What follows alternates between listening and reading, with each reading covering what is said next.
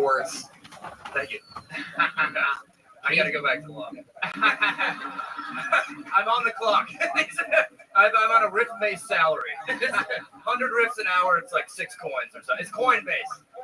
No riffs, no coins, 8 coins, 8 riffs. You know how it is. You guys get it. You are the shit. You are working right now. Shane, what do you think about the young buck, Casey Rock? I love it. I saw him, what was it, last night? 2 nights ago? Yeah, it was hilarious. Yeah. Thank you. Yeah. It's great. Yeah. It's great. You guys stop complimenting people so hard on intros. It seemed like it He worked. survived. He survived that. It seemed like he just got a standing ovation. I know. No, it wasn't for your fucking intro. Well, I know it wasn't from the intro. No, I'm saying you got it's tough. You can't bring someone out. You go, this guy is the next big thing. You're gonna remember this forever. That's a huge amount of pressure. Yeah, but that's how good he is. Like, we know that he's gonna fuck. Guys, you're doing exactly what I said not to do. Yeah. It's not getting through, is it? What I'm saying. No, that's all. That's old New York rhetoric. What you're speaking, right? Dude, I've been in New York for 2 years. Oh, okay. In any matter, we knew Casey could fall. Anyway, yeah. Casey, you're great. Thank you. Shane, you were at Creek and Cave like 4 months ago, and my buddy named Gareth Fisk had the picture of Grimace at the Fall of Berlin, because I leave them all around like a breadcrumb trail. And in case I didn't take too many ambient, fucking get lost. And he had it outside Creek, and he said he was all the way across Creek and Cave. And you were like, yo, what's going on, ADZ? Picture of Grimace at the Fall of Berlin. Living the dream. Every day's a holiday. Every meal's a feast. How you living, pimp? Yeah, I remember that. Cool. What advice do you need? That's cool. Basically, I want some like Rabbi advice, you know. Okay. So what kind of general things can you tell me? Well, I can tell you a lot about the world. What's your specific question? What's the Rothschilds got to do with it, Rabbi? That's my name. Rothschild, Rabbi? My last name is Rothschild. Are you related to the Rothschild family? We're all related. That's my family. What's your family? We're all related. There are 5,000 of us in the United States alone. It's a big family. Where do you live in Israel? No, I live in California. Wait, you're a rabbi? Yes, Oh, are you gonna move to Israel? perhaps. Oh, nice. When are you gonna move there? I don't know. Oh, you got any family there? Yes. Oh, nice. What do you think about the war that's going on? I don't want war in the world. I want world peace. And so I don't want war. Oh, you want peace over there? Yes, I do. How do we get it, man? How do we do it? Can we solve it with crypto? I think that's one solution, perhaps. I do my best to dedicate my life to world peace 24/7, 365. That's why I stream my life. Do we give them all Dogecoin? Perhaps. I don't know. It'd make me happy. Where you living, man? What is that? Is that your bedroom? Yep. But like, looks like you're in a tent. Cool. It's a storage room. Oh, cool, man. It was good talking to you. Yo, dude, do you have Discord? Do I have Discord? Yep. Caspian Sea. All right. I'm going to send you my Discord link. I want you to join it, and you can see all the people we have here and everything that we have going on. So just one moment, and I'm going to send you this Telegram link, and then I'll help you through it. And you can ask me any questions that you may have, and you can always know where you can connect with me. I've been live in this Telegram for more than a year. I've been live on YouTube for more than 3 years. This is the biggest event in global history. if you were like, how do we come about with world peace, Rabbi? It's through content. Content is king. Content is the most valuable resource on earth. That's the Economist magazine that stated that. And I have more data online than any person in global history. So what does that mean? Eventually, this is going to go viral. People are going to study my life. I'm going to have more money than I know what to do with, and I'm going to make many organizations in pursuit of world peace. I'm going to give away as much money as I can to the poor and really overall have a global revolution. That sounds amazing, bro. Well, can I tell you something? You really echo a lot. Do you know that? Yeah, that's because I'm on a bunch of different cameras right now. So if you don't want it to echo as much, perhaps go to the link that I just sent you. Check your inbox. You should see I just sent you a DM from another account. Oh, yeah, I see it. Excellent. Go to that Discord. What is it? Is it like a Jewish link? No, it's for anybody. Oh, okay. Because it's got you got the stars all over it. That's what I was asking. That's okay. Cool, man. I'll join the link. Excellent. Join. We've got some people here now. We watched UFC last night, UFC 305. We're watching stand-up comedy and podcasts right now. So feel free, come by, say hello, and then come back once a day and say hi. You aren't doing anything, so you come back once a day and say hi, what's going on, and then we become really good friends, and you're going to make a lot of money. How are we going to make money? What are we going to do? I have more data online than any person in global history. I'm going to be able to monetize this data through endorsements, through contracts, through influencer agreements. I'm going to have a lot of money, and I'm going to give it away. What is the data? What kind of data? What blockchain data? Human data. Human data is the most valuable type of data on Earth. Oh, yeah. It is indeed. It is. So what you want to do is you want to go to that link that I just sent you, and you can check it out. I'm live on 33 different devices. You can watch me in 360 degrees. It's a big deal. There are a bunch of other people here who are just watching me talk to you, and they want to meet you too. So what you should do is come to my Discord and check it out, and I'll introduce you to everyone.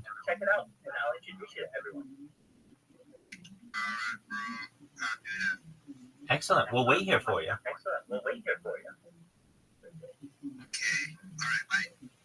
Okie doke. Frosty, you asked who's Caspian Sea? Yeah.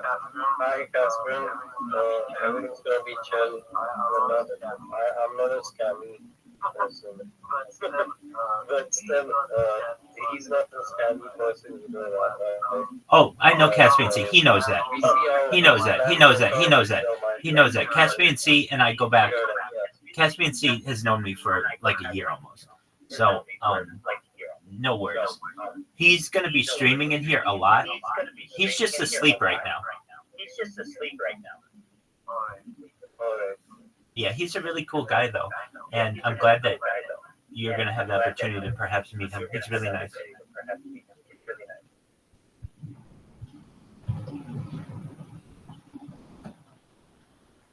How's your day going?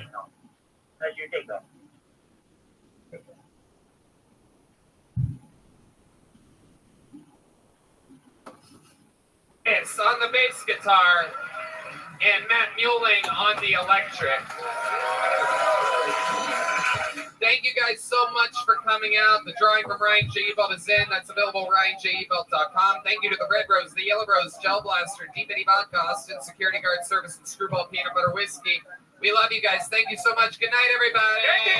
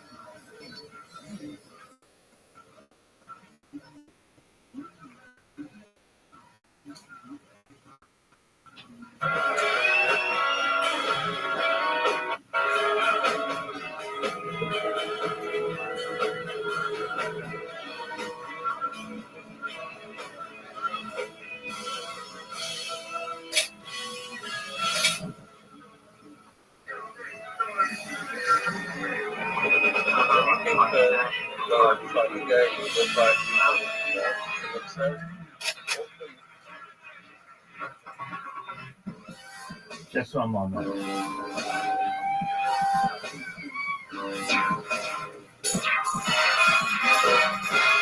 Hey, this is Rabbi coming to you live from the Comedy Mothership here in Austin, Texas. For a brand new episode of Kill Tony, give it up for Tony X-Clap!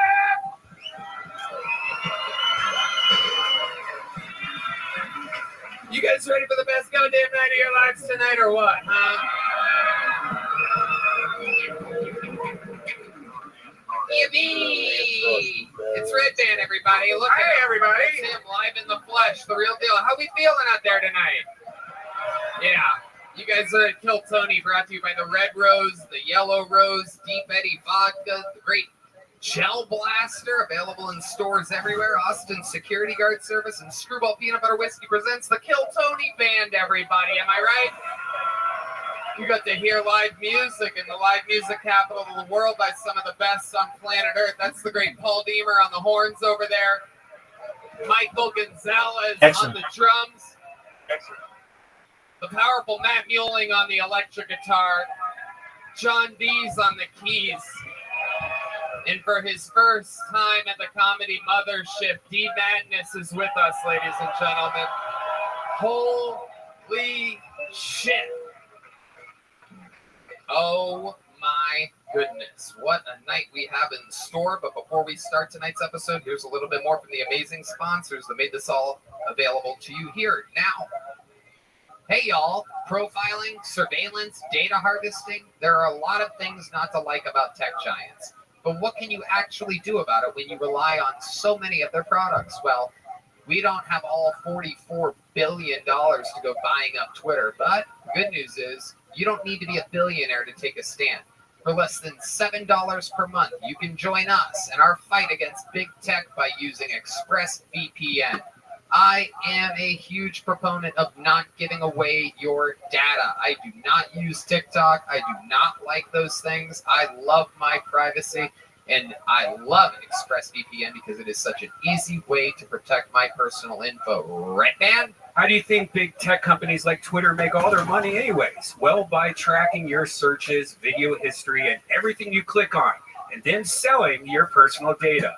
ExpressVPN helps you anonymize much of your online presence by hiding your IP address, a unique identifier that every device has that allows big tech to match your activity back to you. That's why I use ExpressVPN on all my devices. It makes it much more difficult for them to exploit my data for their own profits. And the best part, it's how easy it is to use the ExpressVPN app. I just tap one button on my phone or computer to turn it on, and that's it. That's all it takes to keep people out of my business. So, if you don't like big tech tracking you and selling your personal data for profit, it's time to fight back. Visit expressvpn.com/killtony right now to get 3 months of ExpressVPN for free. That's expressvpn.com/killtony, expressvpn.com/KILLTON. Why? Because you don't need people tracking your data. expressvpn.com/killtony right now. Hey y'all, this episode of Kill Tony is brought to you by Zippix Toothpicks. Zippix brings you a totally satisfying, convenient, and flavorful way to curb cravings and get a boost of energy or simply relax at the end of your day. Remember when massive vape clouds, ashtrays, and dip spit were awesome? Yeah, me neither. Now there's an easier, cheaper, less messy, and more subtle way to curb cravings with Zippix toothpicks. Red Band. The best part about Zippix is that you really can use them just about anywhere. With 2 milligrams per pick and some 3 milligram options, Zippix toothpicks are long-lasting, extremely affordable, and available in 6 delicious flavor choices. I actually have been using these for a while. They are great. I find myself just having one in my mouth the whole time. I don't even know that I am getting my nicotine fix. You know I love oral gratification and amazing flavors, and that's what keeps me going back to Zippix. Also, if you need a boost of energy, try their Zip Energy B12 and caffeine toothpicks. You guys have seen us use Zippix on the podcast. Now it's time to find out for yourself. Go to zippixtoothpicks.com today and use code KILLTONY10 to get 10% off your order. That's zippixtoothpicks.com. Promo code KILLTONY10 at ZIPPIX toothpicks.com. Promo code KILLTONY10. Must be 21 or older to purchase. Zip more, smoke less with Zippix toothpicks. Hey y'all, today's episode is brought to you by sheathunderwear.com, and I love this sponsor. Look, let me be honest here. We say that about all the ads that we read. We say that we love it. We say this and that.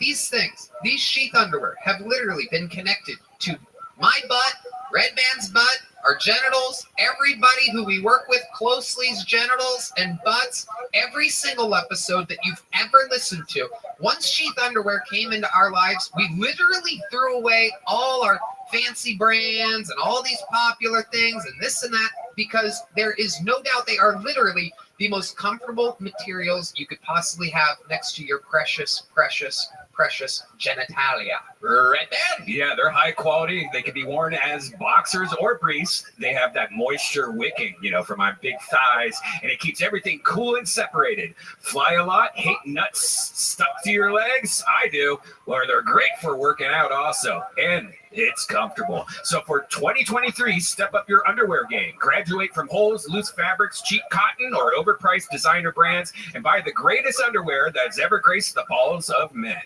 Sheath underwear, the underwear of legends. That is correct. Sheath can be worn as regular boxer briefs, or you can use the incredibly high-tech sheath pouch to keep everything separated. I believe it was Offspring in the 1990s that said, you gotta keep them separated. Personally, I don't keep them separated. There's just an extra pouch in front of my Italian stallion that just acts as an extra guard, an extra layer of comfort.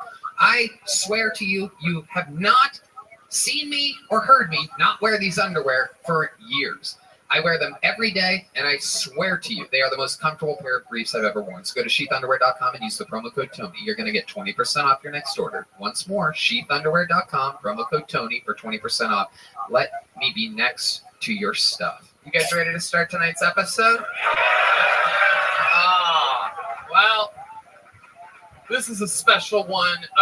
Our guest tonight, not only one of my favorite comedians of all time, one of my best friends, but he's also the one that got Rogan and me and Segura and Trussell and everybody to fucking move here to this, the new comedy capital of the world. The man truly responsible for it all. One of the greats, Ron White, everybody. Let's go. Oh, shit.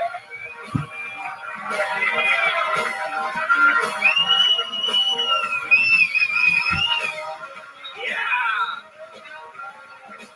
The great, the powerful, Ron White.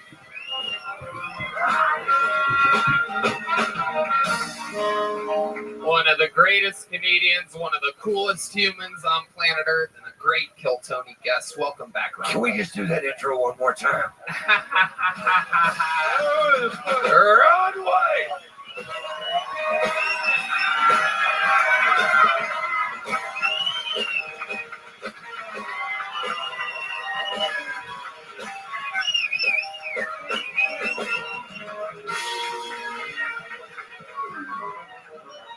One of the greatest comedians of all time, one of the coolest guys on planet Earth, Ron White is here, everybody.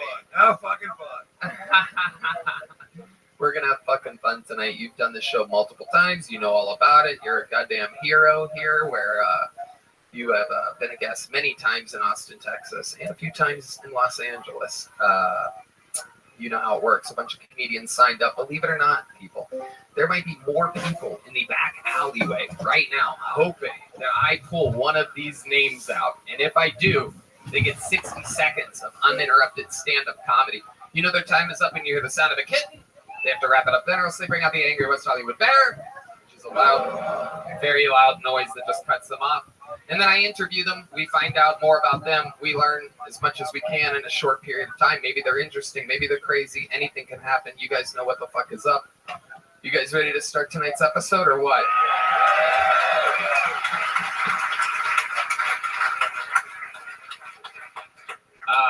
Normally, of course, we could pull a name out of the bucket. There are so many people waiting. It's incredible. But as you may know, we have some regulars on this show. This guy that starts every single show is a fucking monster. Very, very interesting character. One of a kind. We got to watch him go from living in his van to living his fucking dreams. Anywhere he wants to go, he goes there. He sells out. He does a great job. Slightly autistic. Ladies and gentlemen, this is the one and only Hans Kim. Hans Kim. This is Hans Kim. This is Hans Kim. What's up? I love it here in Austin, but I'm not a big fan of tech bros. I think people in the 20s who made washing machines and refrigerators were like, yeah, I work in tech. Had a little lanyard. I saw a woman try to break up a fight by yelling out, "Stop fighting, you're grown men." I wonder what she yells out when she sees teenagers fighting. Although this is totally appropriate for your maturity level. Yeah, love it here in Texas. I think it's great to finally be doing another minute here on Kill Tony. I did one yesterday. Please be easy on me. The Mexican cartel recently killed 2 Americans and they apologized for it, which is great. My American passport doesn't get me health care, but if I go to Mexico, I get treated like a panda bear. So all right, thank you. Whoa. Oh, listen to the murmurs happening in this audience. They know they're seeing something special right now. Hans Kim has a new hot white girlfriend, and she has been literally fucking his brains out. And we got to watch you really hit your fucking limit this week, huh? You can write a minute a week, and it turns out you can write a minute 20 seconds a week. We found out as we did a taping yesterday, which we very rarely do. Hard to write 2 minutes in 1 week. You've proven that here. If anyone question it, let there be known. You seem preoccupied tonight. Is there any reason for that at all? Not really. I'm sober. I didn't do cocaine today. I have a I think I see the problem.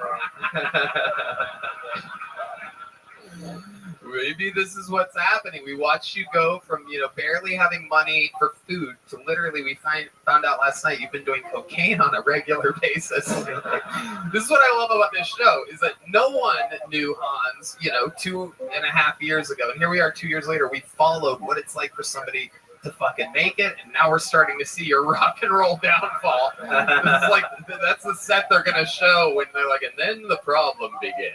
And you're up here talking about fucking Mexican cartels and panda bears or whatever the fuck you said. How do you feel, Hans? What else is going on in life? Anything I feel good. I crashed my drone into the side of a parking garage recently. Wow, Asian problems, ladies and gentlemen.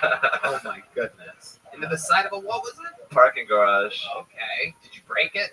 I damaged it and I sent it in for repairs. You don't just do that yourself?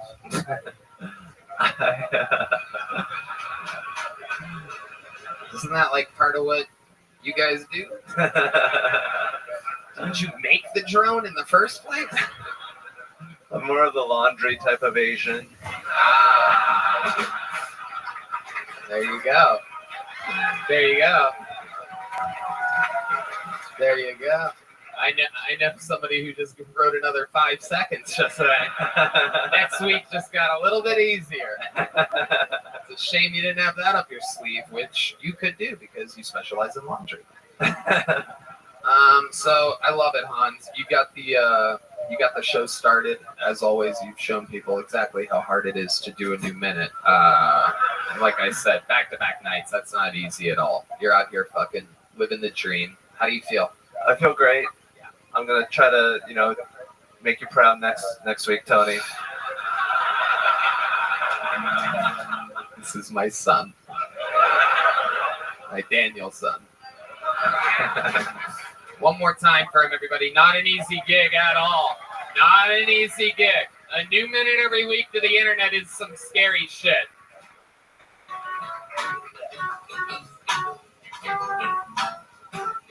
How about one more time for Hans, everybody? He can still hear you.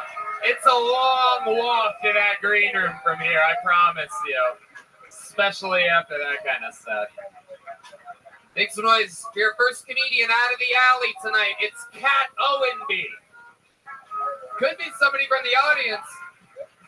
How many of you guys signed up by round of applause tonight? A lot of cowards out there.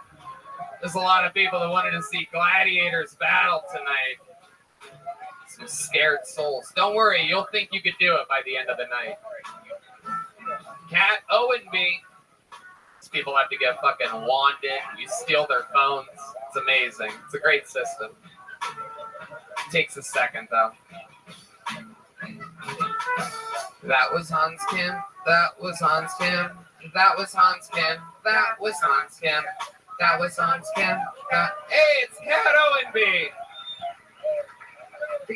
Hi. So the other day I noticed I really need to lose weight. I caught a glimpse of myself in the mirror. I don't have quite a full-on fat skirt, just a little tubby tutu. I was like, oh God, if I don't get rid of this, I'm going to wind up on the cover of Sports Illustrated Swimsuit Edition. Speaking of Sports Illustrated swimsuit models, who would you rather fuck? Elon's mom or what's-her-face? Yeah, you know who I'm talking about. She's going to be playing Gilbert Grape's mom in the woke reboot. I hear she's even got a cameo appearance coming up in the Johnny Depp Amber Heard biopic as the bed. My down minute. No meow yet. I'm cold and I'm nervous. Oh goodness. All right. No meow yet. Meow yet. Okay. Jesus Christ. One of these nights. That was the longest minute I've ever been through. I know. I mean, for both of us, not just you. I know you were. That was a long goddamn minute. This is so fucking hard, man. Yeah, it was. I swear to God, I was watching it. Everything was slow motion. Absolutely incredible. Yep. We have to have a better system than this, Red Man. Thank you. Very good. Jesus. Kat Owenby. So I do remember you were just on the show a couple weeks ago. It is incredible. You are very, very lucky, and we are very unlucky to see you twice, I do believe, in 2 weeks. You are unforgettably unfunny. I told you I didn't like you. I remember specifically because someone, a very prominent human, said I was a little too mean to the lady that night. Ooh. And let me tell you, I told him I completely fucking disagree. I just find you to be unbelievably god-awful at this. But you're very new, right? Very, very new. Very, very new. And you're just out here trying. Trying and failing, yeah. Yeah. Has anyone ever told you that you're funny? No way it happened. No way it happened. It's so interesting to me that you want to do this. This is like, I always wonder how like people start like wheelchair basketball or something like that, right? Like you're in a wheelchair, you're not really built for basketball. You know what I mean? Like an unfunny person doing comedy is fucking crazy. You know, it's like a little. I'm just trying to learn good fundamentals. How are you learning? Slowly. Okay, like give us one thing that you've learned. You've been doing it what? 2 weeks? Yeah. Right. Okay. What have you learned? To be funny. To try. There we go. Unbelievable. Okay, Kato and B. And this is something you really want to do? I just wanted to get out of the house. I've been trapped. Congratulations, you did it. You can phone it in from here, man. That was a good premise, though. The Sports Illustrated model. That was a good premise. So you got some ideas. She's only been on stage for a minute and 20 or 2 minutes. Yeah. So what it fucking wants on it. She's a real alley dweller out here. It is incredible. Pretty bad, though. Yeah, so many people have been doing this. So many people prepared for their first or second time. But not you. You just wanted to get out of the house. Could have literally have gone anywhere where you don't ruin 400 other people's nights and a part of a show that perhaps millions of people will one day watch. But here you are, just really fucking just throwing your dent right into everything. Yeah, the best part is just making you miserable, Tony. Right. That's right. the fun part. How about this? I'll give you $15 a week to never come here again for the rest of your life. I don't know why 15 seems like the magic number to me, but I picture it being like, it's like a Whataburger meal and a half or something like that. Like I feel like you could sit in the parking lot and think about jokes or something. Huh. $15 a week. What do you think? How about 20? Whoa! Will someone tell Joe Rogan I want a $20 a week raise? I think the audience will all chip in, though. We will all chip in. We'll give all a couple bucks for a month. You guys want to? It's perhaps one of the coolest things that's ever happened in the show's history. Someone has done so bad that we are auctioning off. They're not doing comedy ever again. Welcome to Kill Tony, ladies and gentlemen, where dreams literally come to die. This is a hospice center for dreams. Right? Kat, we're going to try to figure it out. We are watching we'll Kill follow up Tony. on this story. The bid is at 20. We have the business managers putting the numbers together in the back right now. We're going to figure it out. And but in the meanwhile, best of luck to you, Kato and B. It took me 6 months to make $1 doing stand-up comedy, and you got me beat. Right. Nobody paid me right away. You got the chips coming in. Good. Ladies and gentlemen, Kato and B. There she goes, everybody. There she goes. All right, back to the bucket. Wow. I like this. I like the start of this show. How many of you like it when comedians do good on this show? Mickey Housley. Mickey Housley. How many of you like it when comedians do bad on this show? Well, you guys must be having a fucking blast so far. We know Mickey Housley. He is hilarious. He not only has been on the show before, but is a regularly booked comic on The Secret Show. He opens up for us and Rogan all the time. He's a fucking monster. I'm very excited that he got pulled out of this bucket right now. Mickey Housley. Apologies, what did you say?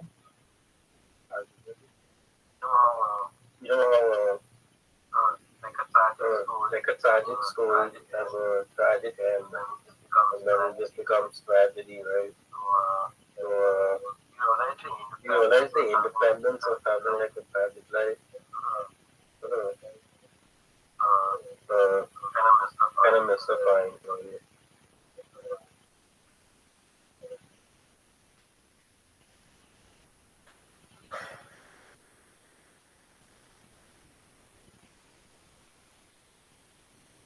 I'm thinking about what you said.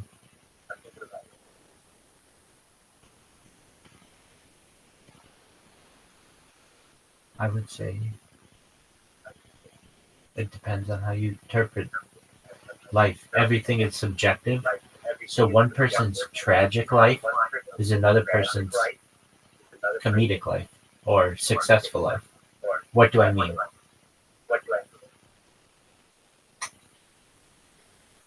You could be someone who's very poor and from a very poor country, and one day advanced to the point where you're able to open up your own shop, but it never goes really good, and you eventually die. Some person might interpret that life as a successful life because you were able to open up your own shop, and that's great. Who cares that it didn't become Walmart or the biggest chain in the world? It was successful to you, and that's what's important. And to that person's family, when they're talking about him at his funeral, they'll say, "What an amazing life he lived. He went from absolutely nothing to being a property owner. He was a store owner. He was able to provide for our family for 50 years because of this store. And now that it's done, we are happy that we had the time that we did with him." But then, hold on. Then somebody else, hold on. Let me finish making the point. Just one moment, and you can say whatever you want. The other element of this, though, is that someone who is, let's say, very wealthy will look at that life and say they didn't accomplish anything. They didn't become a billionaire. They didn't buy a yacht. They didn't buy a plane. So one person's tragic life is another person's successful life. Thank you for letting me make that point. Go ahead, say whatever you'd like.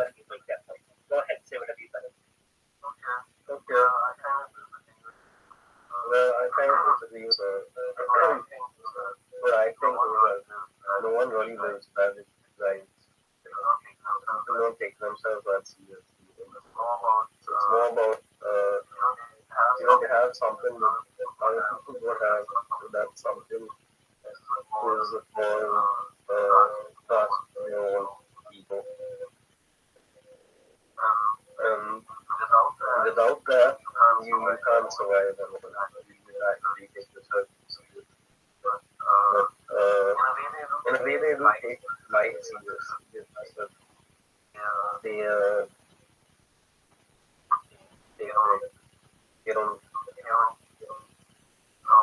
don't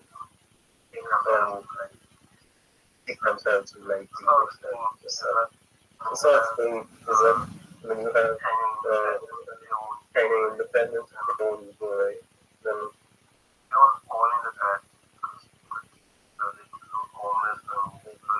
you feel good. I mean, that's it.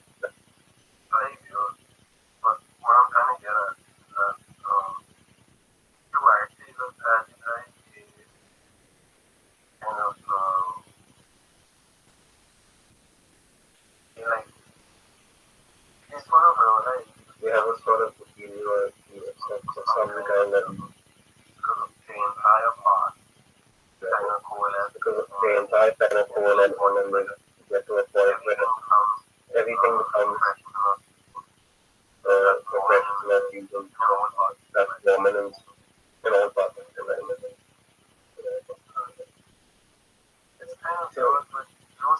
It's kind of weird, but you don't see like a homeless people in the USA. Like, are they living tragic? Like, I mean, yeah, they're gonna die one day. Everyone's gonna die one day. The problem is how to justify living eternally when you're supposed to reflect death. What did you say about the homeless? So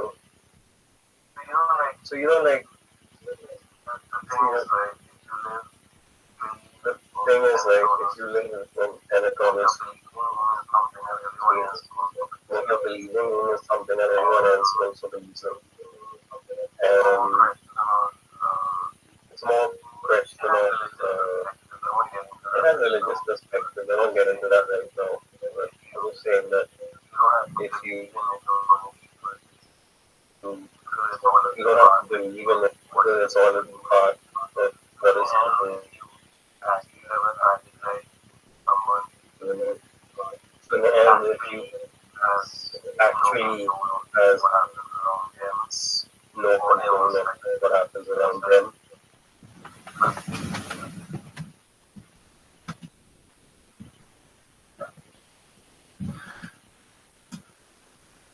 In one sentence, summarize what your question is. My question is,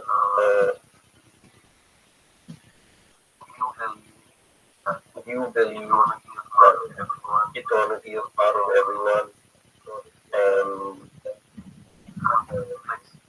it conflicts people from living private lives that other people need?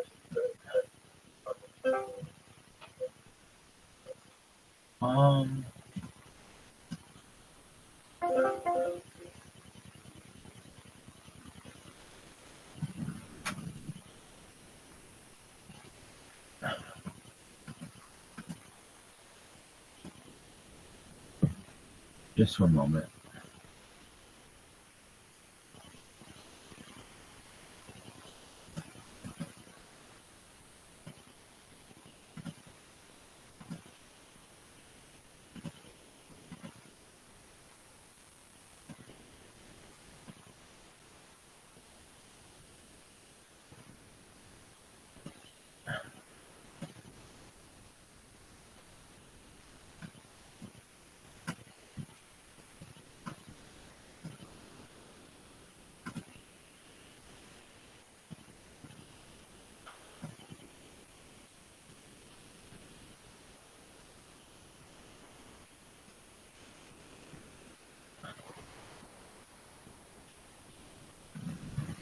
Okay, well, what again was your question? Apologies, I didn't make an adjustment on the computer. So I just want to know if you believe that eternity has a part of it and that living tragically involves things that are more complex and then mostly reserved for other people, not dependent on. Boy, that's a very good question. So you're asking, let me see if I can repeat it back to you, just because it's a very good question, but I don't know if I heard it all. All right.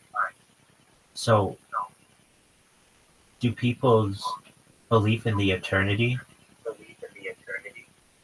or perhaps ability to live in eternal life affect how they interpret their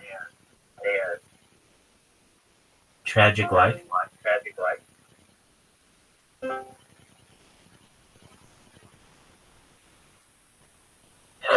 and also is the life actually tragic, or is it just is actual tragedy something that involves people who are part of complex? Gotcha. Okay. Really good question. Okay. I would say that everything in life is subjective except that statement. And thus, one person's tragic life is another person's successful life. It just depends on how you look at it.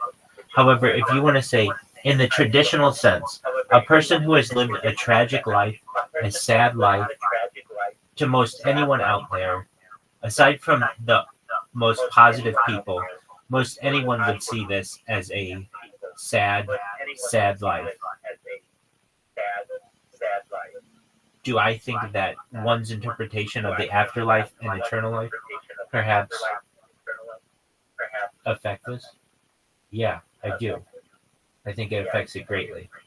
If you're someone who is living for the here and now, and you don't believe in an eternal life, you might not have as many of the same moral pillars as someone who's just living for today or someone who's just in survival mode.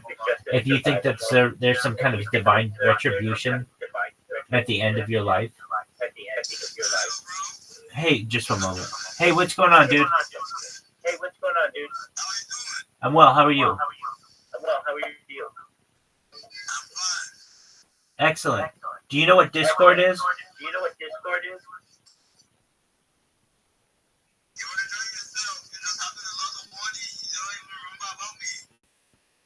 How are you?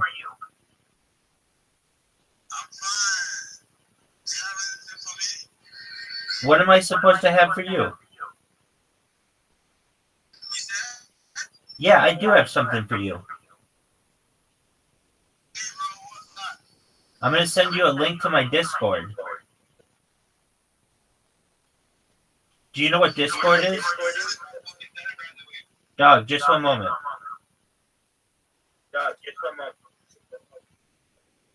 Shout out to Retired Designer. Shout out to Retired Designer.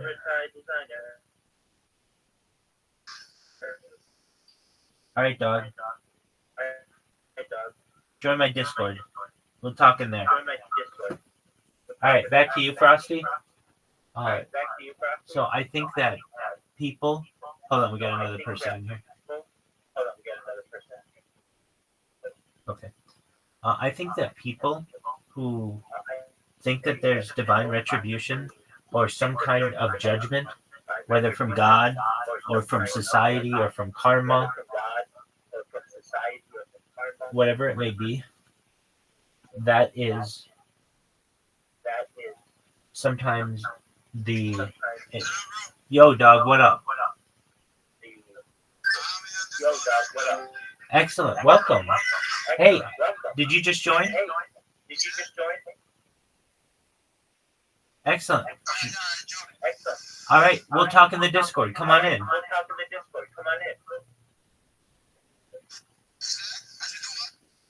Come talk in the Discord.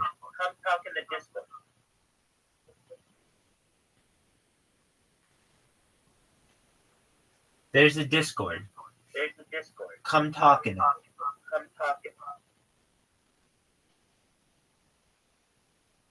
There we go. Sure, exactly. Yes, I think that one's outlook on eternal life shapes their moral compass. What up, dude? How are you, man?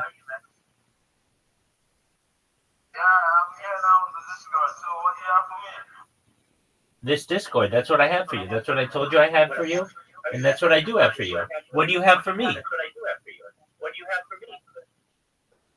some designs for you. If you can buy my designs, I'll be so happy, bro. I have some designs for you. If you can buy my designs, I know. Let me ask you this. Do you have a Fiverr account? Bro, you know you're trying to do this. Okay, we'll try again. I understand. Try again.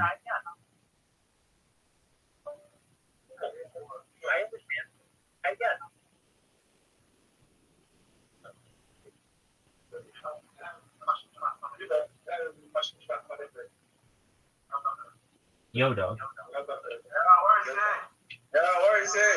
I was saying that I know you tried to create one the other day. You can still try. I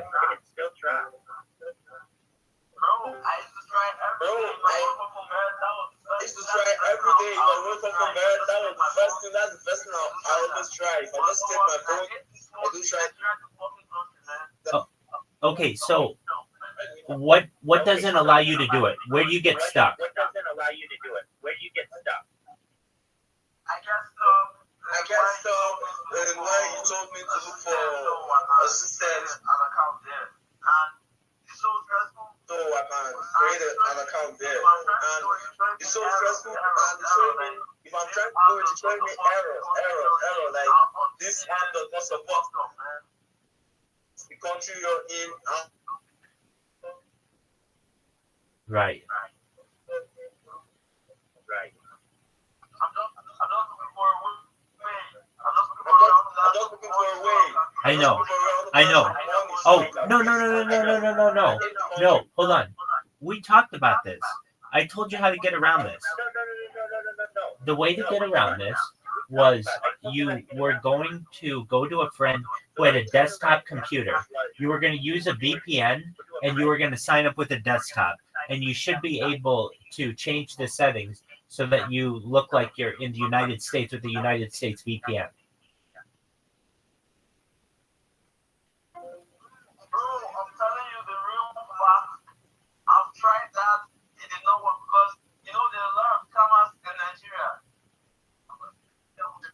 I know there are a lot of scammers in Nigeria. Oh, I know. But listen to me. I've paid people, multiple people. Listen to me. Listen to me. I have paid people in Nigeria for services. Did you hear? You know what?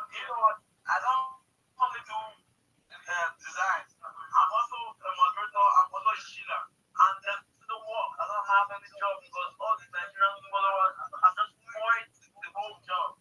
Okay, so you want to know the best place to shill? Do you want to know the best place to shill? Do you want to know the best place to shill? Yeah. You want to go on Twitter. Yeah, I was Twitter. I used to shit on Twitter, but the problem is I also have a job, man. Okay, dude, I can't help you with all these things. I'm just going to give you the options that I can give you. You would go on Twitter in all of your free time, and you would shill projects or shill coins or shill whatever you want in different Twitter spaces. Do you know what Twitter spaces are? You know, I know all that. I used to do all that. The problem here is that those have a job. You get? Yeah, dude, I can't do anything for you. I don't know what you want from me. If you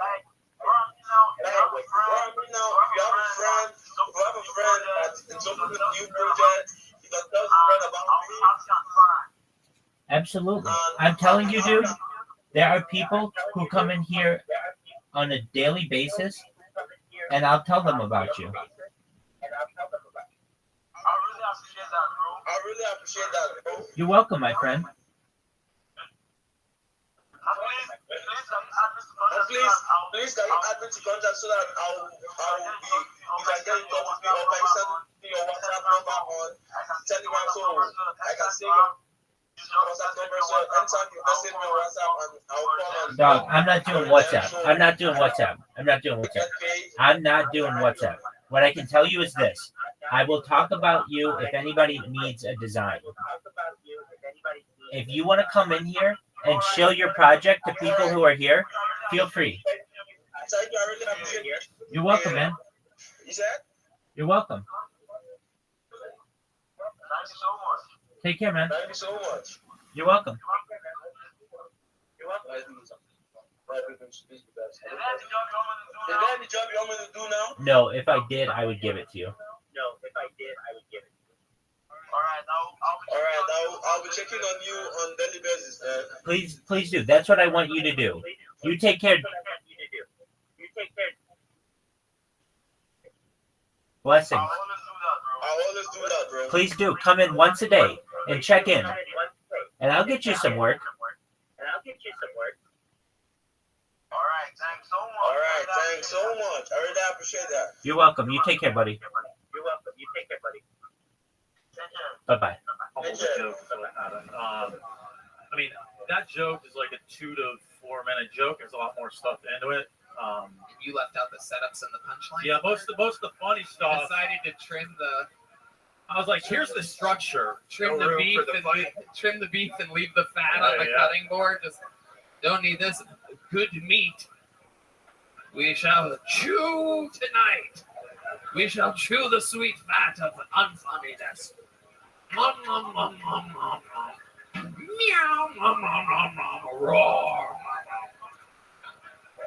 All right. Joel, what do you do for work? I work for myself. I have a fitness company called Impossible. Well, sounds about right. Is that short for impossible to listen to? Yeah. All right. What's special about your gym?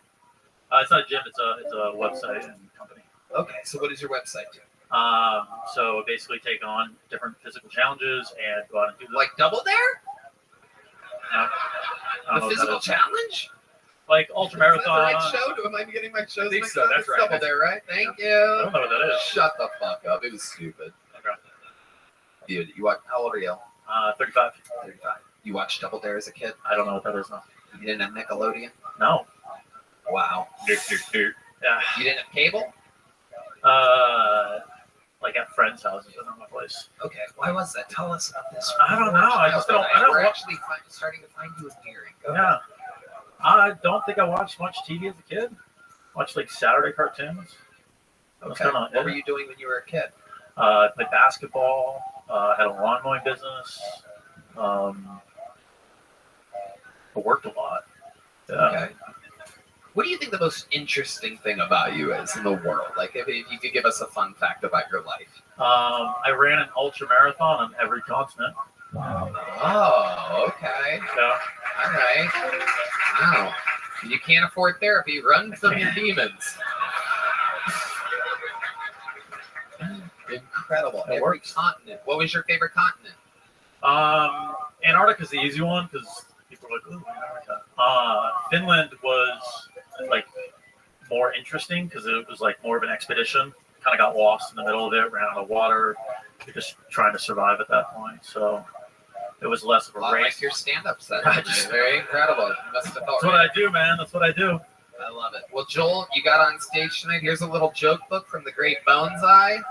It's a little one. It's got an actual bomb on it. He's adding more details to these cool little joke books. Just throw it on in there, Joel. There you go. How about one more time for Joel Runyon, everybody? I like how you handed it off on that time. I knew he wasn't going to catch it. I'm not going to throw it. I know a non-catcher when I see one. He literally kept saying how he fumbled his set. What am I going to do? Throw a joke book at the guy? Ooh. Eric Berry. Eric Berry is next. Fun. How many of you guys think that you're funnier than Kato would be? Wow, that's a lot. And meanwhile, you guys didn't sign up. How many of you think you're funnier than Joel Runyon? Ooh, very interesting. I warned you. I told you by the end of this episode, you're going to think you can do this. John Keats wanted to know, how did he run a marathon in Antarctica? I think he was lying to us. Yo, Finland's Caspian Sea. Man, the fuck did you miss a whole lot of shit? Yeah, just a bunch of people came in here from Aiden Ross's fucking thing. I heard like some Polish person. No, that guy's different. That's my friend from Poland. Yeah. I heard them. Hey, Frosty. Hey, yeah. Oh, man. Are you, Not a lot, man. are you done doing though? Nice to be like streaming on Facebook? Not lately. I'm actually going to be getting my computer back today. So I'll be able to do some streaming by tonight. Couple hours. I'm gonna hang out with my buddy, go grab stuff. And, yep. Tell them about your podcast. So once You- I get my tools back. Yeah. I don't, if you want, if you search my name, Caspian C, on YouTube or Twitch, I think that's all right now for that. But yeah, if you go to YouTube and you search my name, Caspian C, I have my old podcast saved. Under it's 9 midnight. I'll let's see. We used to Talk about, what is it? Paranormal stuff, aliens, UFOs, ghosts, all sorts of stuff. You know, just from, me and my buddy. So, I had an open voice phone line for people to call in. It was a good one.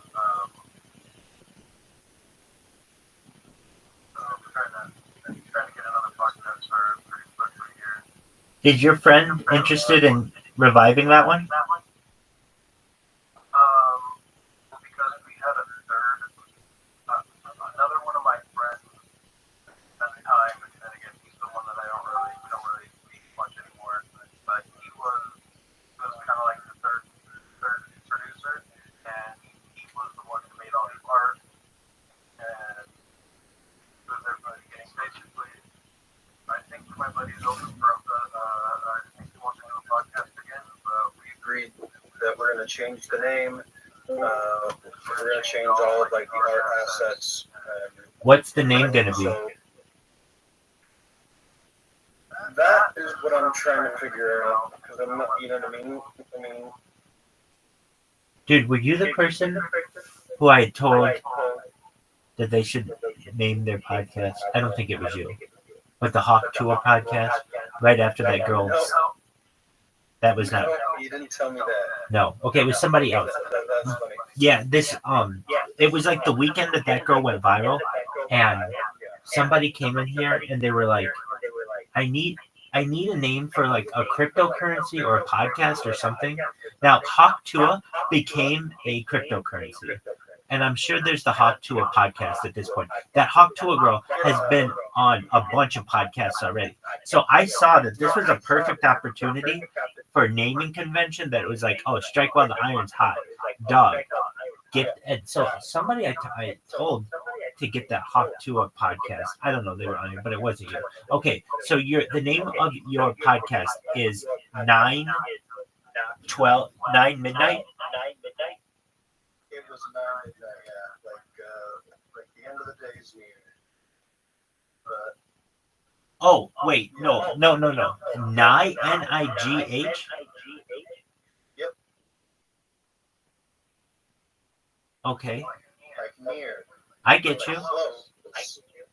I get you. I wanted it to be kind of reminiscent of like the 5 minutes till midnight. That the old Cold War clock, the way.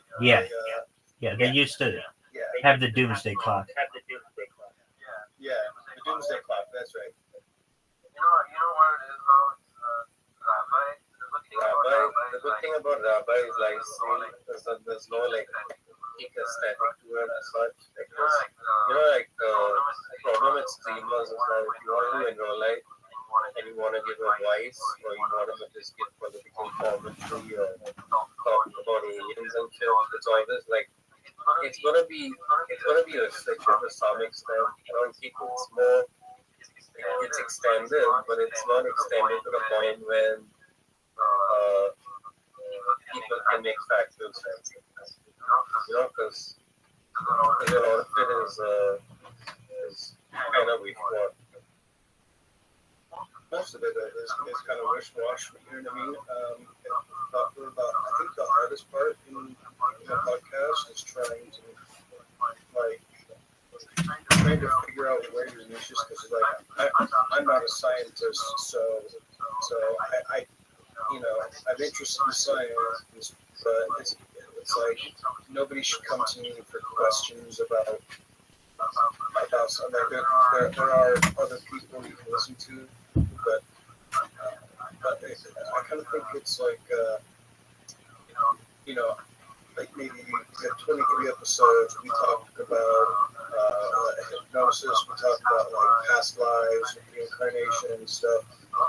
Other people have talked about this before as well, but I kind of think that everyone's opinion on these matters is interesting and important because it shows how different people think. So I thought that it was going to be interesting to see what just me and my friend, we're just two kind of regular guys, it's like how does kind of like a normal person see these things, and everyone's opinion is valid as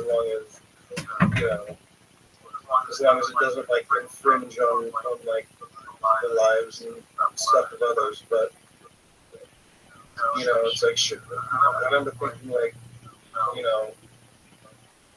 might know a little bit about this subject, but you haven't heard me talk about it before. So it was kind of like maybe it'd be interesting just to hear other people's perspectives, you know what I mean? Because it helps you come to your own conclusion on things to hear many people talk about the same subject. Yeah, I got it. Does that make sense? So, I don't want to pretend like I'm contributing much to the conversations. Like I think that I'm breaking his case by any means, but the same way, like the Rabbi makes sure that I knows about all the technology going on and everything. That's I talk about Betty and Barney Hill because that's like a classic case. And some people still don't know about it, So it's like you never know. You never know if I get interested or whatever. Yeah, but who knows? So I don't think people should be restricted to what they do. I don't think that happens in the USA anyway. Like if you believe in stuff that is kind of your own kind of you kind of believe in it, don't want to stop you. It's just that don't use it as a representative of your idea in a group. Yeah. So I have a question to Caspian Sea. 9 midnight. Is that to be archived, and then you are going to do a new one? Rebrand and yep, and then it's basically I've already archived it. You know what I mean? Yeah. Like I have a playlist saved like mine, so it's archived, it's saved, but it's moving forward, it will be a different brand. Okay, so if I were you, this is what I do. I would. You need guests. Like that to me, as a podcaster, is the most difficult part. Right? Yeah, definitely. Excellent. And actually, it's really easy for me. I mean, I got 15 guests in 9 days. It's like, how the fuck did you get so many guests so quickly? And these are people who are KCIP verified and everything. And so this is what I recommend you do. Is you create an account. Like I created an account. I could even give you this account if you wanted, but it's just the Kick Podcast is the name of the account. And then I just go into people's chat who aren't talking to a lot of people at once, just like an individual, and I say, would you like to be on a podcast? And that way it's actually fucking brilliant. And Caspian Sea, here's how you do it, or here's how I did it. When you're doing a podcast, everything has to be like really fucking organized, and I get that. So if you want to do a podcast that way, that's certainly possible. But then there's also the opportunity too, if you want. Well, I probably, if you want to schedule it in advance, this is still the best way to do it. You get into somebody's chat, you get their attention, and then you just, I think ideally, you get into their Discord then and talk with them and make arrangements, or you get into their DMs and you make arrangements for a time. But basically, Kick is like, not unlimited, but a very large pond in which to fish for creators and influencers. Does that make sense? Absolutely. It does. And I've got 15 people who will already be on your podcast, almost guaranteed. I mean, so that's like, those are people who have already been on mine. Now, what's your podcast going to be about?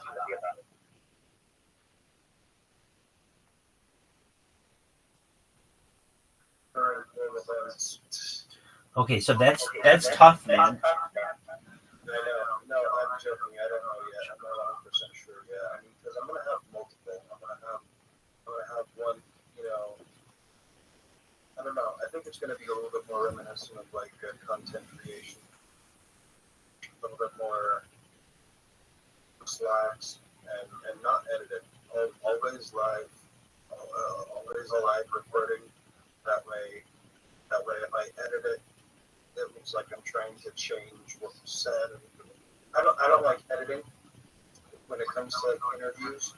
You know what I mean? Because you can take a 2-second, you can take a 10-second clip and just show somebody saying something that is completely out of context.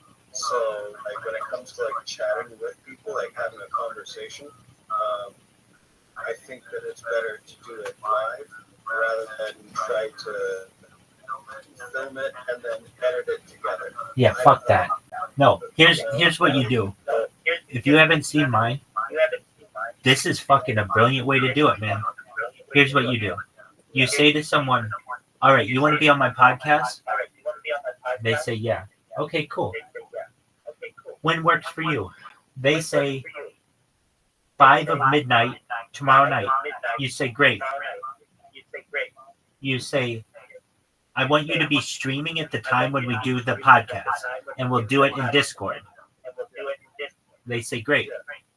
Then what you do is you record your end, and then you tell them when you do the interview to just make Discord a full screen so that they can see your face and you can see their face, and it's all on one screen anyway.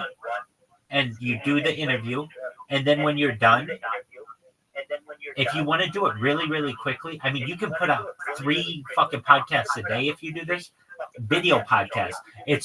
Let me just say this. There's such a big difference between audio podcast uploading and video podcast uploading. It's absolutely ridiculous.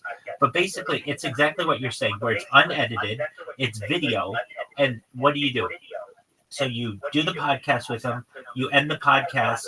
Once their stream ends, you go to their VOD on Kick, and I have found the easiest way is to just take my phone and do a screen record of wherever our podcast interview was on their stream. So let's say we do an hour-long podcast. I just do an hour-long screen recording on my phone, and then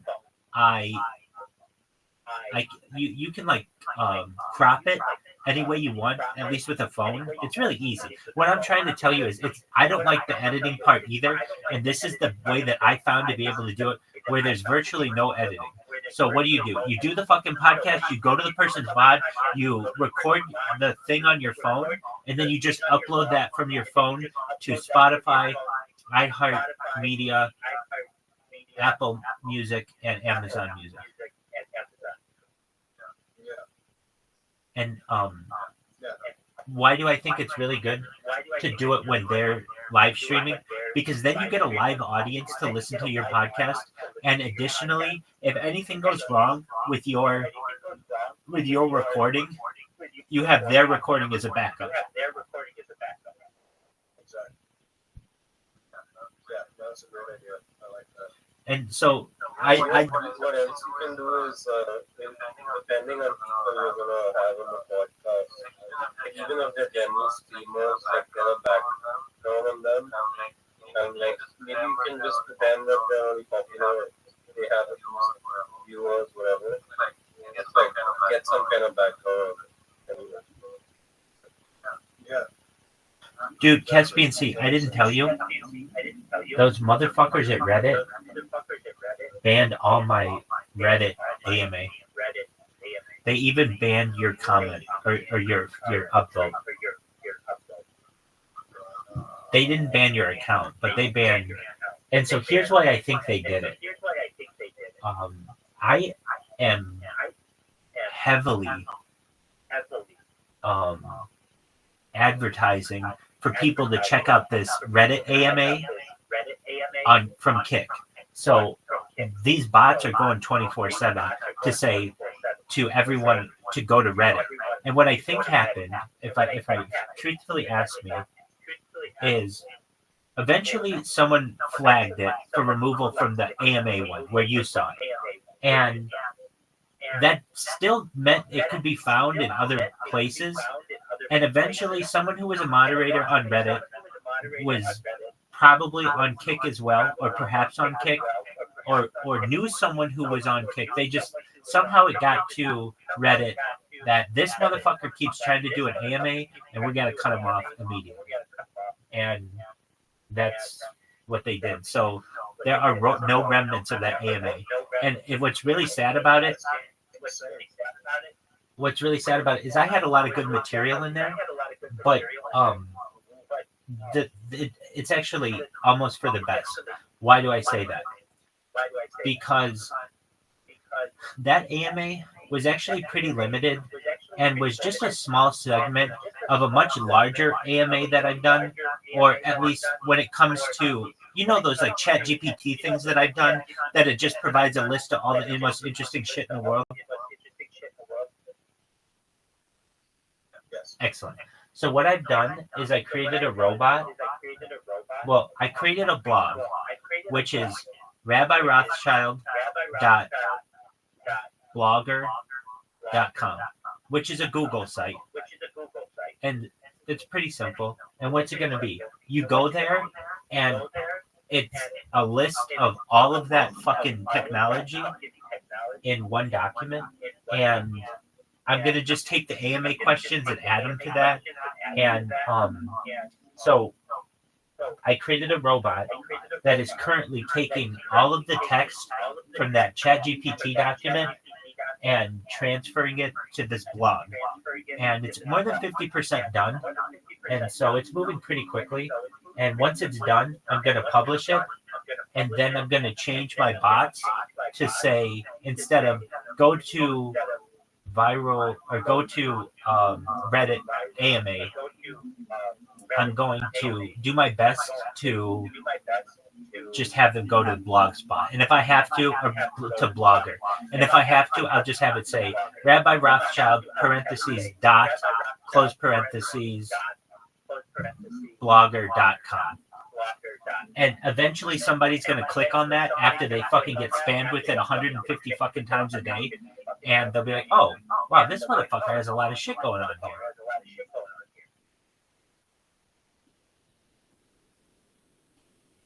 And how do you like that? Excellent. All right. So we need to come up with the best fucking podcast name of all time. So, in my opinion, what are good podcasts? I'll tell you what, I'm the fucking almost king of podcasts. I'm not, but I listen to a lot of them. I think if you want to get I think there are so many podcasts out there that the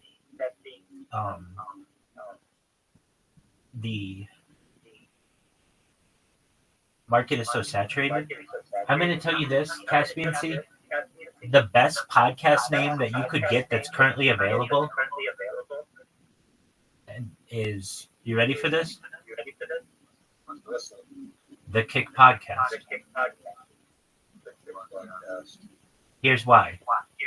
You can associate yourself with the platform, and just like they have on Kick, they have Kick News. You'll be featured like Kick Podcast.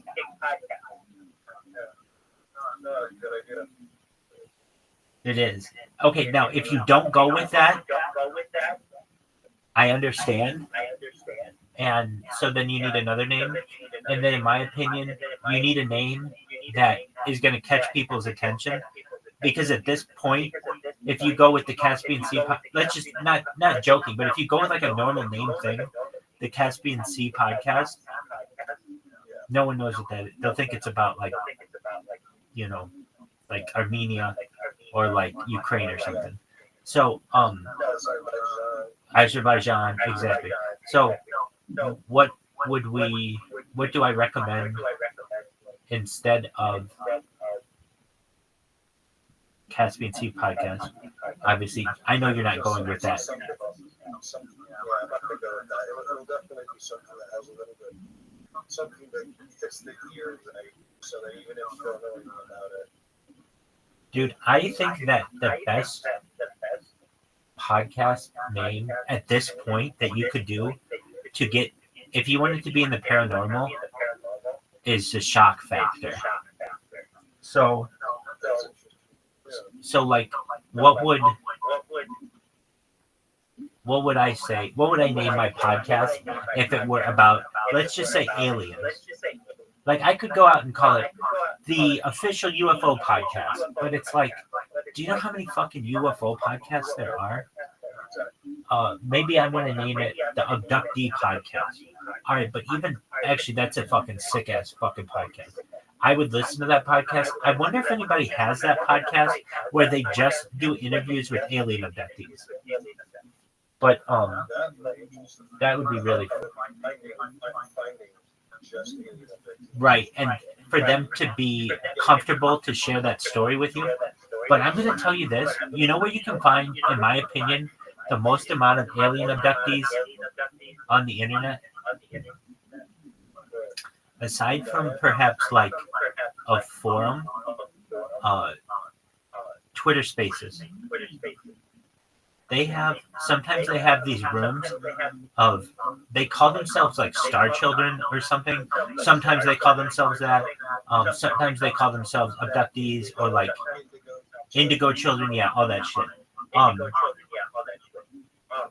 But if you can find one of those, you know, you'll get like 10 people in there who are alien abductees. Do I know any alien abductees? Not personally.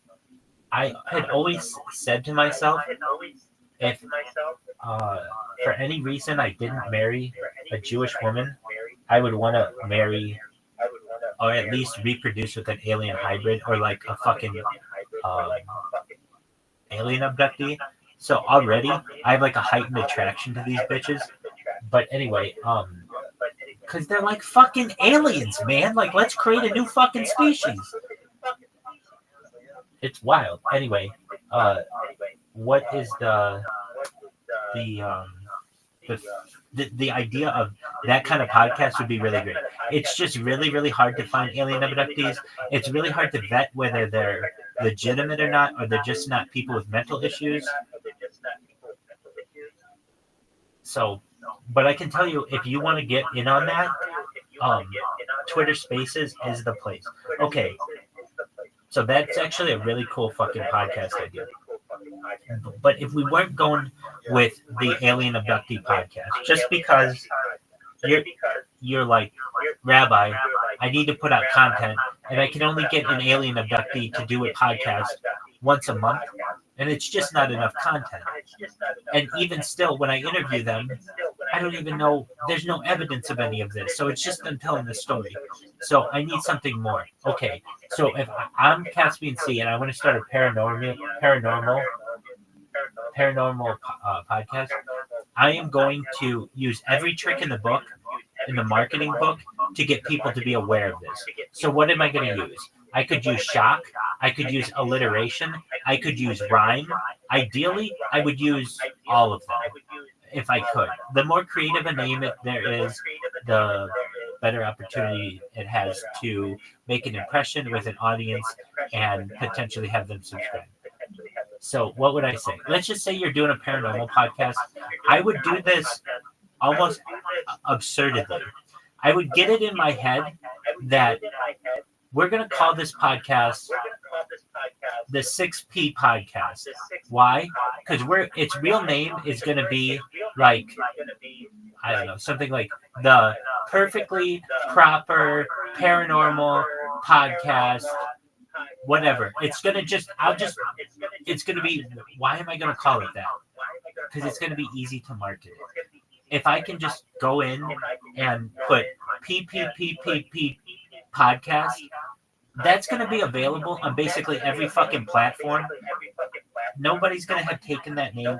And it also can potentially stick in someone's name. Like, why? Because it's just such a fucking long name. Why are you picking such a goddamn long name with all P's? Are you obsessed with P's? What's your deal? But it creates some kind of marketing niche inside of their brain. If we didn't want to go with that, or or for whatever, I would pick something that shocks someone. So like what? It would be like, hey, welcome to the Do Female Aliens Orgasm podcast. It's like, wait, what? What is the name of this fucking podcast? It's the Do Female Aliens Orgasm podcast? What the fuck is that about? Why would I call it that? Because it's just such a shocking name that it's like interesting to me. Like, what is that podcast about? Is it about Do Female Aliens Orgasm?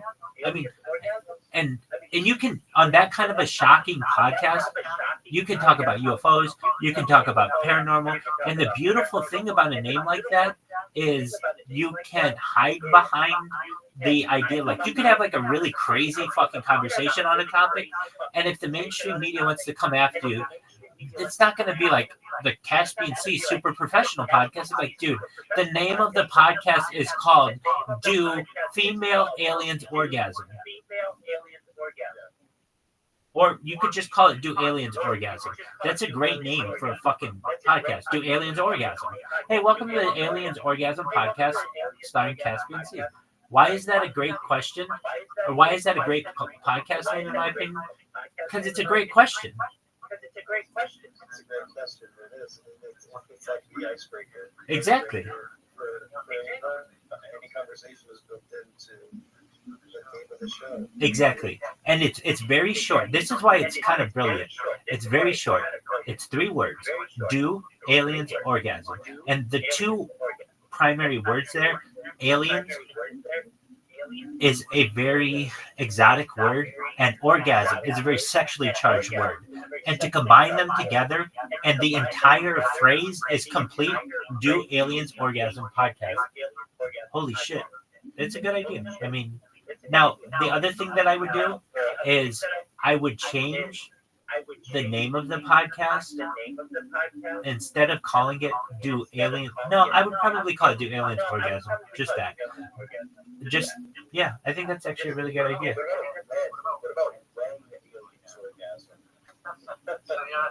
That works too. You know what you should do? You know what you should do, guys? Can I just like chime in? Sorry. Sure. The trick to podcast is the wider audience is not your kind of like your enemy. So if you so what you want to do, right, is you make like an expanding criteria just of what you think aliens. So maybe storyboard it out so that you get the right people at the right time, and it sort of like evolves as a thing. That's one way that you can possibly even like go viral with it. That's good. I like that idea. I was definitely, I wouldn't want it to show like me staying in one opinion. Like I'm never wavering, or again, like what you said, that people who treat the audience or the viewers like an enemy. But that definitely, that's the cut they won't count right there. You know what I mean? Definitely not trying to do that. But yeah, no, I like that. That way it kind of shows the evolution of how it goes. So, I don't know. So something that I do like Do Aliens Orgasm, but at the same time, I'd always like something a little bit more vague.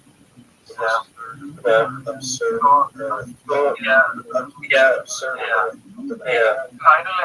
Kind of like so for the wider audience for these podcasts, are people not want to believe in aliens, but they sort of like want to know the neutral opinion. In my opinion, if you don't go with a shocking name, then you kind of have to in some ways, or you go with a plain name. But another great way to market yourself would be to call it the greatest paranormal podcast ever, or like the greatest paranormal podcast. Why? Because we're just going to take the fucking name that this is the best one you're ever going to hear, and when people are going through the little search, it just says the greatest paranormal podcast. Okay, well, it's got to be pretty good. It's called the greatest.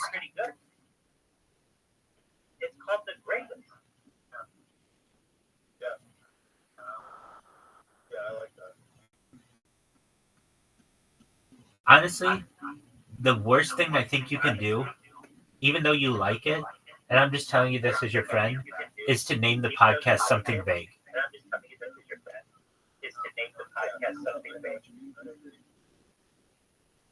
If you tell me midnight, I've watched a few of these. Not just a few of them. I watched. You have like 26 episodes or something, right? 23. Okay. Because I think I had the podcast going just like 24/7. I know I had your YouTube channel, the one that you made that you couldn't get access to with all the cool archive videos, which again were really cool. That one, I know I had that one up for like a month. The other one, I don't know if I watched every one of your podcasts, but I watched some of them. And what was I going to say about them? Something. Oh, not only I remember you had like a day's worth of content, and something else about it. 23 episodes. So, do you want to do a paranormal podcast?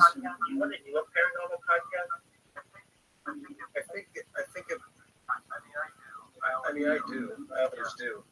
Yeah. Dog, the best person, I can tell you who the best person in the entire world to talk to about this is, perhaps, and it's this guy named Tim Banal. You know Coast to Coast AM? So he's one of the, he's like, he works for Premier Radio. Yeah, so they say his name at the end of every show. So what is cool about this guy? He did a podcast for like 10 years or so. I think he did like 8 years, called Banal of America, Binnall. And honestly, Caspian C, you could not do better of a paranormal podcast than this person did. Why? Man, he'd have the biggest names in all of ufology and paranormal on his show. Do you know who Stanton Friedman is? Excellent. Stanton Friedman would be on annually. They had a special Stanton Friedman episode on every year. And they had like all kinds of like really interesting, and it's still archived. But here's what I want to tell you: this guy did this podcast better than any person I've ever seen do a podcast, and aside from like Joe Rogan or one of the big video podcasts. And I can tell you this guy had a big audience. He was on Coast to Coast, so he knew people in the industry, and he could not get that podcast to be profitable. Now, I'm not saying you want to make it profitable, but I've seen people really fail at this genre, and maybe they just got burned out. I mean, he did 8 seasons of it, of like I don't know, hundreds of episodes he's got in his archive. But I can just tell you, like, I watched this guy when podcasting was in its infancy. It was maybe the first podcast I really got into, or aside from Joe Rogan. And it was like, I would love to tell you that this guy made millions of dollars off this podcast. He did not. In fact, he lost money, and the podcasts that he produced were of exceptional quality. Now, here's what you would have on him is yours would be video, but aside from that, that's not that huge of a deal. It's a big deal, but it's not that huge of a deal. So what am I saying? I don't know if you ever did a paranormal podcast, if it would ever get big. I don't know if it's possible. Meaning, like, at a certain point, and I can tell you, I used to have a call with Apple every week to discuss the App Store when I managed an app on the App Store and Google Play. And I can tell you, like, how the App Store works and how the iTunes Store works. And basically, there's a team there that manages, at a certain point, what apps get popular, what podcasts get popular, and they're just going to shadow ban anything that discusses any topic that is at all controversial. And if you're going to really do a good job in a paranormal podcast, you're going to talk about perhaps water-fueled cars.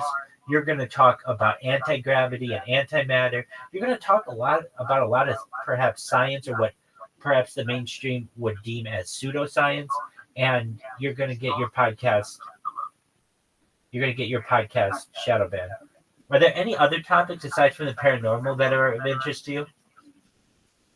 Yeah, everything's so fun. Like I wanna talk to a lot of streamers as well. And for that, I don't want to dive into hey, you want to come on a paranormal podcast? I really just want to be just interview style. Dog, that's the way. That's the way. That podcast will get big.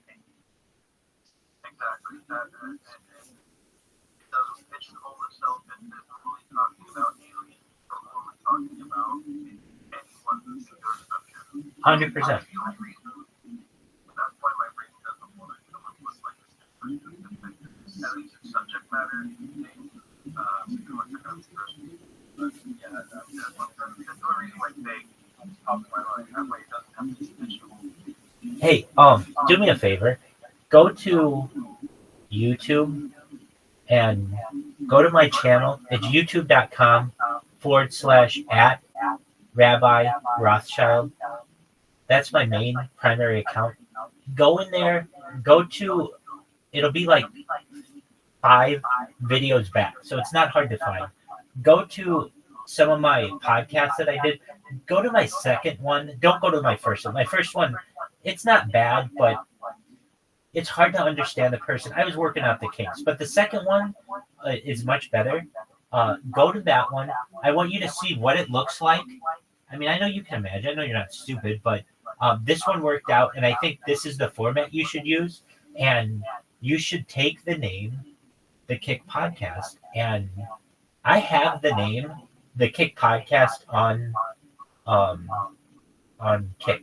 I'll give that to you. That's a very powerful name. In fact, a lot of people, I can tell you one off the top of my head, Ori, Ouri, he streams on Kick, and he said to me, or to whatever person had that account, he said, whatever person has that account, be very, very careful with that name, because that's a very good name for an account. And I knew that.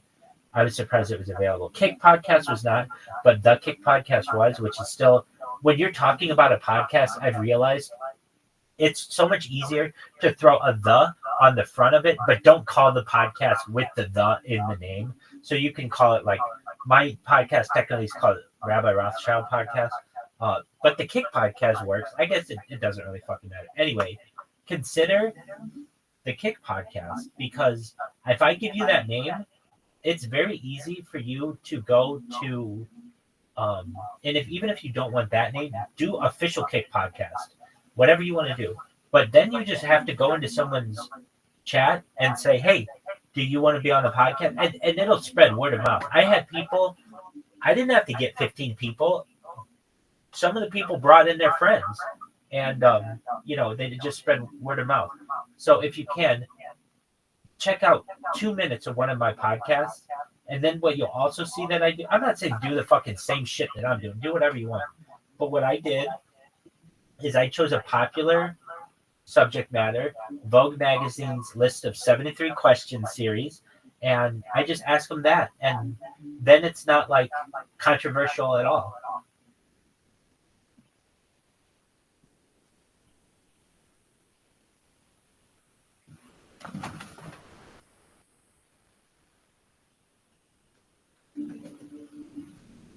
Hopefully that made sense.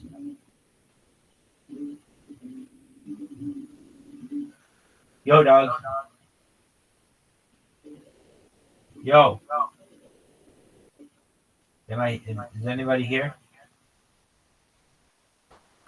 Yo, dog. Yo. Dog. Yo, dog.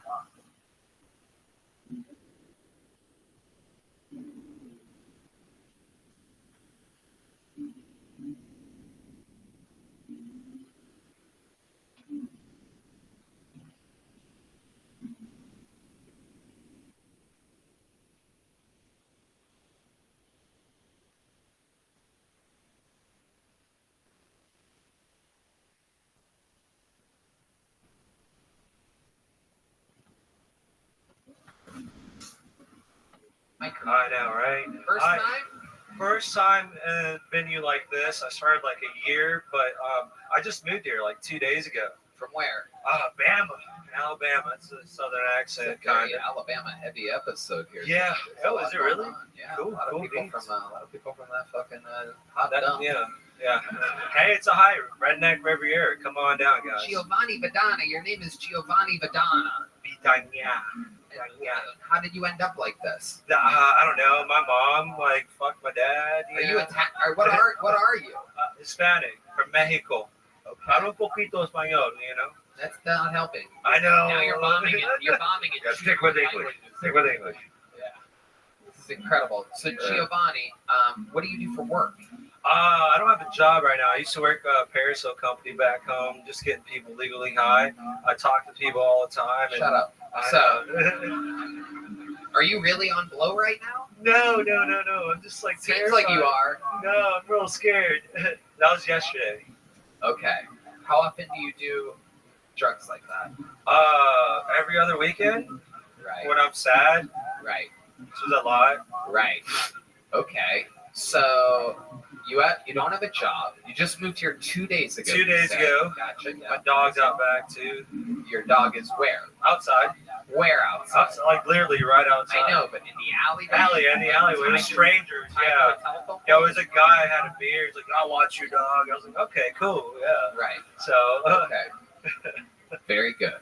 Okay. So Giovanni, let me ask you this. You moved here 2 days ago Yes. with a dog. What's your living situation? 2 dogs, but the reason I brought the dogs is That's not the question that I asked at all. what I forgot the question.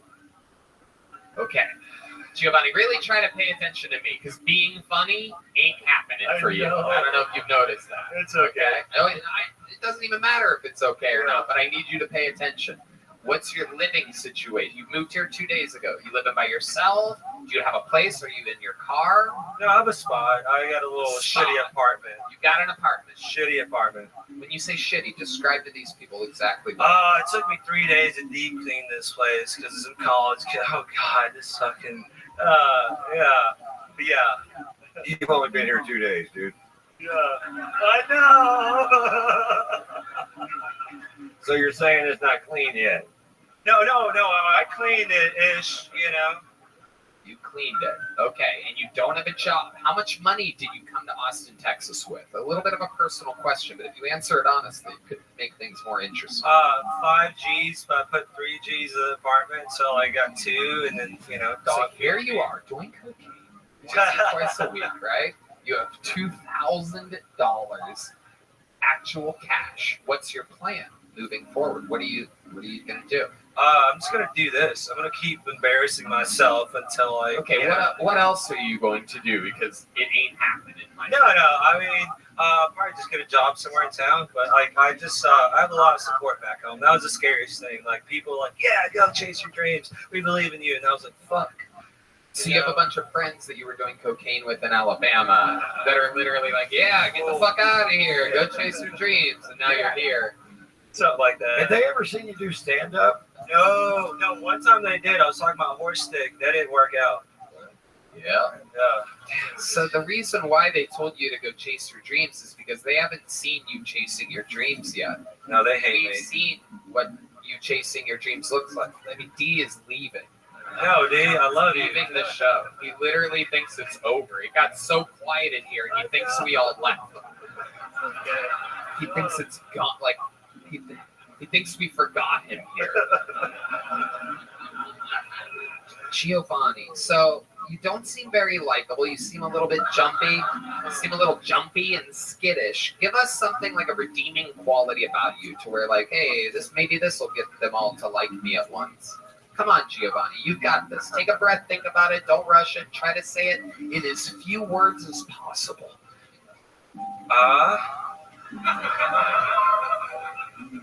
I don't know about redeemable, but me, this is it. This is awesome. The purpose of coming out here is to be happy. And so even if I fail, fuck it. I did it. I like that. That guy giving out mushroom gummies in the alleyway is fucking up my shit. I'm telling you right now. I'm going to find this fucking guy, and we're going to beat him up. I got 2 pit bulls to help, so. You do. You have 2 pit bulls. I'll help you out. That's okay. I know where you're $2,000 remaining is going to go to. Very interesting. Try macro dosing. Yeah. I just see if it works, you know? Fuck this. Yeah. The micro's not doing a fucking thing, is it? I don't think. Fucking load it up. If like the buzz I like's on the other side of the mountain, you know, past the tears and the prayers and down that back slope. That's where the fucking jokes live, buddy. Down there on the back road. I agree. Yeah. Giovanni, you get a little joke book. Can you catch? Giovanni Badana, everybody. There he goes, right out of the curtain. There he goes, everybody. Giovanni Badana. All right. Ladies and gentlemen, you guys ready to do some crazy shit right now or what, huh? It has come to that time where, fresh off of a plane from Las Vegas, Nevada, today, ladies and gentlemen, this guy arrived. He has the record for all-time, most time ever on stage in the history of Kill Tony. More new minutes than anybody else. From Memphis, Tennessee. Many people call him the Vanilla Gorilla, perhaps the Memphis Strangler, perhaps the Big Red Machine. This is indeed the one and only William Montgomery.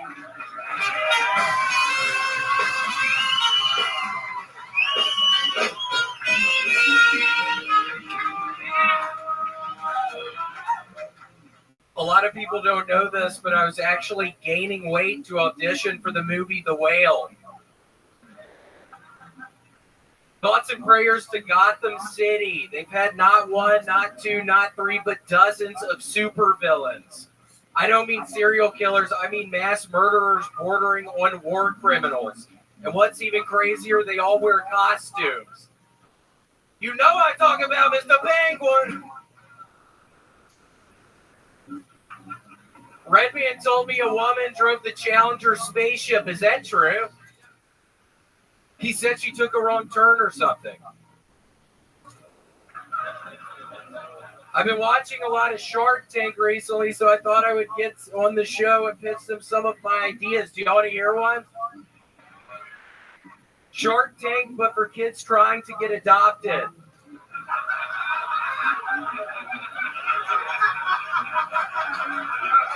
That's the show. It's just kids trying to get adopted. It's kind of loosely based off of Shark Tank. They can't find a house. They don't have a fucking family. They literally need to get adopted. Okay, that's my time. Oh my God, that is a true William Montgomery joke. I just heard that and I thought to myself, if I don't hear you do that every fucking set for at least the next few months, that's insane. That is so funny. So nice to be here. Tony, I discovered something on eBay. I got a Flowbee. It's an attachment you put on your, Red Band knows about it. It's an attachment you put on your vacuum cleaner and it cuts your hair for you. The vacuum cleaner sucks up your hair and then the thing cuts it. Okay. So what's your plan? I'm using it tomorrow. Wow, it's on the way. Yeah, I'm pretty excited. Oh my goodness, we're going to have to follow this story closely. Yeah, super excited. It's called a Flowbee. It's just this attachment you put onto the end of the vacuum cleaner, and then it sucks your hair up, and it cuts it. So I'm super pumped. That's tomorrow. How short are you thinking about going with your hair is famous. It's part of your overall, brand.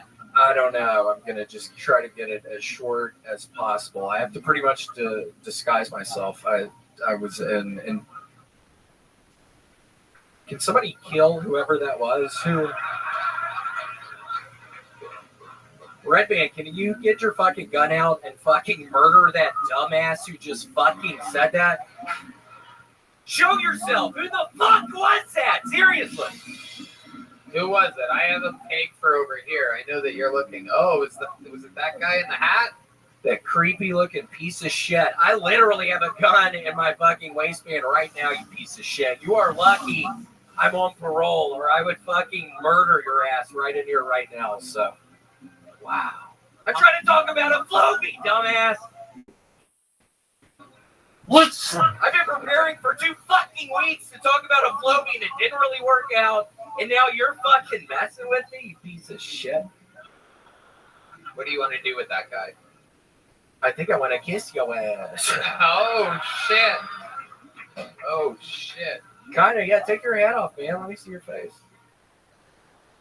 No, he's a coward. He's a coward in the dark. Yikes, look at that. Looks like somebody had a fucking Floby accident earlier. Seriously, holy shit, there's spots in your fucking head? Yikes. All right, sit down, you creepazoid. Jesus Christ, don't make a big deal about it. What the fuck?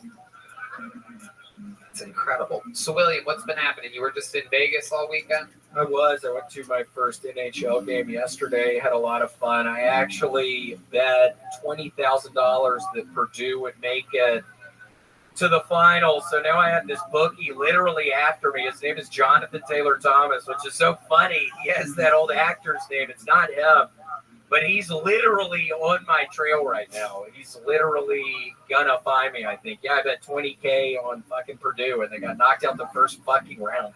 Wow. Have you thought about perhaps murdering the bookie that's chasing you around? Oh my gosh, yeah, there he is. Hold on. Hold on. Wait, how did I not recognize your ass in Vegas? You had like a different hat on or something. Is that Jonathan Taylor Thomas? You told me your name was Jonathan Taylor Thomas. D-Madness, why would you lie to me like that? Oh my goodness.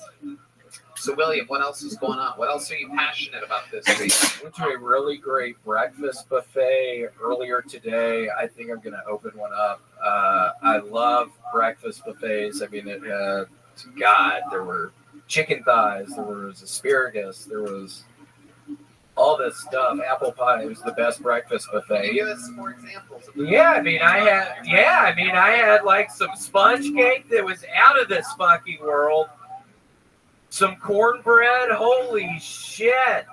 What else?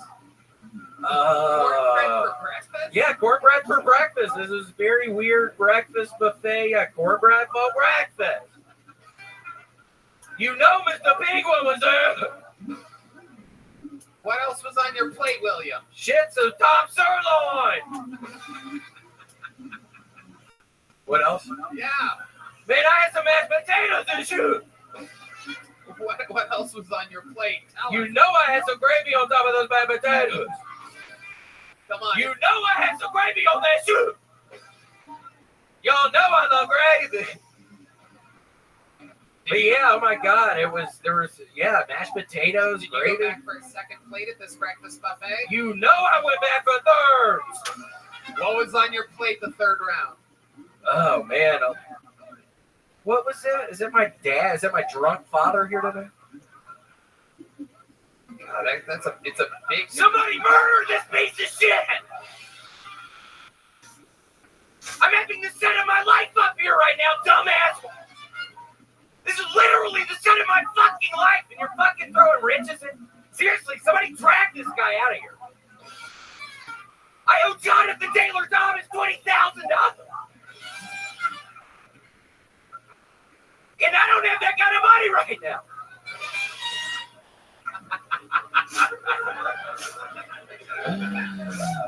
It's so silly. So silly. So, Ron, you've seen William a bunch of times. I love William. I do. Yeah. I really do. He's a wild, wild boy. Ron, I was thinking it was so funny because I heard that you called David the N-word in the green room a couple weeks ago. I'm kidding. No, I'm kidding. I'll tell you what happened. I didn't say that. Somebody said, "Did you use? You were on some kind of he was doing a podcast or something, and somebody said, how many times did you use the N-word?" He said, "None." Then I used the N-word, saying that's what he was going to. That's what he meant. Right. No, the N-word's not none. Right. So there was a reason for it. It was very funny in context. Yeah, it killed so hard. Very funny. It killed so hard. If you were there. Yeah. Yeah. Did you win any money in Vegas, or did you lose any? He said he lost $20,000. Yeah, were you not listening to me, you stupid piece of shit? What's all over your shirt, Red Man? Are those crumbs from like Oreos or? Do you have Oreo crumbs? What? Seriously, what is that? There was this younger comic on earlier.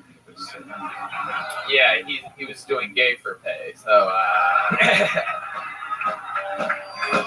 it's drive come. William, any last words before we put a ribbon on this thing?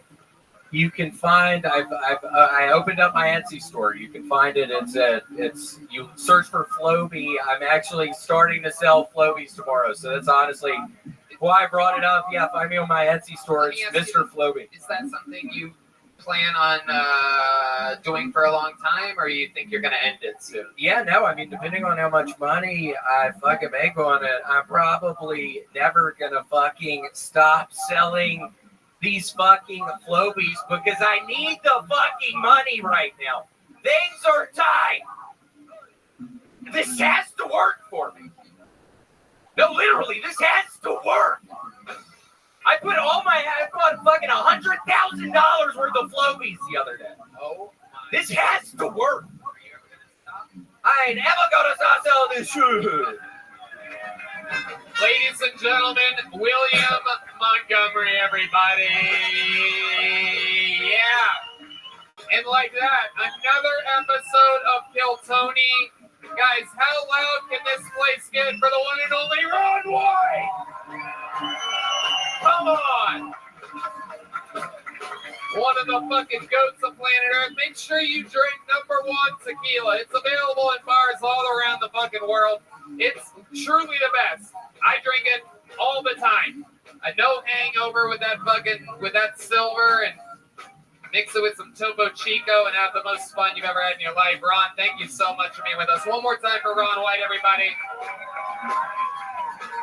A drawing from local artist Chris Rogers of David Lucas. That took place the whole time. That's David Lucas, all right. How about one more time for the best damn band in the land, the Screw Up Peanut Butter Whiskey Kill Tony band. Paul Deaver, Michael Gonzalez on the drums, Matt Muelling on guitar, John Dees on the keys, and D Madness on the bass guitar, everybody. Thank you to the Red Rose, the Yellow Rose, D Betty Vodka, Joe Blaster, and Austin Security Guard Service. The drawing from Ryan J. Ebelt is in, and I'm telling you, this guy's been drawing this show for almost a decade, but I feel like he truly specializes in amazing drawings of Ron White. I literally myself in my office have one of these prints framed, professionally framed, and this new one is unbelievable. RyanJebelt.com for the artist that's been drawing since the beginning of the show. Yeah. Love you guys. Follow the entire band on social media. Follow them. If you come to visit Austin, see them perform. They are unbelievable with all the different bands that they work with and everything that they do. We love you guys. Thank you so much. Good night, everybody. Thank you.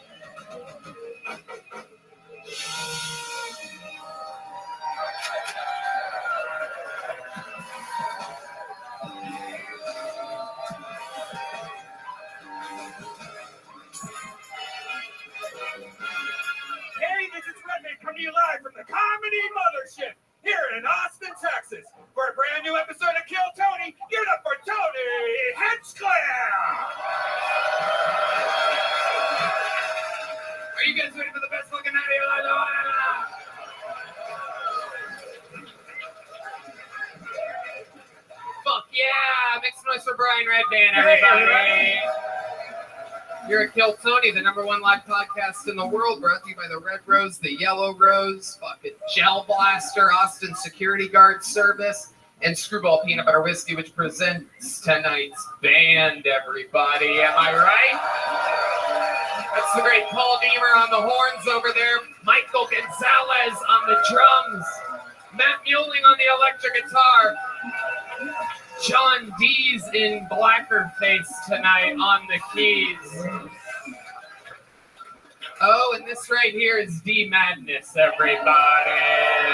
On the motherfucking bass. We're going to have so much fun tonight. Before we start tonight's episode, here's a little bit more from the amazing sponsors that made this all possible. Hey, y'all. I'm going to be honest with you. I'm 38 years old, and I have never felt better in my entire life. On top of some heavy lifting, some hot yoga, some golf, some meditation, and some other new habits I've created, I'm also as hydrated as I've ever been in my entire life, and it's because of Liquid IV, the category-winning hydration brand fueling my well-being, and their hydration multiplier is one product that you might be missing out on in your daily routine. In just one stick, you get 5 essential vitamins and 2 times faster hydration than water alone. Use it first thing in the morning before a workout when you feel run down after a long night out and on long flights. We've had a lot of long nights out here since the mothership opened up. My schedule has completely changed, and meanwhile, Liquid IV has me popping up fast in the morning, fully hydrated like it's a fresh new day. Right, Dan? I love it, and the flavors are amazing. They have a brand new strawberry lemonade and sea berry. My favorite's the Concord grape and the cherry. 1 stick of Liquid IV and 16 ounces of water hydrates you 2 times faster and more efficiently than water alone. 12 delicious, refreshing flavors to keep your hydration routine exciting.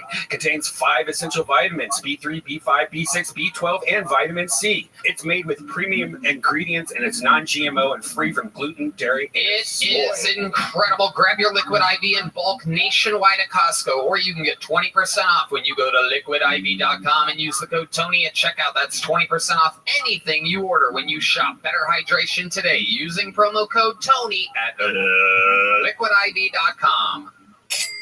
Hey everybody, where are you in your mental health journey? No matter where you are, talking to a therapist who is trained to help can make a huge difference. They can help you find a new outlook on life and help you recover your energy, confidence, and joy. At Talkspace, you can find the right therapist with the right training for you. Finding a therapist can feel overwhelming, but Talkspace takes the pressure off that first step. It's very flexible, convenient, and it's an affordable way to get high-quality healthcare. At Talkspace.com, you match with a provider that's right for you, usually within a day or two. It's so convenient. There's no traveling to appointments, no missing work, or lining up childcare. You meet on your time when you're most comfortable. It's mental health care made easy. Red Band? Talkspace is private, secure, affordable, and your Talkspace therapist is always accessible to you. When you've met your therapy goals or simply want to cancel, Talkspace has a simple cancellation process and will work with you to get a prorated refund for unused time, if applicable. Talkspace is there for you to make your life better. Looking to renew and rejuvenate your life? Look to Talkspace. And now get $100 off your first month when you go to Talkspace.com/Tony to match with your dedicated therapist. Go to Talkspace.com/Tony now to get $100 off. Talkspace.com/Tony. Hey y'all, Mother's Day is right around the corner, and I gotta tell you, it's not always easy to find a 76-year-old woman something that is actually going to impress her, but I did it. It's the Skylight frame. She says it brings her joy on a daily basis, watching the photos cycle and seeing new ones come in. Bonus points that it's super easy for her to use, and it's super easy for us to send her new pictures. It is super cool. It's a sweet and meaningful gift that will give you a new way to stay in touch with those you love. It's so simple and fun to use, even if you're not tech savvy. No app or subscription required to send photos anytime from anywhere. Red Band. It's a great way to feel close to those you love, even when you're far away. I mean, we live way far from Ohio, and I could just send her photos, email photos, and it pops right up in her frame anytime we want to. It's effortlessly to set up. It only takes 1 minute, Even for the less tech-savvy people can use it. It looks just like a real photo frame, and it adds a beautiful touch to your home. It's got a gorgeous 10-inch or 15-inch touch screen. You can swipe through the photos with your finger and even tap on the heart button, and it will let the sender know you love the photo. This makes the frame interactive and fun to use. It holds thousands of photos, and they rotate all day long. You have 100% satisfaction guaranteed. If you don't love your skylight, they'll offer you a full refund. And now, as a special Mother's Day offer, get 10% off, up to $30 off your frame when you go to skylightframe.com/Tony. That's right, to get 10% off, up to $30 off your purchase of a skylight frame. Just go to skylightframe.com/Tony. That's SKYLIGHTFRAME.com/Tony. Hey y'all, I'm gonna be honest with you. I'm best friends with Joe Rogan, and it's easy for me to get tickets to anything. But I used to be a normal human being like you, and I know that buying tickets to your favorite events shouldn't be stressful. Game Time is the fast and easy way to buy tickets for all the sports, music, comedy, and theater near you. With killer deals on last-minute tickets and their best price guarantee, you can stop stressing over the tickets and start getting hyped for the fun you'll have. Red Band, you like to go out in public sometimes? Sometimes. Game Time is the place for last-minute ticket deals. Forget planning months in advance. Game Time has deals on tickets right up to the day of event. Get exclusive flash deals on tickets for football, basketball, baseball, concerts, and more. The Game Time guarantees means you will always get the best price. If you find tickets in the same section or row for less, Game Time will credit you 110% of the difference. Get images of your seats before you buy so you know exactly what to expect when you arrive. Buy tickets in a matter of seconds. 2 taps and you're set. Tickets are sent directly to your phone so you never have to dig through your email. That's right. Snag the tickets without the stress with Game Time. Download the Game Time app, create an account, and use code KILLTONY for $20 off your first purchase. You got to buy tickets anyway. You might as well do it with the Game Time app and save $20. Terms apply. Again, create an account and redeem code KILLTONY for $20 off Game Time. Download Game Time today. Last minute tickets, lowest price, guaranteed. You guys ready to start tonight's episode or what? All right, well, every single week I have one or two of the funniest human beings in the world on this show. This week, no different. Make some noise for the great Big J Okerson and Ari Shafir. Yes. J. Okerson, Ari motherfucking Shafir, back again, Big J.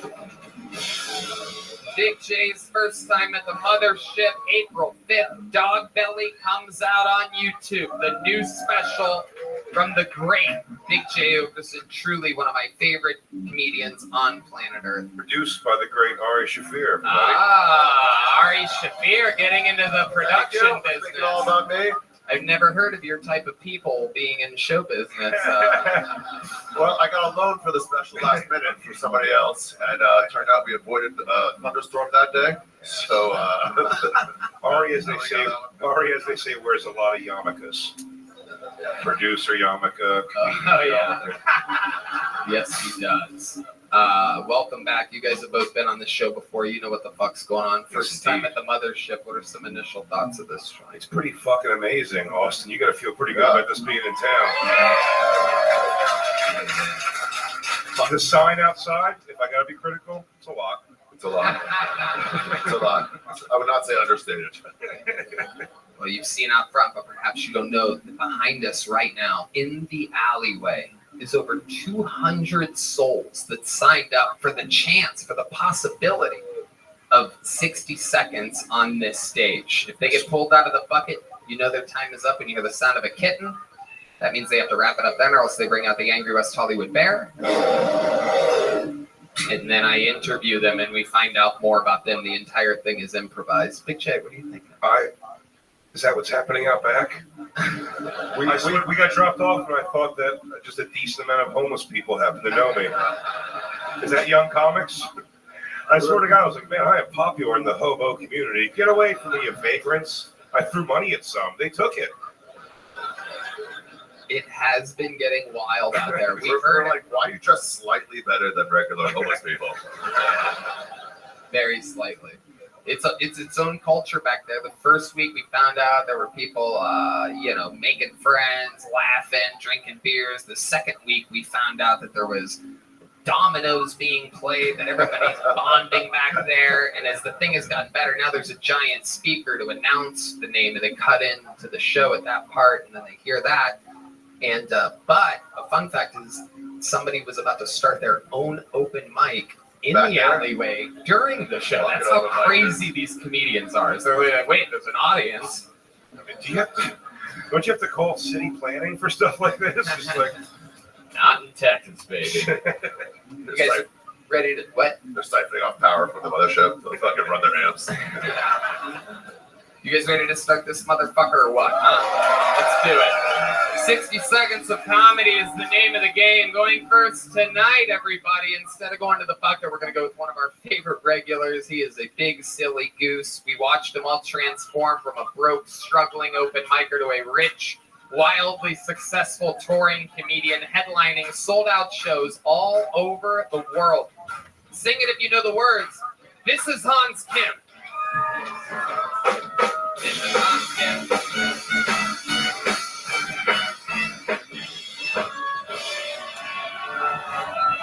What's up? It's good to be here in Austin. I love Austin, even though it's a tiny little city. You can tell it's a small city because our airport is just a line. Some airports have concourses A through F. We just have left or right. I was in Indianapolis this weekend, and they had a trans march for their rights or whatever. I was like, I can't have sympathy for you. What the fuck are you doing in Indianapolis? We all know trans people are coastal creatures. Get to a shore, buddy. The salt air helps the transition. Why don't you identify as someone that's adapted to their environment?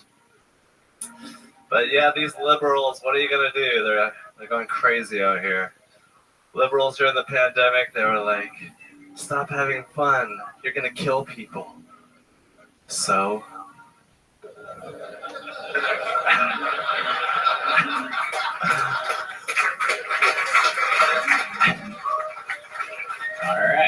All right, thank you. He's done. All right, really held that last note there. Not many people end their sets with the word "so," but it's cool that you were able to give your sister a shout out and close your set at the same damn time. Let's fucking go. That's actually just her job. Her full name's Soli. Okay, way to tag a perfect joke. All right. I love it, Hans. Very, very interesting. You hate liberals. You've made that clear.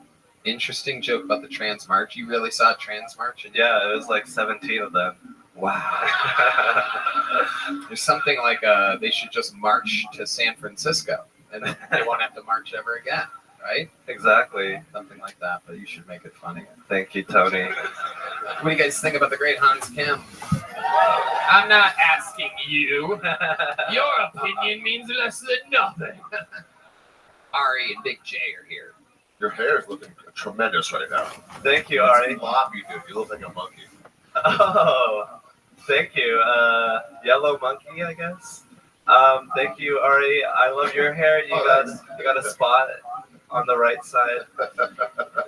I think I saw you at the march.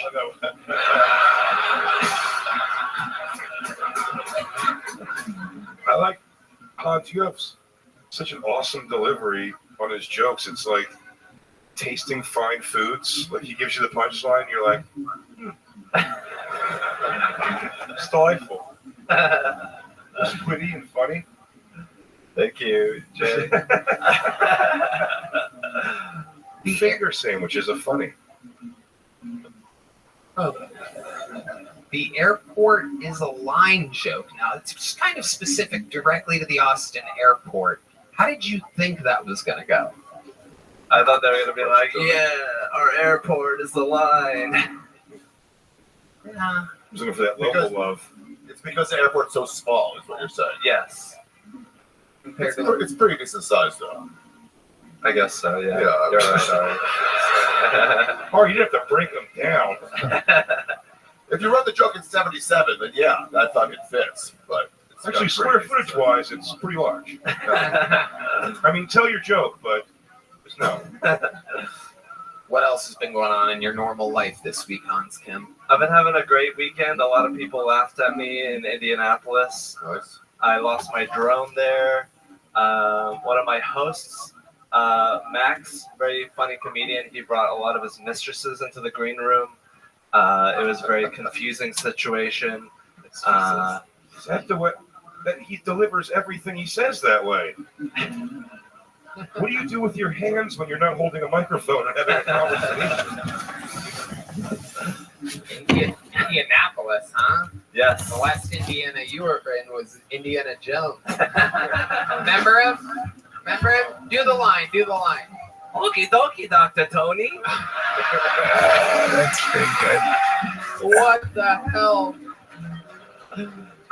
That's amazing. That's the first time I've ever asked you to do something over Asian-y before, and I'm gonna do it more often. You could have done that the whole time. I love you, Tony. I love it. I love you, Hans. I'm very, very, I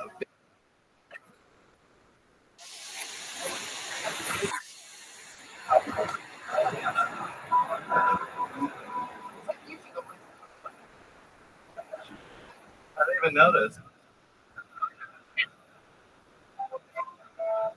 that is incredible.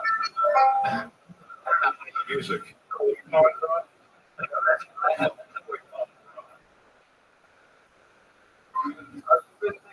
It was so hard.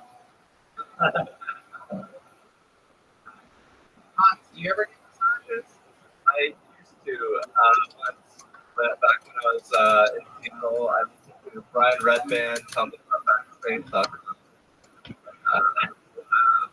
Hey. How was that? It was a good sexual experience. I had intercourse with the prostitute. She asked me for my ID. Wait. Hold on. She gave you a chance. You were after the whole thing was over? No, before. She was like, give me the money. And I told her 250.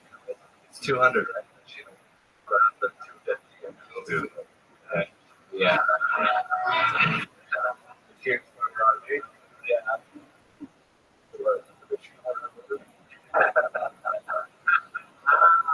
She was $250. What do you get for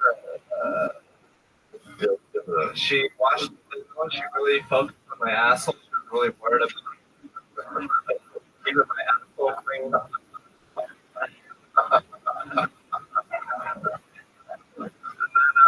then she laid down a missionary with her, and then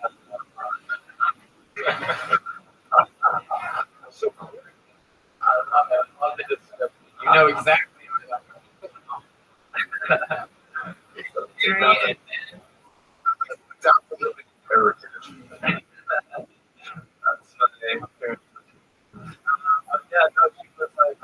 You're big and dick. Is it really that big? $250. Oh.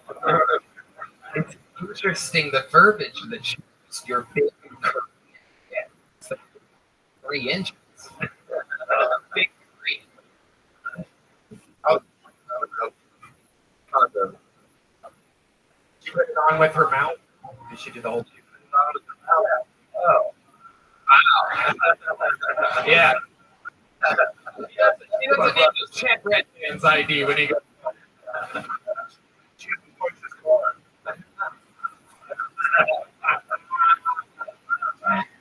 So, fucking do it every week. Goddamn Monster Boy Skull has shows all over the world. Thank you, Tony. everybody. That was on. First name out of the bucket goes by the name of Christopher Ward. Christopher Ward, everybody. So with this part, you look at the back door. Well, security's a lot later. Technically, they're closer. I got Rogan right to the stick. That would be good. That would be Yeah. good. I know who you are. Nipple sounds like Guinness, which is a toothpick. So a new sponsor of Hilltop, the 6 amazing flavors. Yeah. You know about here's Christopher Ward, everyone. Let's go. So I believe the customer service part also is done this job because you got to deal with the dumbest customer, right? Everybody agree? Right? You got the dumbest deal with this question, right? I'm going to toss the question almost not. Our response is always the same. You just American thing. Number one customer. We're not fucking screaming at you. You're not American. You're not American. Like, look, you are not American until you go overseas. Playgrounds. Right?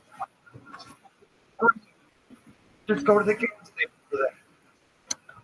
Go to the gas station. Get some smoke. Get some vodka. Go to the counter. Like, sir, you ready to check out? Are you? Christopher Ward. Sony debut. Yes, sir. I'm on this show. Yeah. You nervous? I was not expecting to call. I thought there was gas coming down. You know, everybody. What? Anyway. Sorry, I'm already. Yeah. Years. What? This. Not that. I need a. Trying to do a job. And they are left and they go back to the criminal. That's a whole other thing.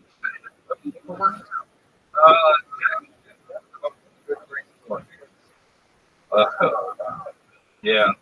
Good. So,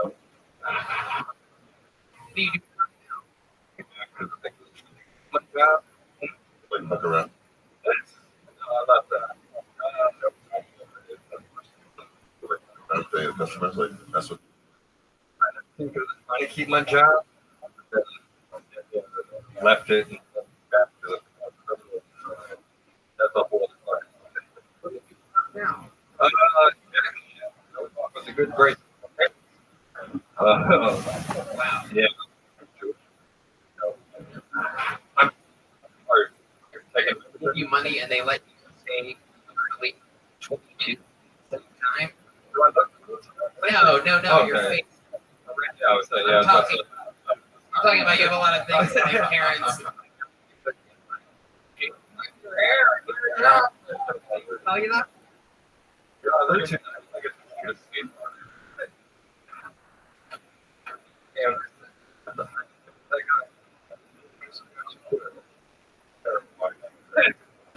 all want to know. Now, I wish I did get explain this shit. This stand outside stores with your sign. I've heard that one before. Super fun. I did it like that for a long time. I've heard that before. Standing out. Where are you from?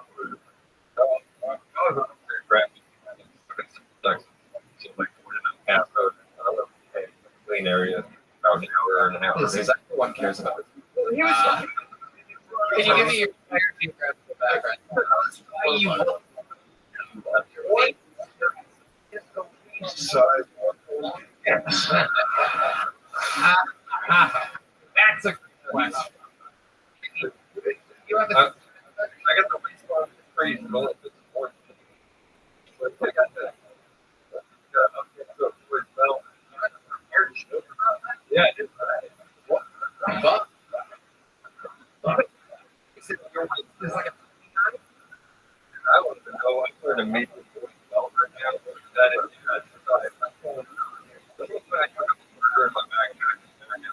I'm really hoping that over. I got the burger in the back again. what the fuck? All right. Stop.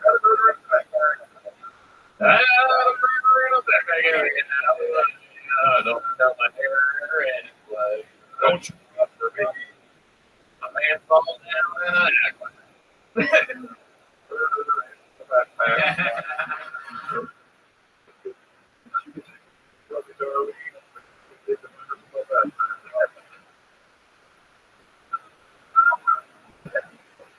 someone might. Where's the burger from?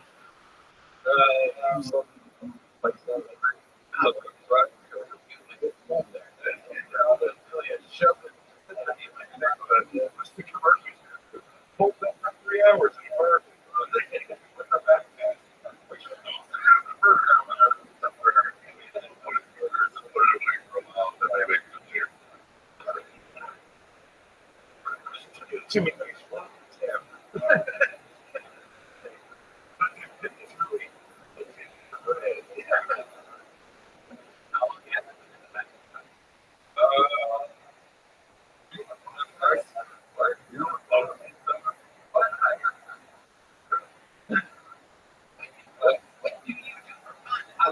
What is your story?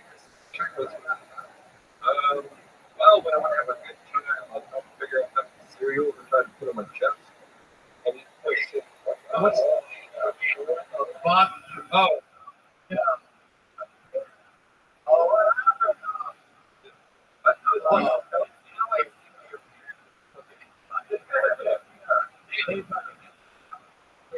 Whiskey is fuck. I think it's a fucking yard.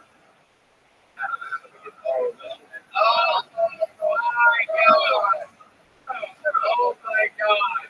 Oh my god! Let's have some fun. Ari, let's go for another episode. Watch Ari Shafir piss in a man's tongue. This is so exciting. Only a broken club. No, the first ever piss oh, his chest cooking from the earth over here.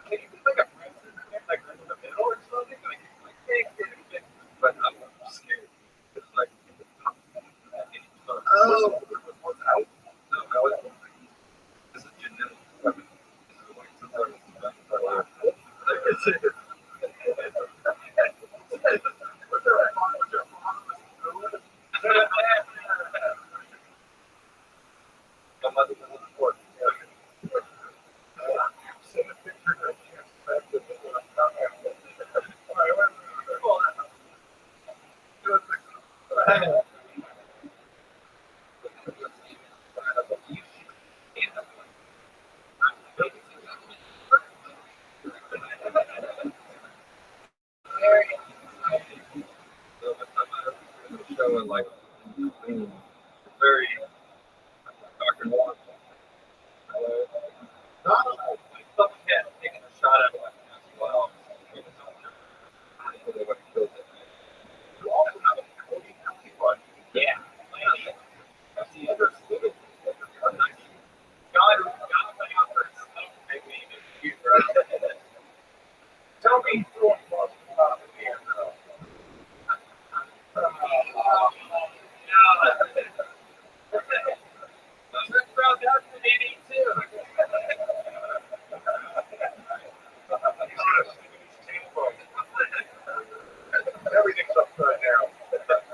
You got stuck with Chip. So what are some fun things that you do with that? Oh, you're out of it. That was the number one question I ever gotten. So I had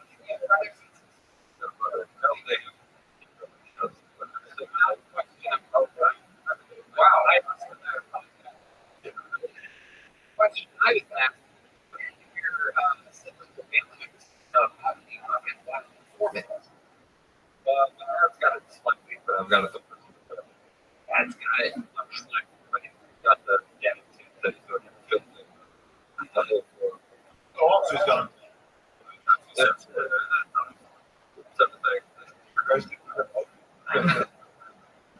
Incredible, Christopher. Way to give us something to work with there. I mean, that is your recommendation. Always great jokes about that. That's what's going to set you apart. I can't believe I'm watching your heartbeat right now.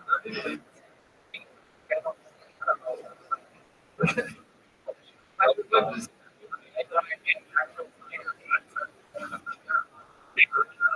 or and it's away like. Oh yeah. You guys are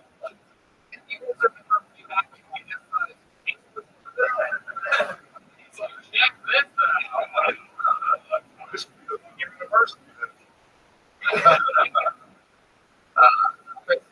sometimes my friends are going away with a little joke made by the great ape. But wait, let me try to. Can you lay down and I see if I can get in your chest?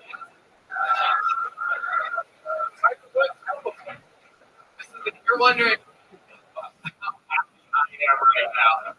I was saying, cornhole.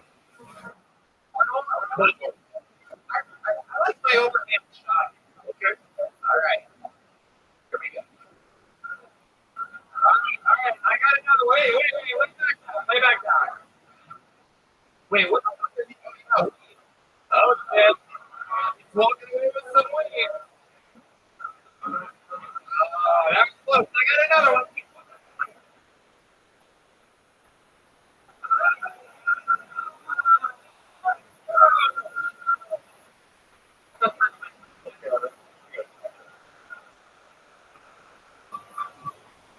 You got some weed. A couple cookbooks. There goes Christopher Ward, everybody. Come on, that's the only hyper and the last of the show this together. One of the everything about it.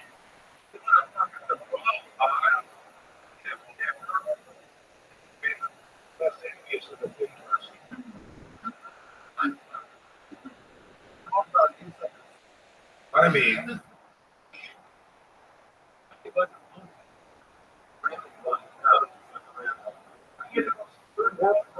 white person I've ever seen.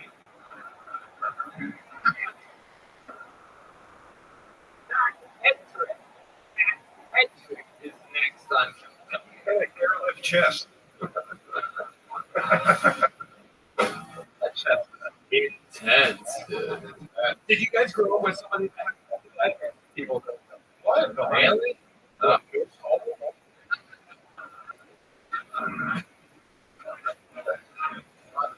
Incredible. Show so far. You guys get it? Hedrick's going to be coming around the corner any second. Here, ladies and gentlemen, Hedrick. What's up? Oh, yeah. So I turned 33. I've been going to I'll make friends we went on. We had stimulation. We had to go super one. The last thing we searched, my brother was the PlayStation.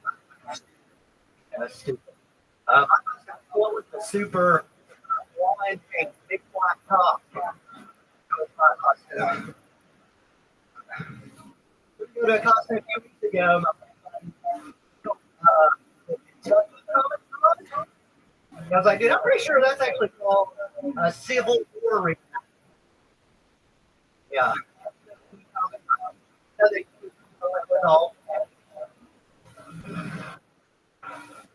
Yeah. Those people dressed in black are not stormtroopers. And Capitol Troopers. That's thank. Feel like you've been on the show before, right, Zach? Welcome back. Feel like that was better than your other stuff. Yep, perfect. Absolutely. I like this. Running for the mayor of Austin. How long have you been a remind us, what do you do? I work for. How long have you been doing stand-up? All of it here in Austin?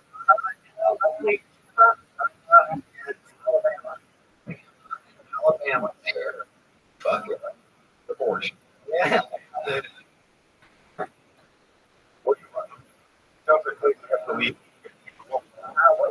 Where am I from? Muscle Shoals, Alabama. Oh, shit. Where are you from? No. Fucking everything, dude. Like,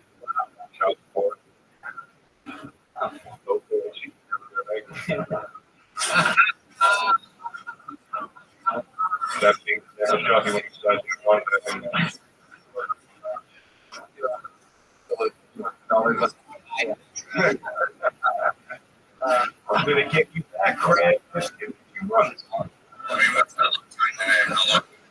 Do you owe money? Oh,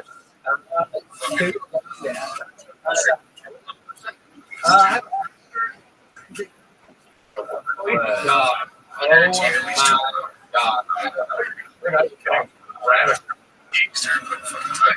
Hard to find friends when it's filled with guys with massive.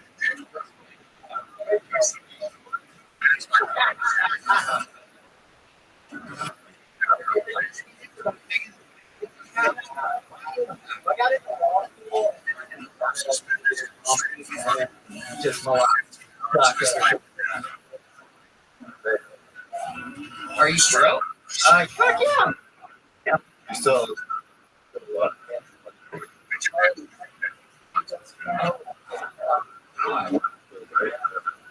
Yeah. have you turned off the airport psychology stuff? Yeah. You ever sneak in? Not interested. Not anymore. Gave it up in town. Yeah, I'll do that. What get into that field in the first family membership? I always watch. Yeah.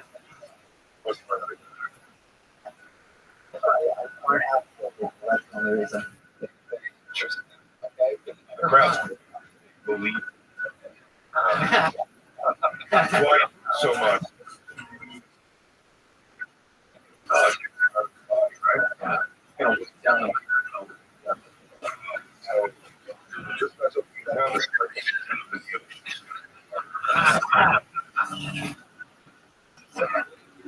Now, it's struggling as a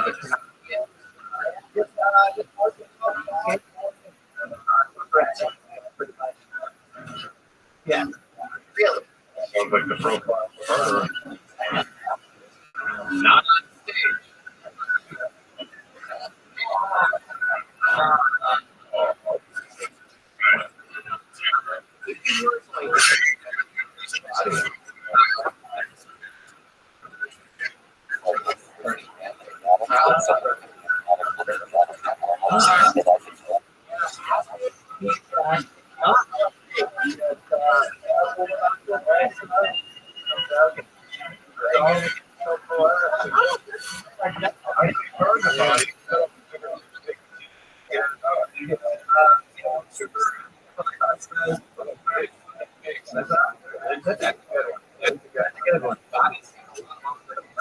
People think a lot longer at a very high temperature.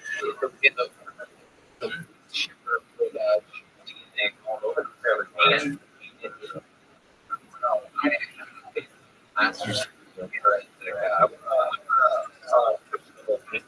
that would be it.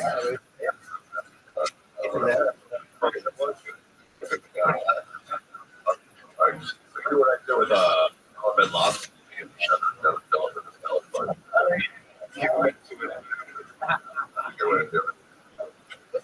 like roast and chase. How'd that happen? How did that go down?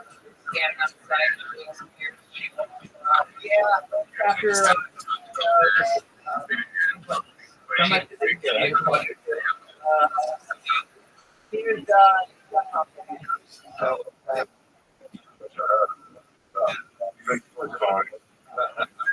I noticed you're.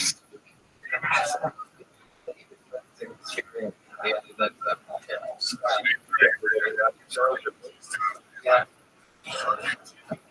Exactly.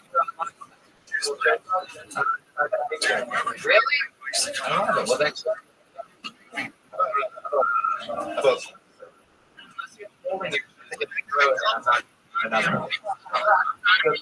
Very good. Rothschild. We have a special treat for all of you. You may have heard of good singing with people that are on the road.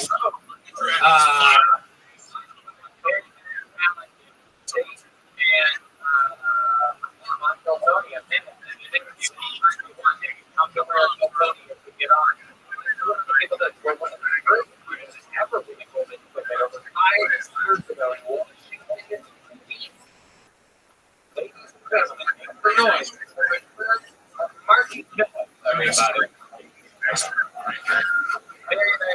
Okay. Before there was there, before there was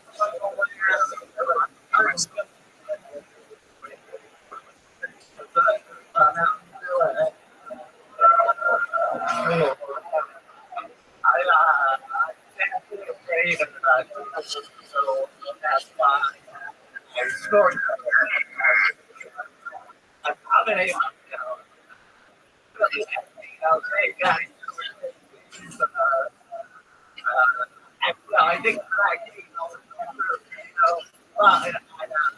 look like that before I got I like all day about the game.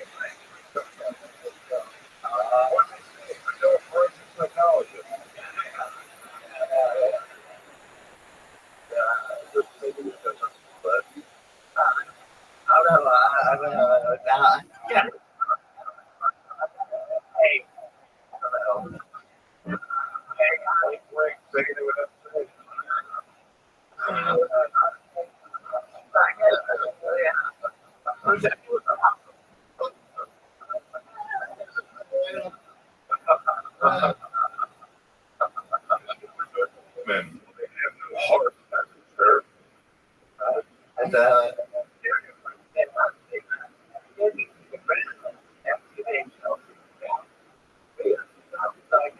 started not to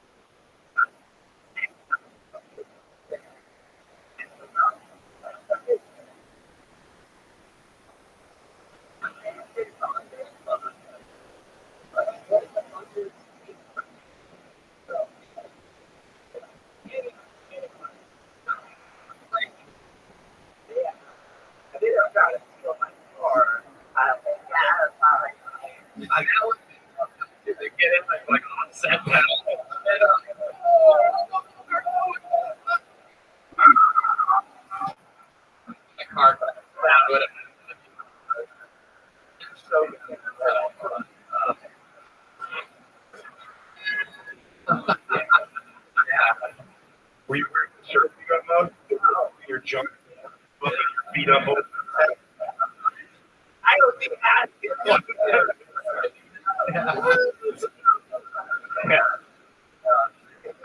take everything. Sure, sure.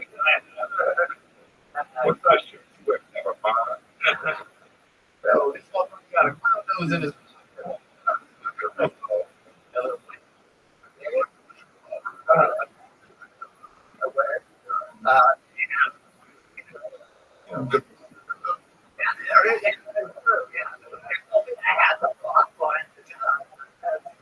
You have an oh. Right here in front. Maybe not that funny. Hard as shit. That's our good. So, do you have other children? No.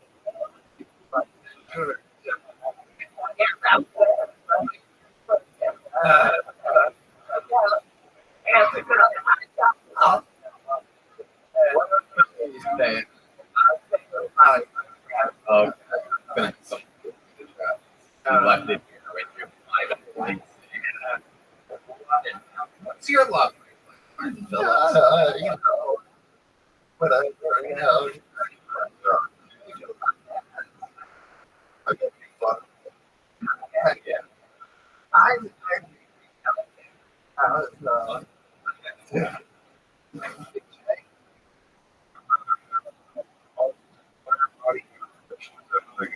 Yeah.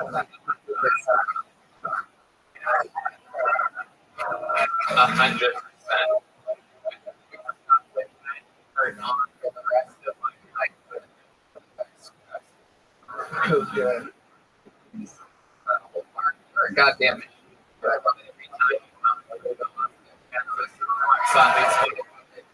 That's what being a governor is all about. You've already got everything you can have. You get one of these already, right? Take one anyway. There you go. Fill up. A new outside for him. He's not to get stolen immediately when he hits the alleyway by somebody. Take it out of his hand. Hey, give me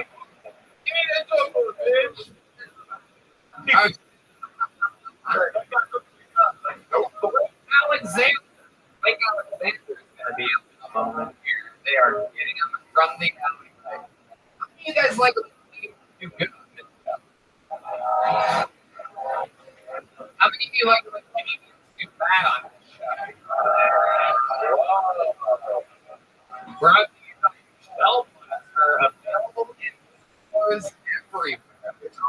Joe Foster's Oh, Blake. Blake, everybody. Thanks for Blake. Everyone. Come on. How's it going? Nice to see you. Hey, I got a cool family. My aunt's disabled. Yeah, a full book carrying read. And my very disabled aunt somehow allowed to marry this dude. Barely. That's not cool. So I just think my aunt's play.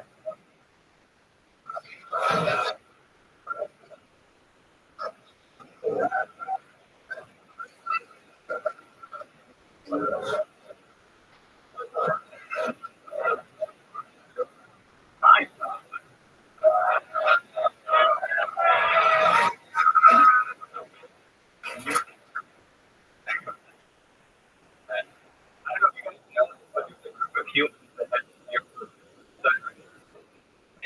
Of their own thing. God's fun. Not only did he get the typical of suck my own dick, nobody person really give something good.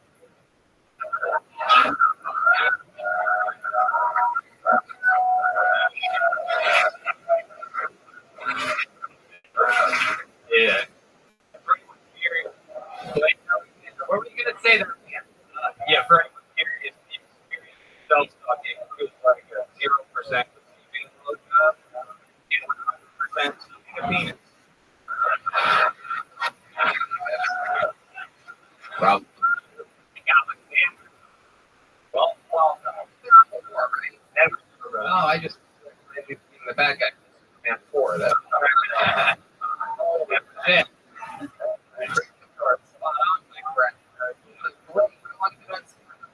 3.5 years. Where? Started in pandemic for a couple years.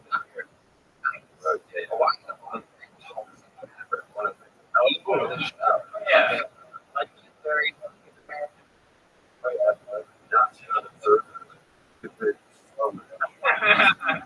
Oh yeah. The strong base. Love it.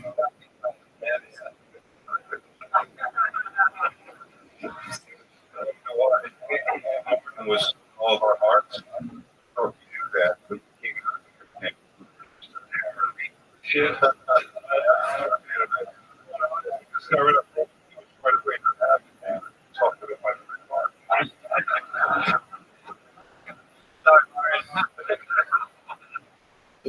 No idea what's going on in the room before.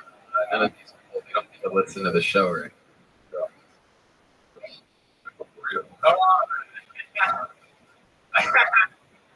I'm gonna be there right after that. Wow. So, boy, let's talk about it. What do you work? So, I was for college and the restaurant on the street. 6 months now, and here I just sit at a computer for 10 hours a day. Be moving around. Right. Okay. So you're 6 months in the park. Anything crazy ever happen?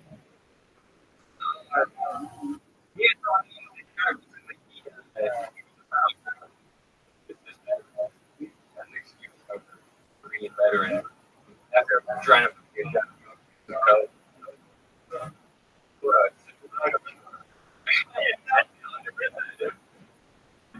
Respect. I try to.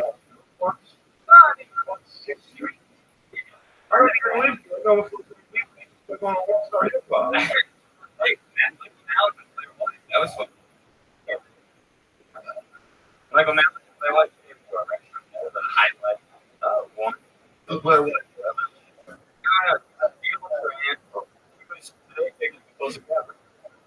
Who?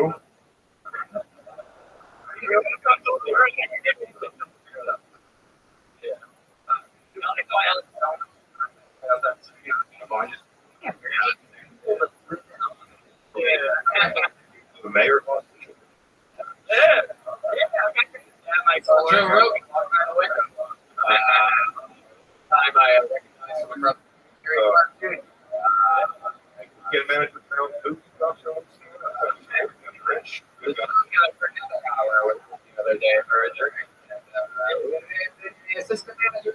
HQ. Absolutely.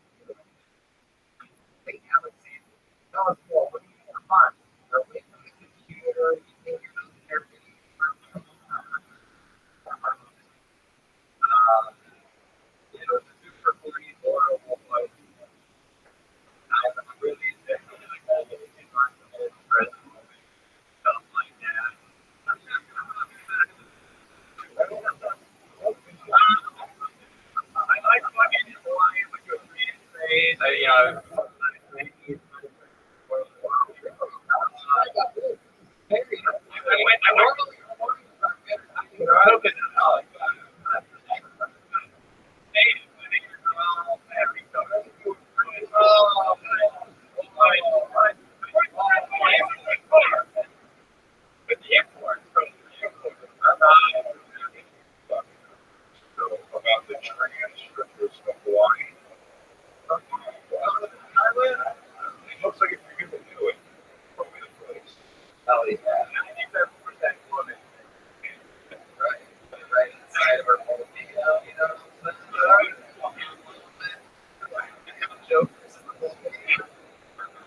One of the old days, you got something a little bit.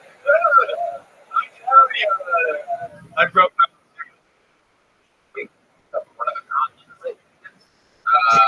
What was wild? Give us an example of a wild night with a Hawaiian party. Yeah,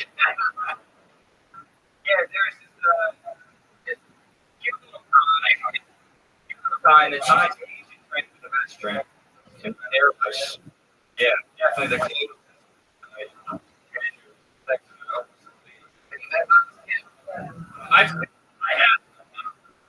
I've seen I don't know him. Also, I know psychologists who look at all specimens.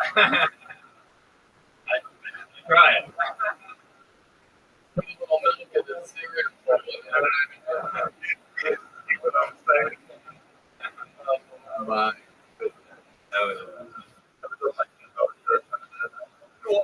Because I went to graduate to go to Bangkok. Unfortunately, it was the family.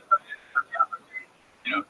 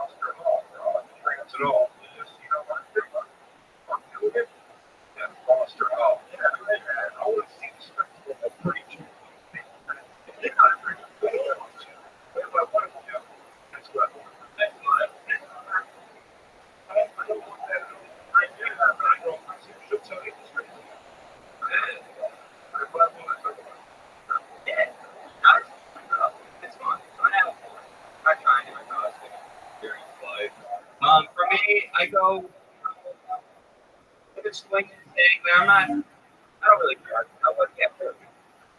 People rock can't. Yeah. Something we were talking about. I don't think sure is on the table. I don't think there's a trade-off. There's a trade-off. There's a possibility here. We don't need to have the big play. We need to draw on something.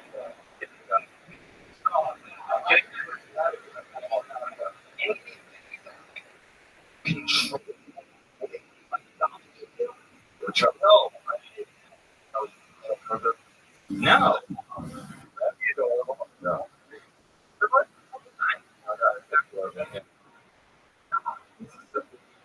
Yeah.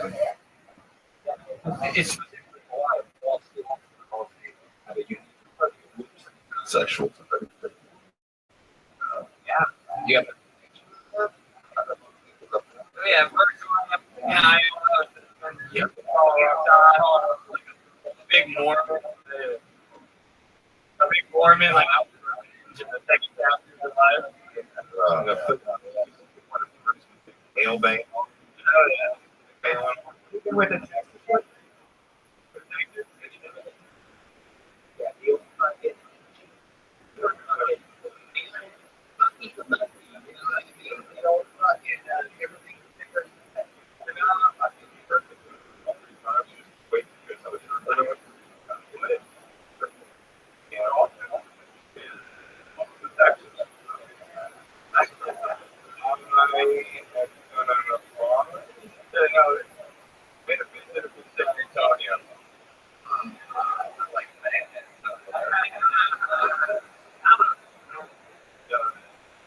so fun. Like I would think that it's a fun interview. You're going to other show. And the Texas one or the green boat. There you go. Like that.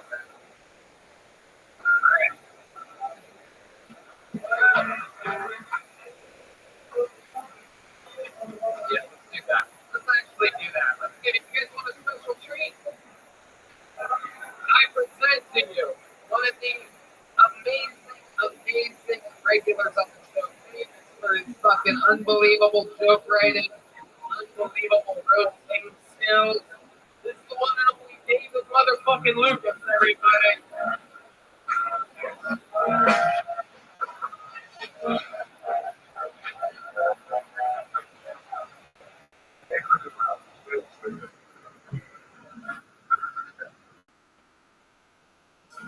Wait, have the flavor. 1 second. The music sounds good. Here, go. I'll do it again. Do it again. Do it.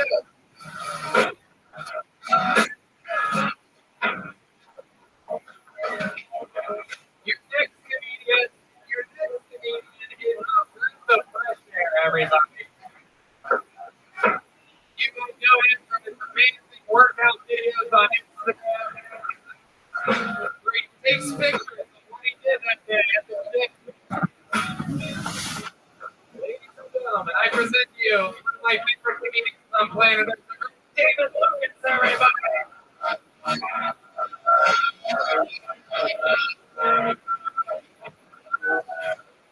Yeah.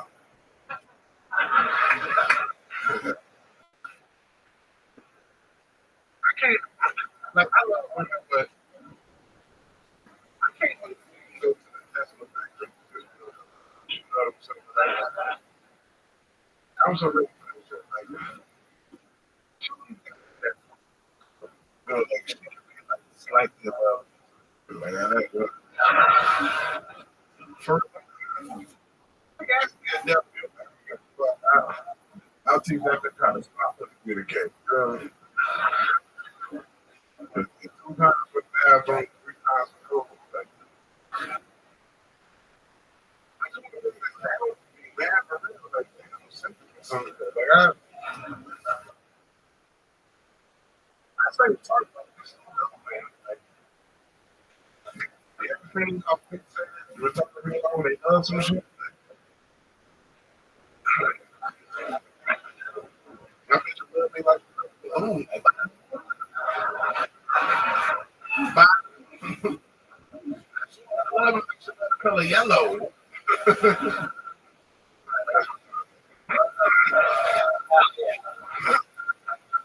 episode heavy use of the R word so far tonight.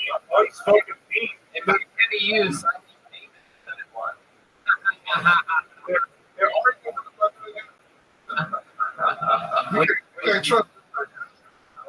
I'm like, enjoy the shit your ass up. Got fucking brave on this. You just go with it. Ain't you? This nigga look like the out of the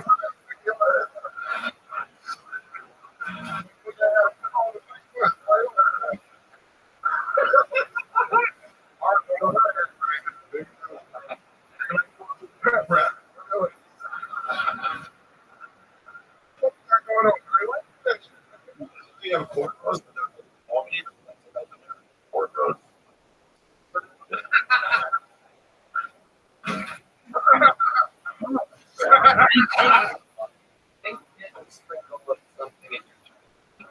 Cholesterol medication.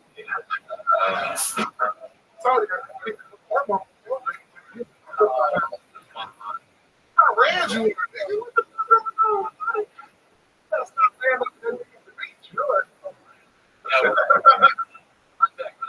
Man at the beach.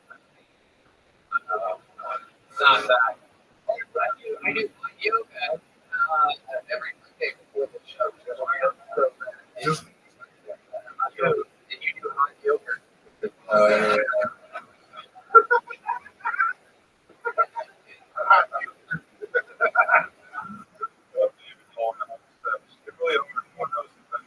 no.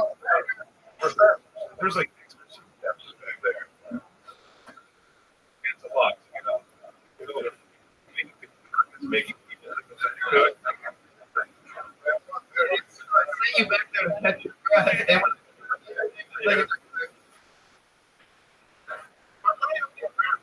Mike.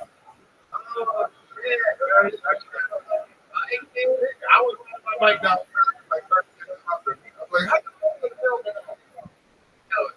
They were hungry. You're hanging out in the lake. That mic is not wide enough. They recognize Tony, you ride a bike, you want to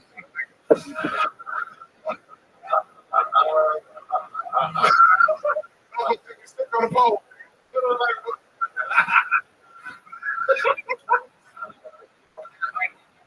Shit, Mark, bike, like that. I just bought a bike. how much the loan. That is hard, though, man. I think Oh, wow.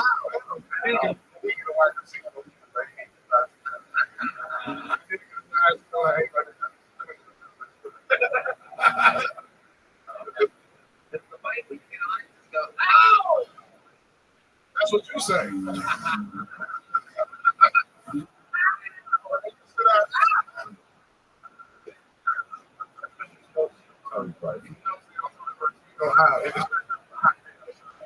True. Already. Are you stupid, boy?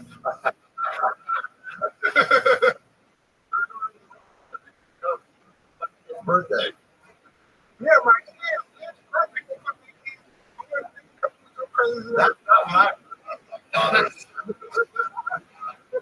Yeah, what's the rewriting of history?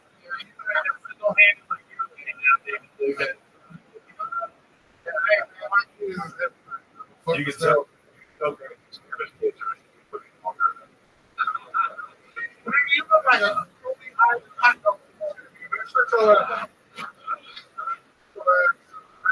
a rock and roll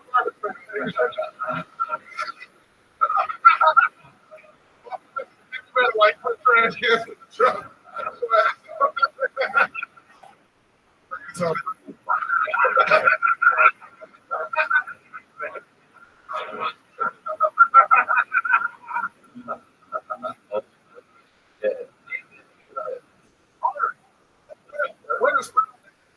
when the fucking support today? But he, that's I always hair kind of color. I'm sorry, and then I also have been able to freshen it up. So now art has been. I even have a problem. Yeah, so let's put it around his ball. Good, you know.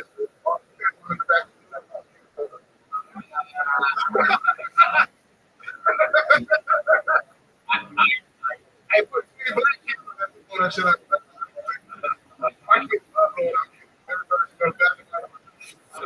Is that right? All these stereotypes. I don't know. Like that, the children. Not like black children. It's different. blowing up your birthday.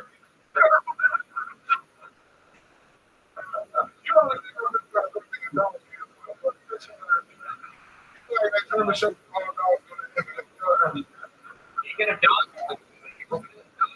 Out on you. Okay, okay. Boy. I'm gonna hug them. That was.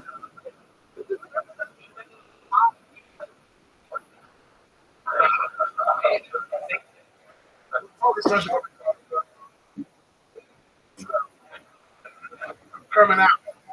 Oh, that was you and then. My leg. Right. Oh, just stand up live and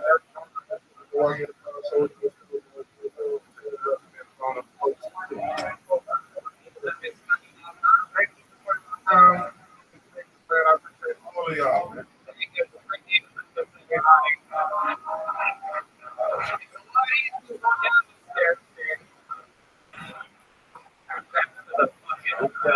Oh.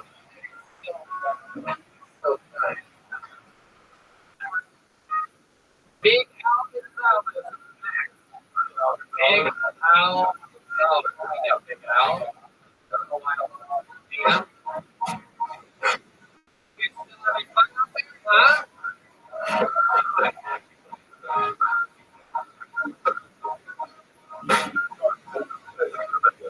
What? It's fun.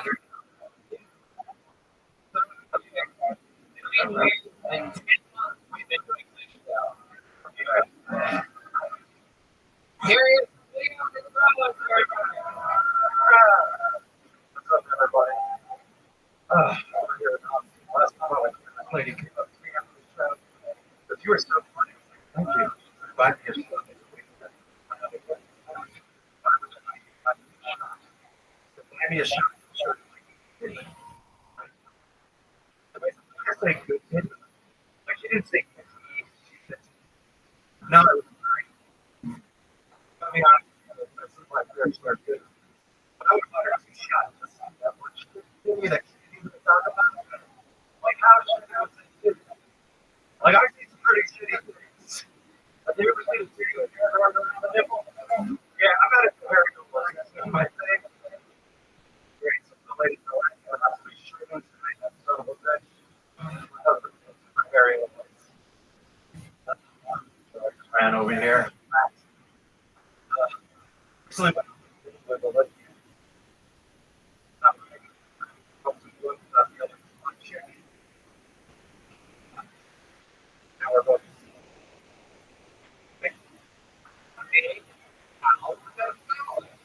A week of I'm not even stand up next month.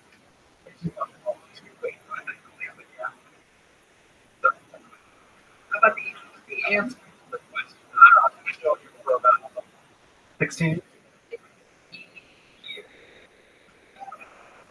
Very, very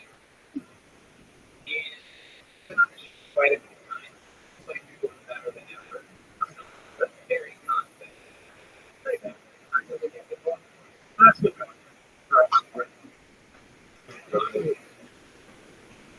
Yes.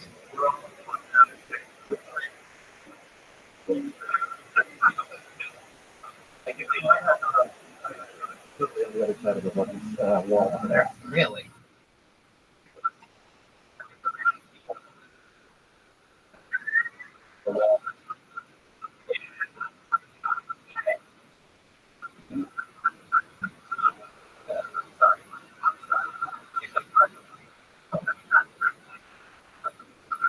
Big Al.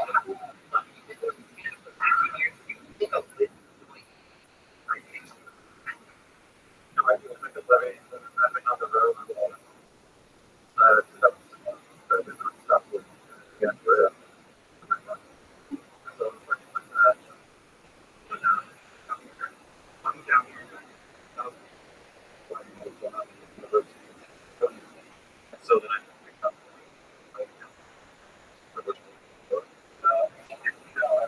senator.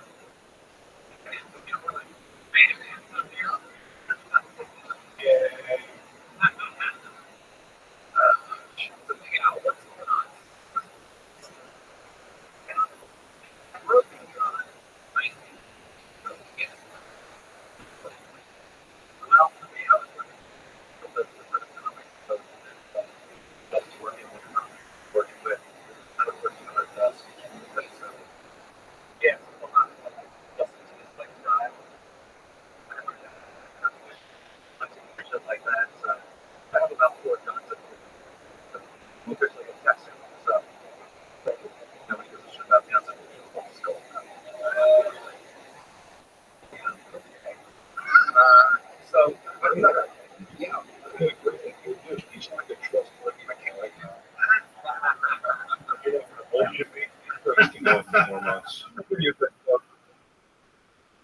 What else? I've been doing virtual reality.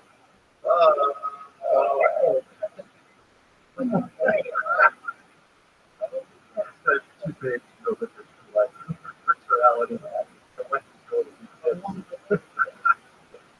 without being out of breath. That's reality. Like, your feet back and forth and forward. I go virtual reality. What do you mean? That'd be our like whole life. Virtual comedy. With a virtual comedy club. Yeah. But that's Well, good night. So great. You have like sometimes like 20, 30 people that you try to joke out.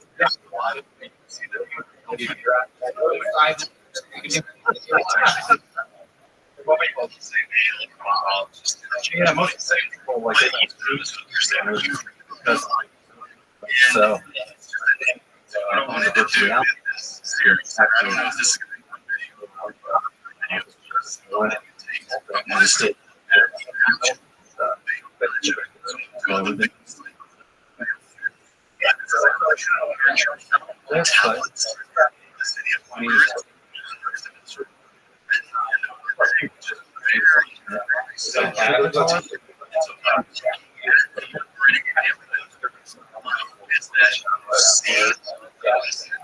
There's like a wee girl in jumping.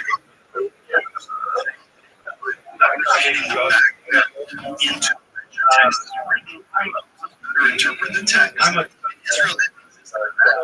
Yeah.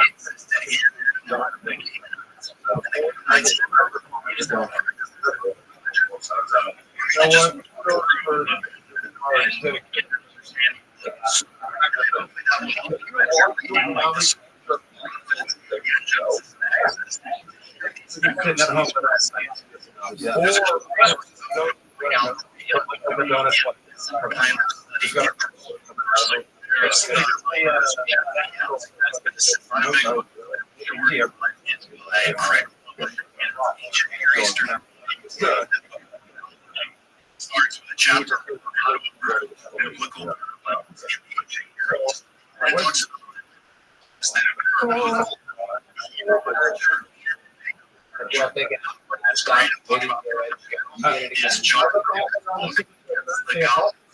Yeah, sure.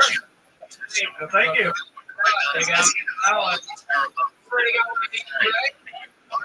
There you go.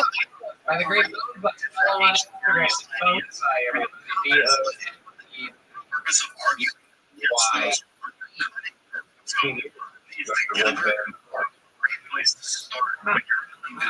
Current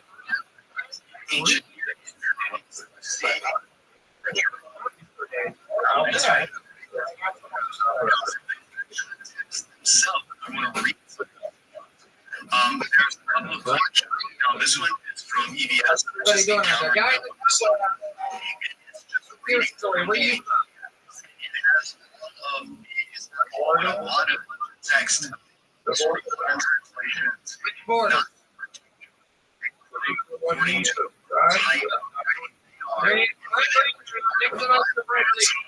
Alright. Fine.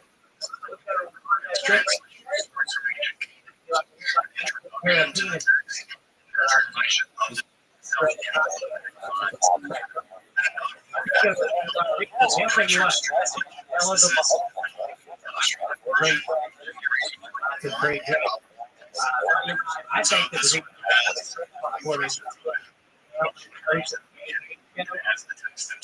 come on, man, my boy. You are the real twins.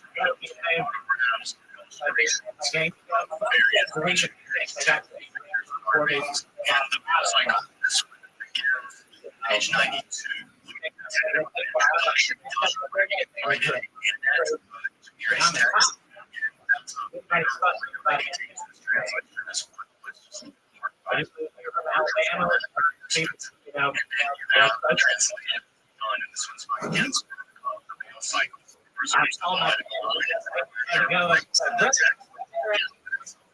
Did somebody explain to me?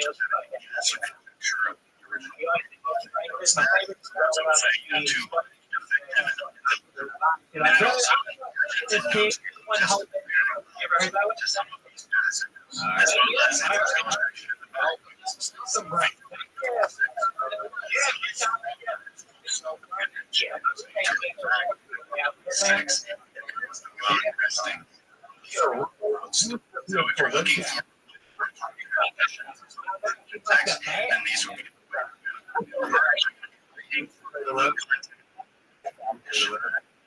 Just print it out.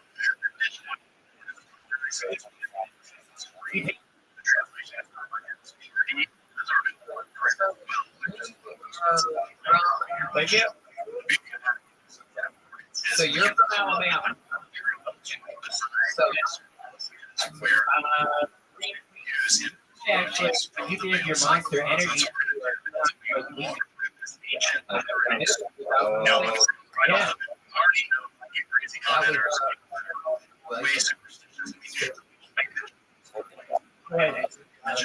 So they're gonna flip the so the purpose of this is not to push it.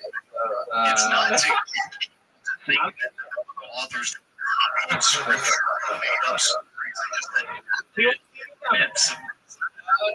this is just to show you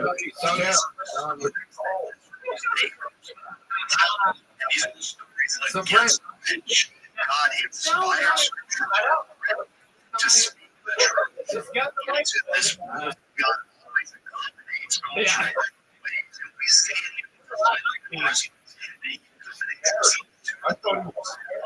No, yeah.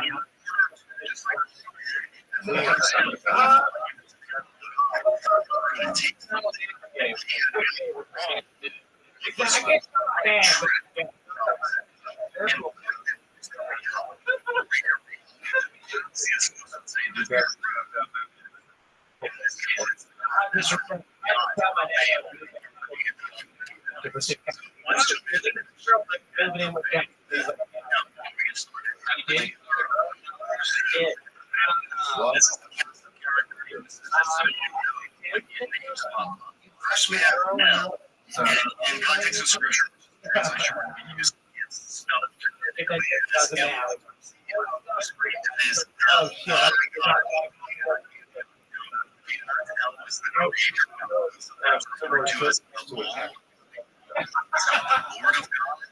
it's like you get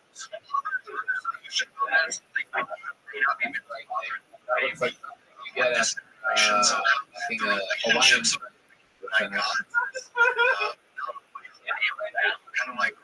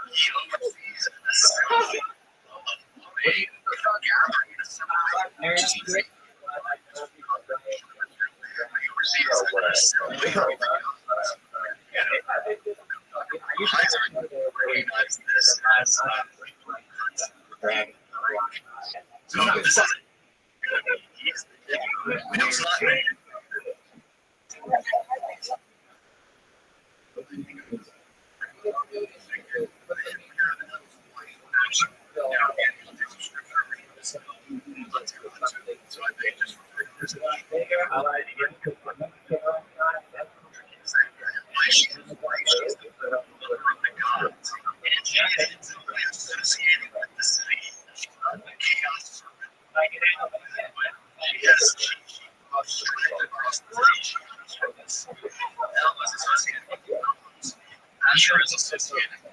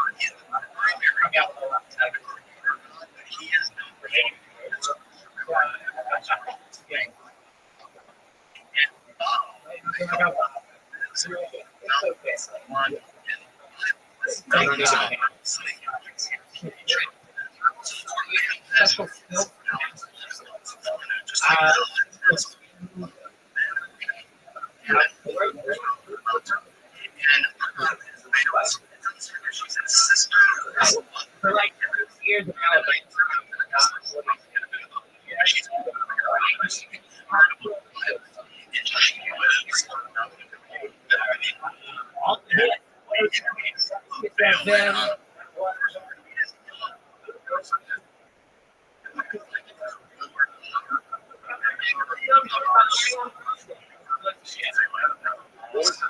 Here's your trend rate.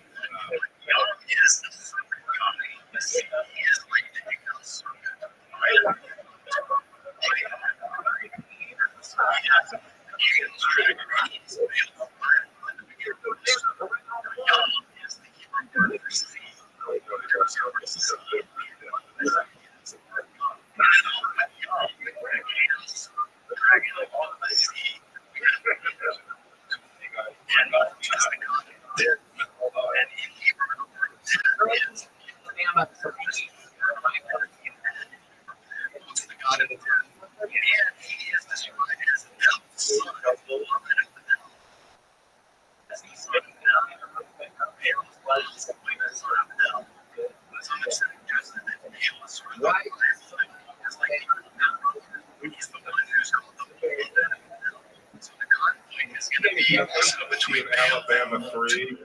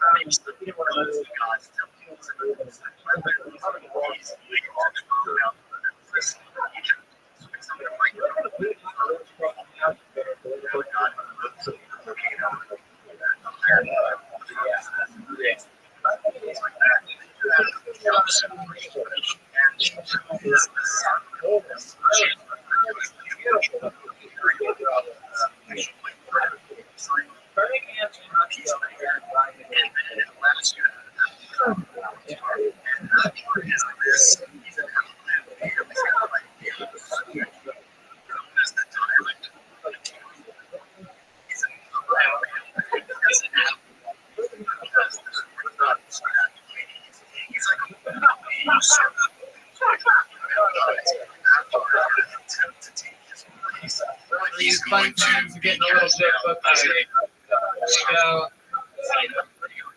Alright, we're gonna do something fun right now. One of the most overrated characters in the history of this show. People love absolutely despise. We had a lot of context.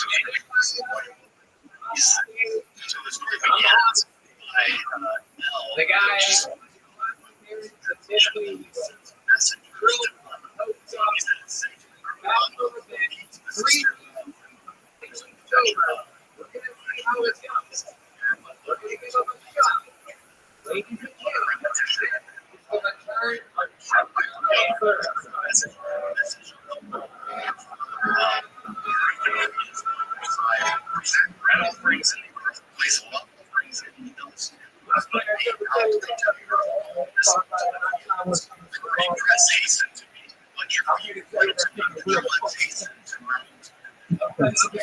remember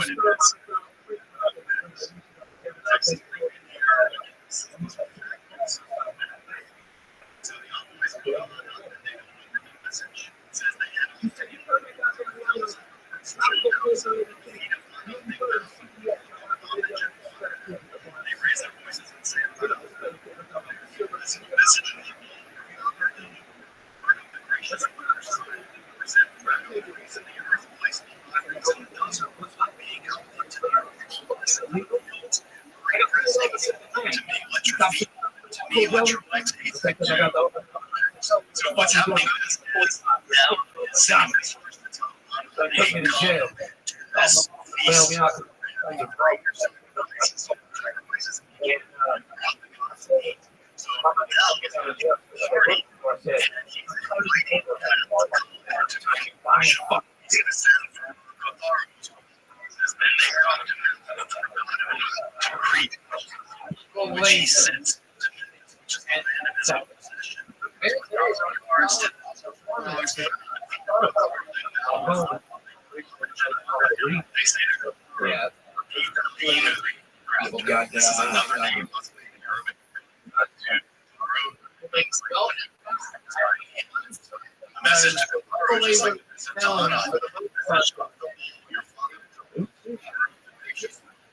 heavily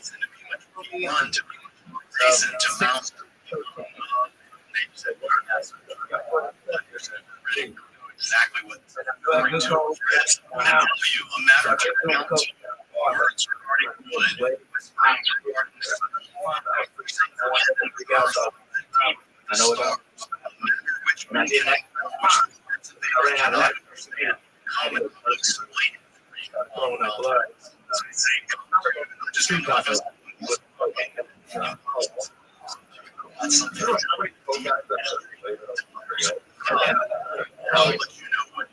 Oh yeah.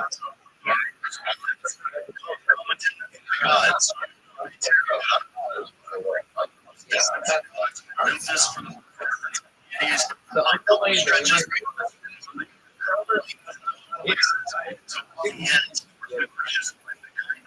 Well, I mean, yeah, it's it.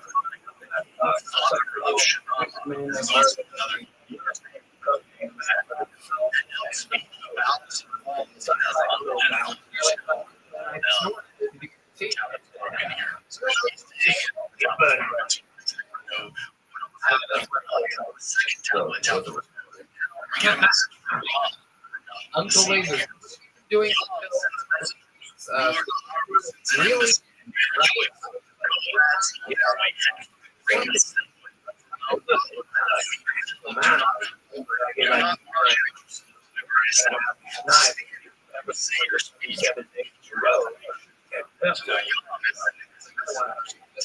So this is always there.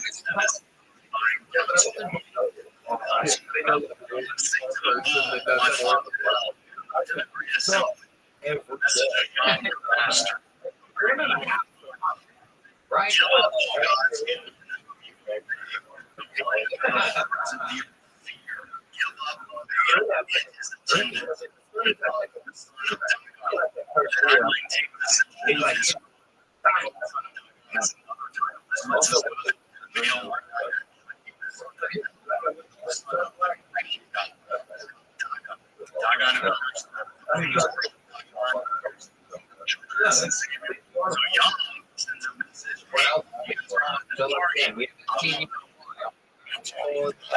All down.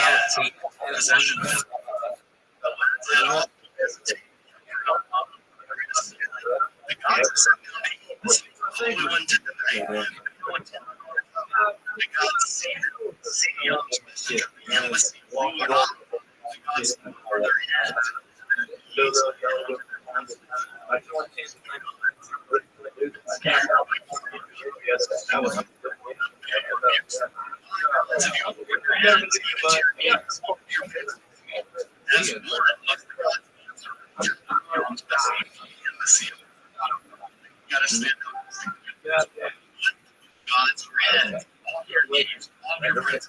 Let me answer your question.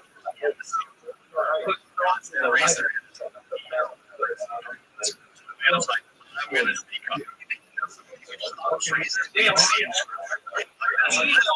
your hands. Wow.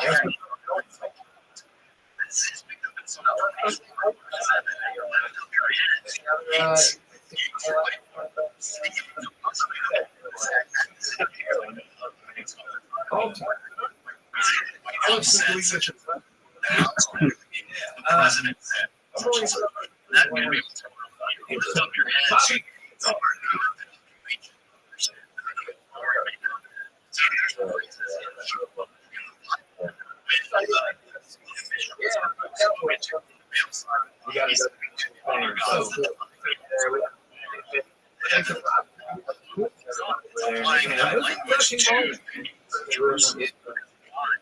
Nobody knows. Back to the scene. Yeah, that was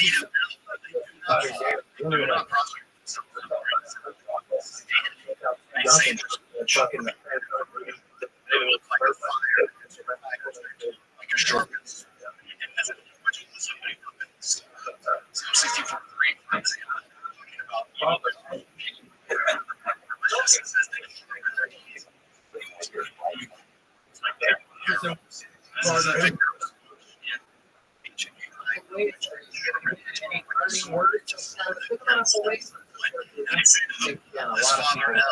forgot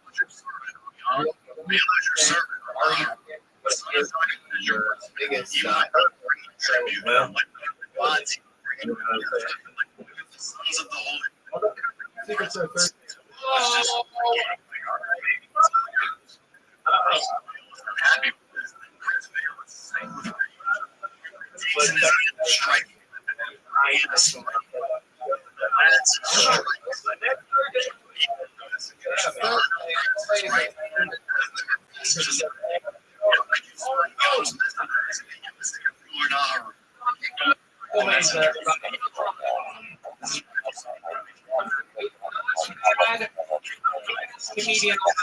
Pull out of this. Let's see what happens. I want to see. Look at that. Make some noise for Gatlinburg.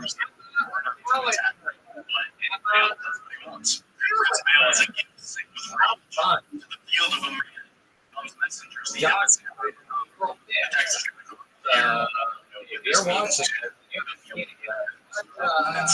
James, missing.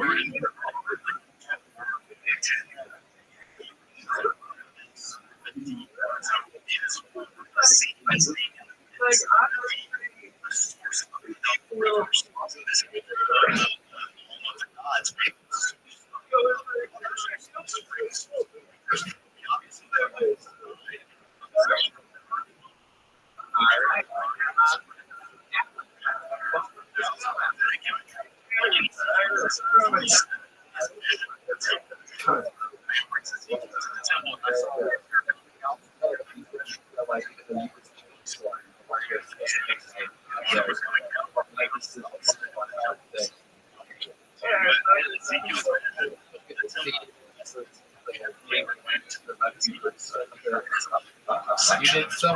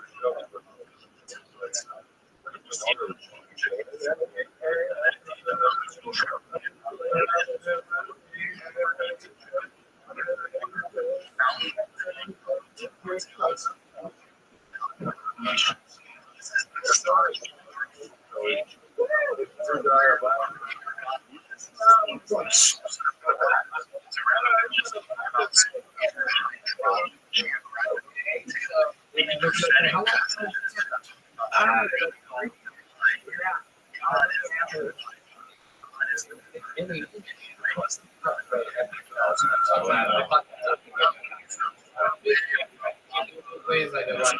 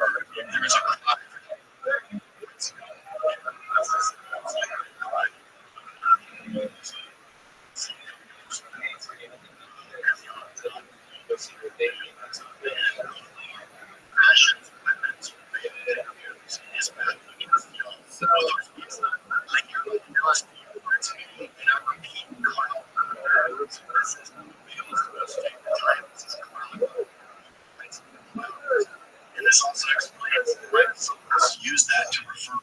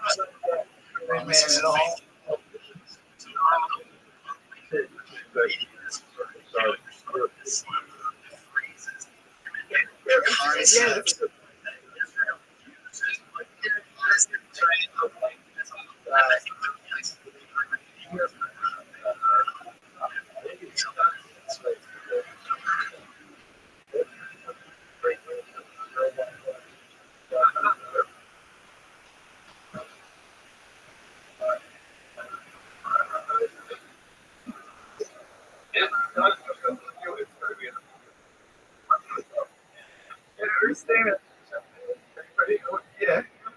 So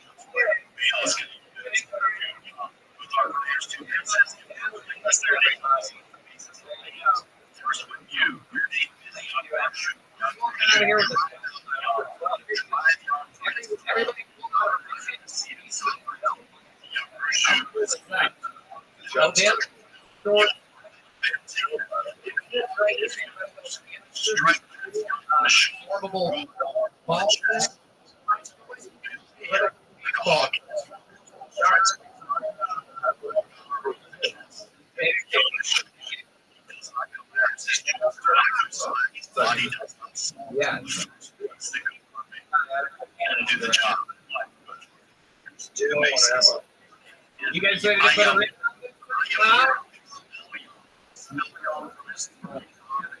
You guys ready to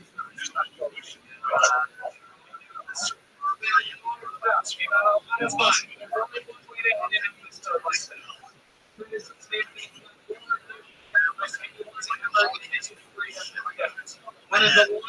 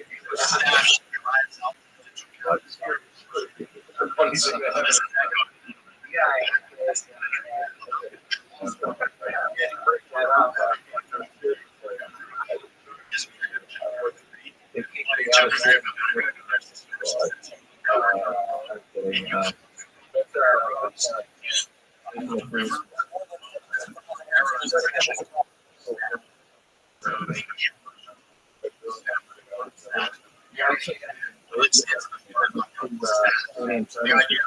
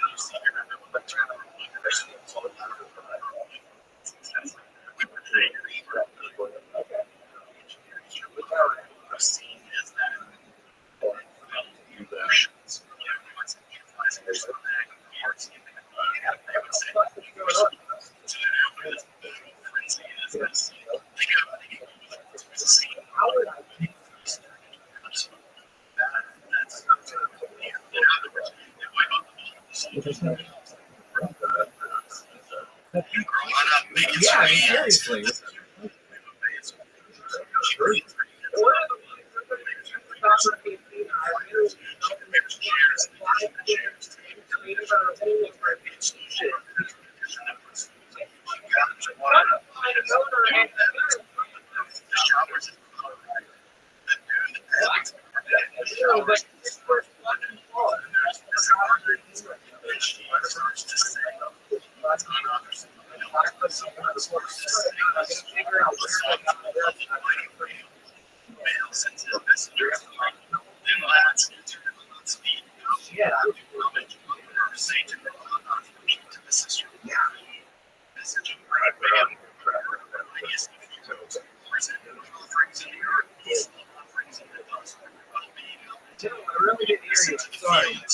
This is all of the same wording.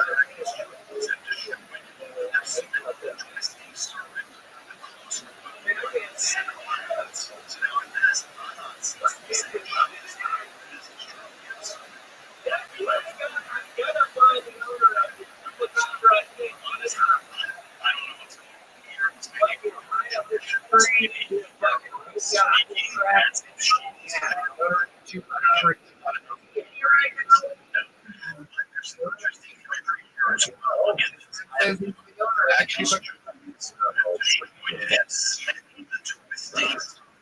that is what got what's up? Leviathan, fighting serpent.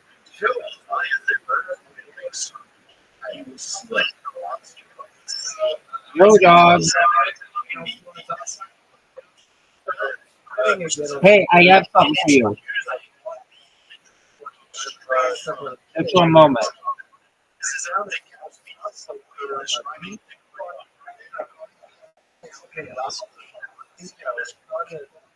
Remember when I said that it without Miami?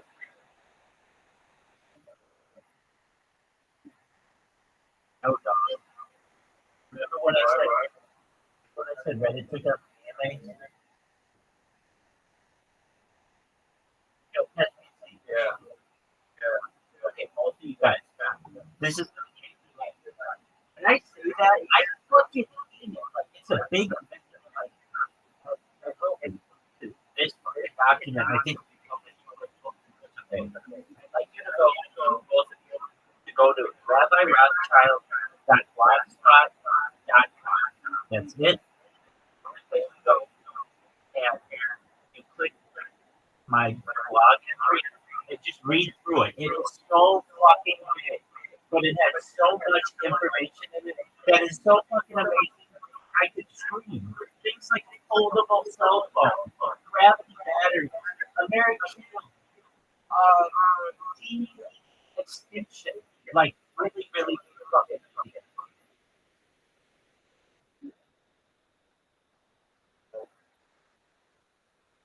And I know Cassie, I had shit like this before, and it was really, really hard to do it all, and it was like really small and shit. It should be easier, and it's one fucking thing, and you can grab the little thing on the side and scroll all the way down, and you start scrolling. Oh, damn, that fucking scroll bar doesn't move. There's so much fucking content in here.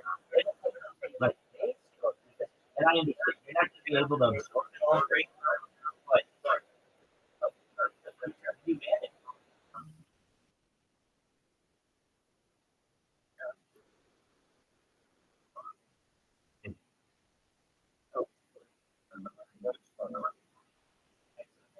So what I'm going to do now, when before, so I was able to easily, because of your comment, I was able to get most of the questions that I asked myself.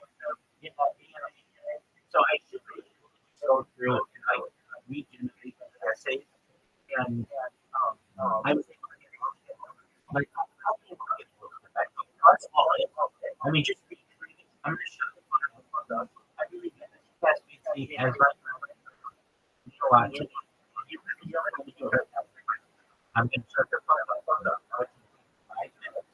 Just so I can talk about it. I'm never going to do it.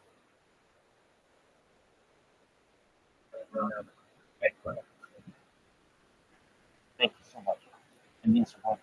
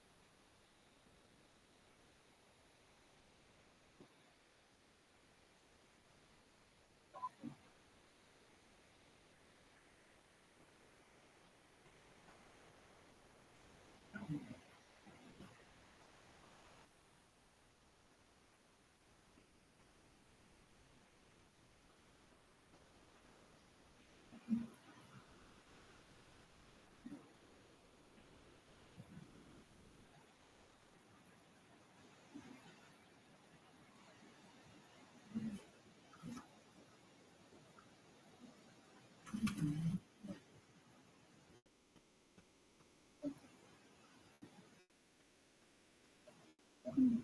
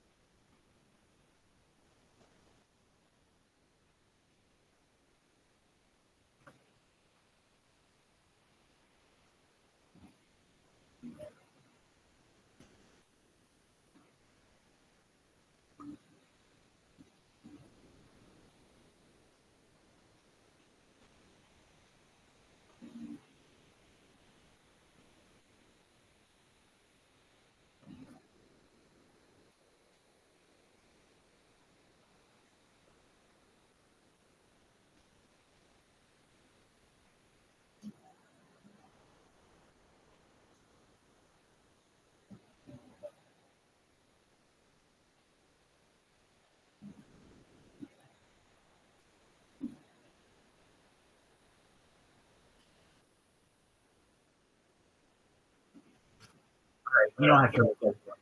I really appreciate you. It's really important.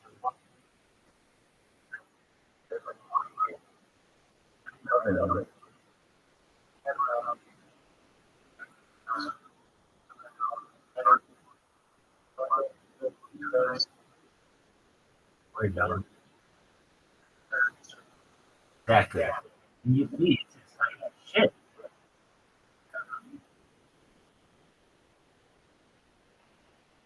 I I mean, I was looking at it, and that stuff like years ago. I mean, about. I can also tell you, GPT. Like, you see this specific shit? I don't know. It just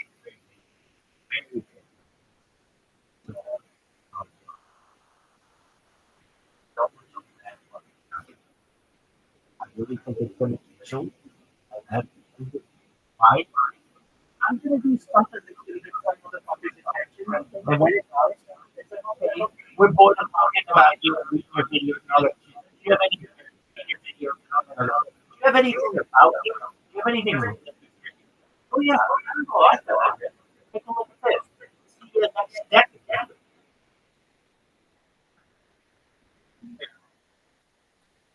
Even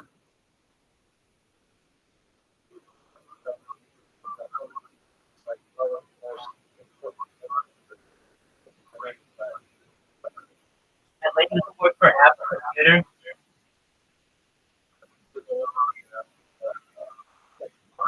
Yep.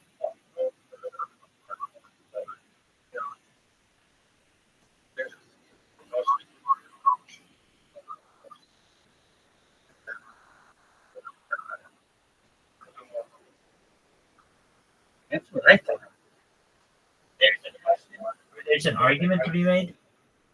I really in the future, people believe, quote unquote, that internet has history if it wasn't okay. Meaning,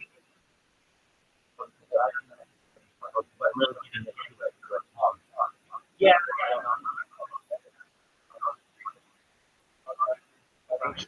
Exactly. It's like, how the fuck do we know that? Sometimes I'm talking with people.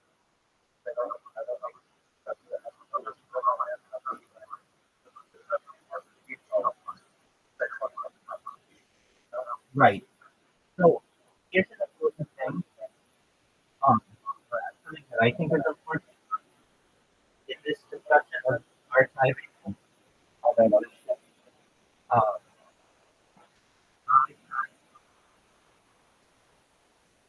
I think like a lot of data, but I have so much of it, and not all of it is exciting for people. All of them are. I have some that are dark. That I'm sure that people will be able to. That's like one element of my life. The other element is technological, scientific, and it's those are my interests. Start reading into it, and it's like, wow, they're uh,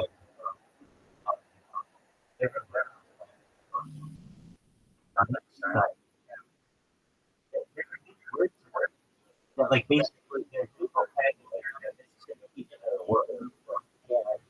Like what? Like the word de-extinction. It causes people to laugh when they hear it, but they don't know that the first people has already is de-extinction. Whatever. De-extinction. It happened early 21st century. The irony of hybrid. Basically, the hybrid was collected in the period of to the point where it was going. And then towards the end of the 20th century,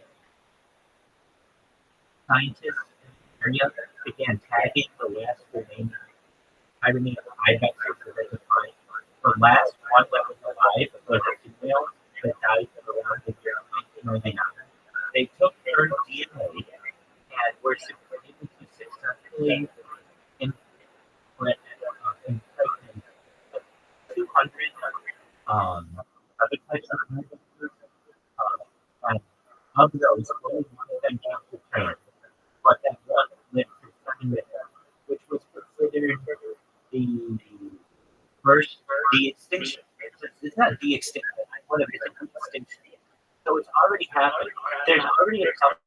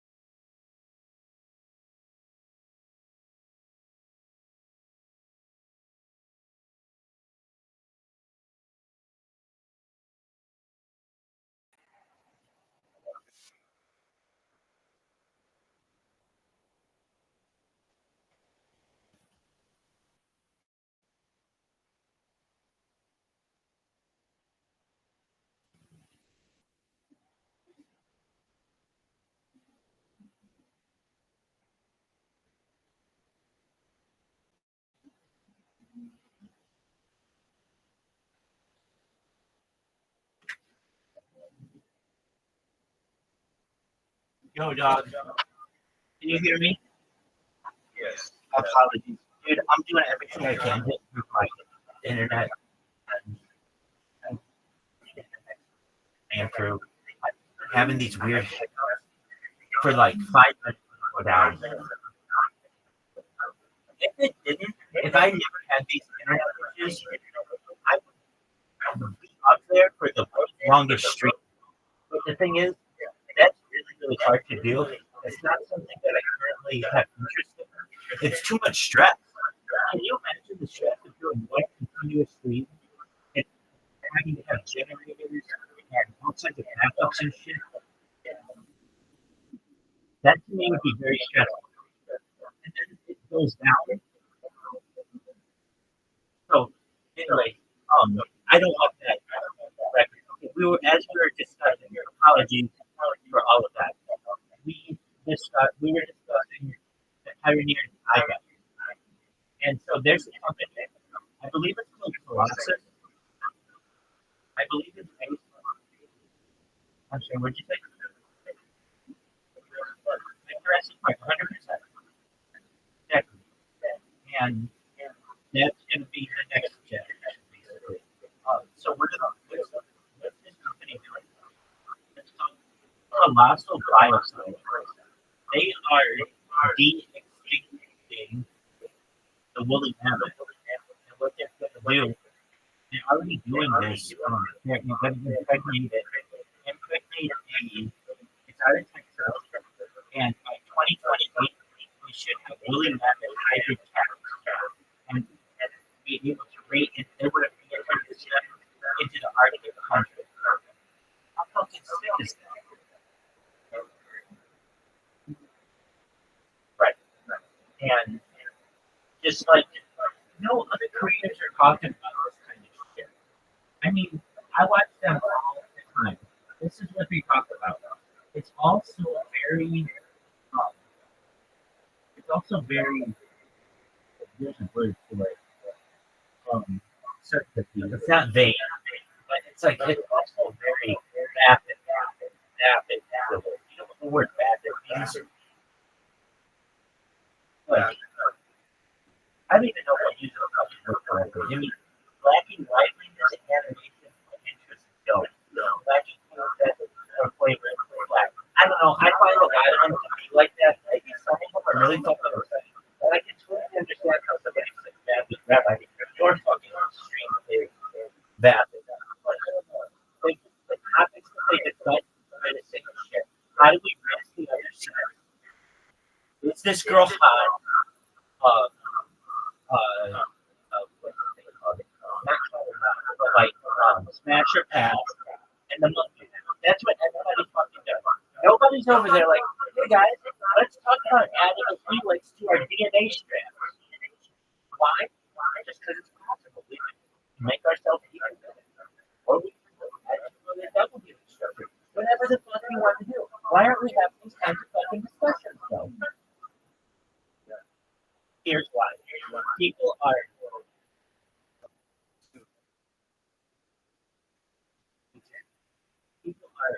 afraid to have these kinds of discussions. They don't look like they are going to stray too much of the mainstream. So anything that is outside of basically commenting on people's books that's very just is going to be seen as like not interesting.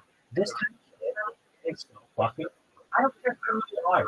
There's something on that fucking list that can be whether that's cryptocurrency or technology or like time travel, like all kinds of shit. And I think honestly people are scared too because we raise a lot of questions. Look, there's this whole fucking world of like literally magic. Technology that's magic. There's one of my favorite quotes of all time by Artistic Clark that is this. Any technology sufficiently advanced is indiscernible from magic. Right? Isn't that a quote? And so there's a whole world out there of basically magic. And I'm going to share that with you. But it's scary to some people because not everybody's going to be able to see it. This is an unfortunate part of life.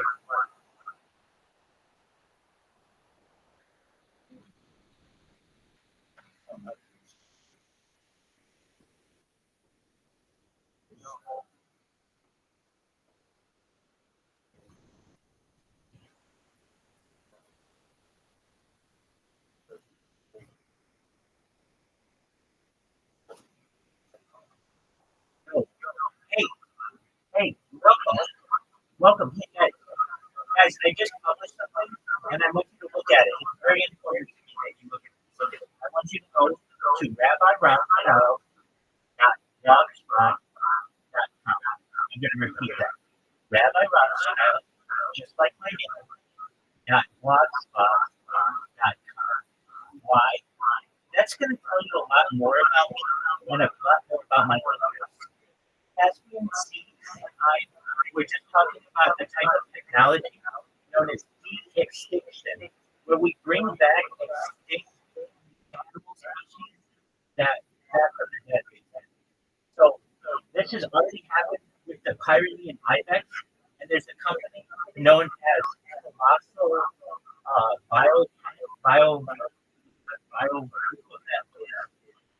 to bring back the woolly mammoth. And we were just talking about how they have plans to bring back the woolly mammoth. This company, Colossal, which is by 2028, and at least introduce it into the Arctic continent. So these are just some of the topics that we discussed. So again, if you're wondering, where do I see this? It's rabbirothschild.blogspot.com. You go there, there's one blog. It's very, very, very long. Very, very, very long. It's spent days going through it, but it's very interesting stuff. Future technology. I really need them, guys. I'm going to grow on you. Let me give you my spiel of what I do. I stream my life 24/7, 365 for work. I don't want more than more. You can see some of the topics that we discuss on the stream. RabbiRothschild.blogspot.com. Some other things that we discussed that are really exciting, however, things like my uploading technology, so that you can live forever. I don't ever going to die, but if I have anything to say about it, I'm going to do my best to protect it. And so, what does that mean? I mean that body, mental, feeling, and of course, you can see if you want to just die, right off. How do you say your name? How do you say your name?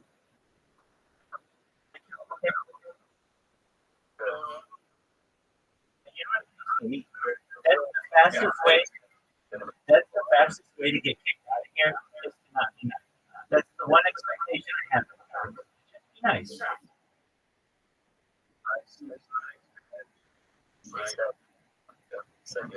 Okay, so with that, feel free, guys, to go to rabbirothschild.blogspot.com and see some of the stuff that we discussed.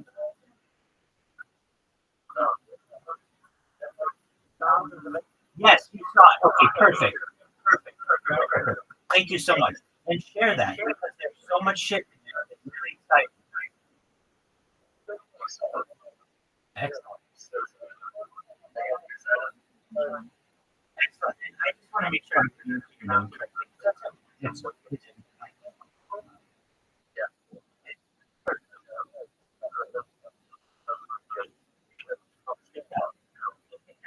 so,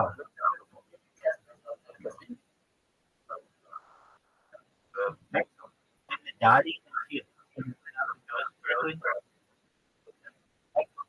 well, yeah. So, I guess you guys found out about the age Rothschild. Is this correct?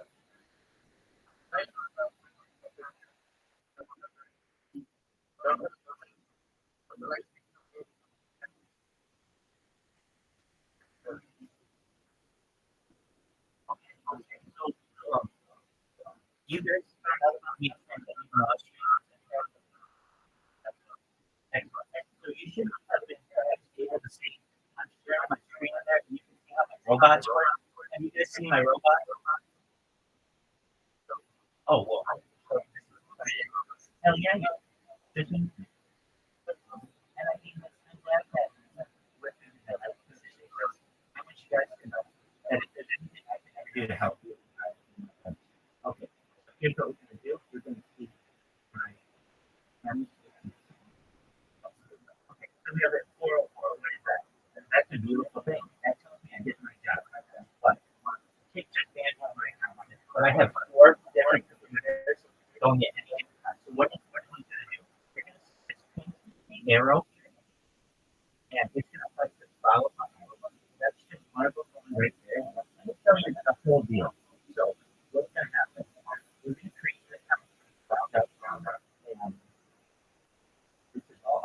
obviously I'm able to talk with you, and this is all going on in the background. Occasionally, I press a button to start the robot, but for the most part, her email address go to the kid. I assume that you guys know the and I can large and I do a number of these. I don't know if people have working hard and they keep me attracting. I wouldn't recognize it. You guys wouldn't know who I am, and I'm not coming. So I understand that it's annoying.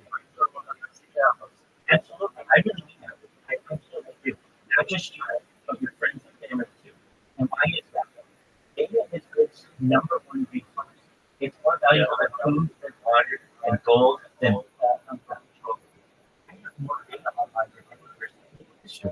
Eventually, I'm going to be able to monetize that, and perhaps be the most famous person of all time. I have 4 quarters of my semi-published person. There's no reason why I can't forget perhaps millions, and then billions, and then perhaps even trillions of dollars. And when I do that, money's going to be down. I'm going to want to give it away. I'm going to want to make it so that you all get to live your wildest fantasy. And what do I mean by that?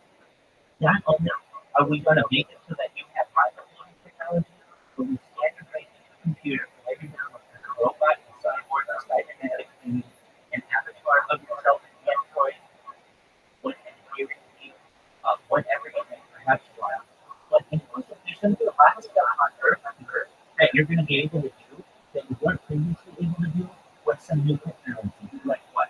They make these airbags that will allow you to be able to ride a motorcycle, but you'll be able to base jump, you'll be able to climb, mountain climb, and if you fall, essentially a giant airbag is deployed that will protect you. So previously, if there's been something that which you've been afraid to do, like skydiving, like base jump, like paraglide, like parasail, well, there's going to be technology in the future that can allow you to do all of that without ever getting hurt, and that's really exciting too. What we have going on here on this computer is it just created an account organically, and now I just needed to get my message that I spam to everyone. I'm going to tweak this message slightly to make everybody go to this new blog that I just created. I just created this blog earlier today, so it's brand new. We're going to spam it all over here. Everybody on Facebook's going to know about it. And what we're going to do is show you now what happens. It goes to the just chatting page, and then it just goes down the line. So what it's going to do is find whatever user on here is on the front page. Looks like just the Amaranth. Next person who's up here is going to be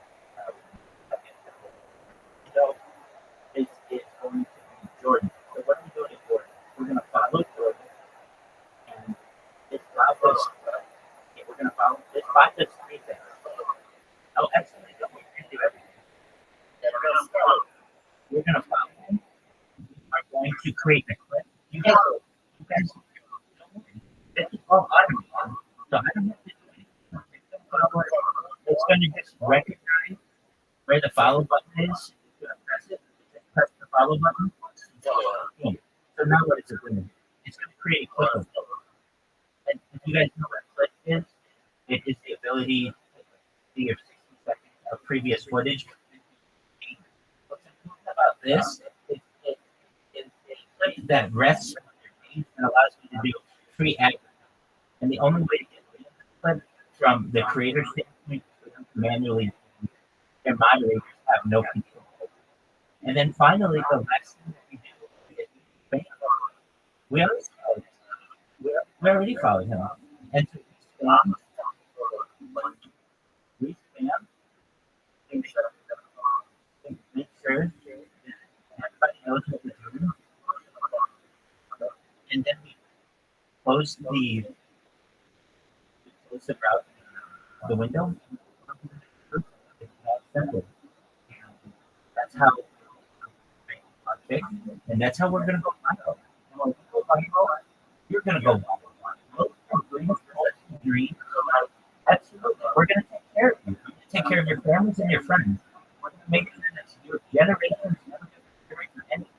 You're going to be able to upload your comments, perhaps if Digital immortality. This is the biggest event in global history, and you should be very excited about it. I appreciate that. Thank you so much. You're so kind. LFD.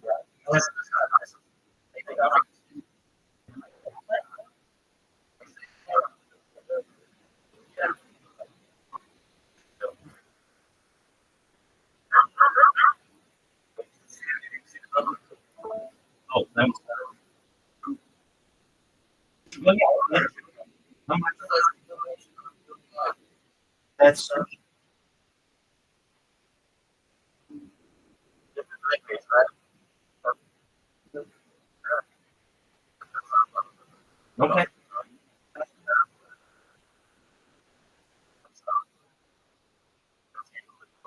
Yes, we are.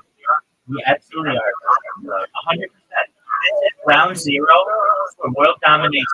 This is the inner sanctum of world domination. That's it. Thank you so much. I very much appreciate it.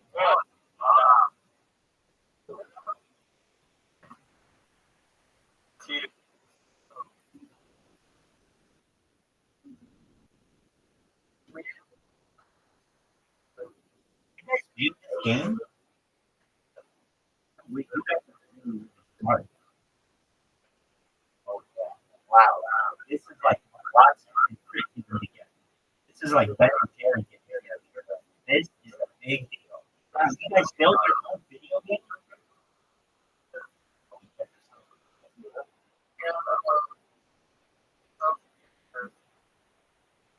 Oh, my word. Must be see. Did you see this? What's it called? Oh, okay. No. Wow. This is amazing. I could watch it.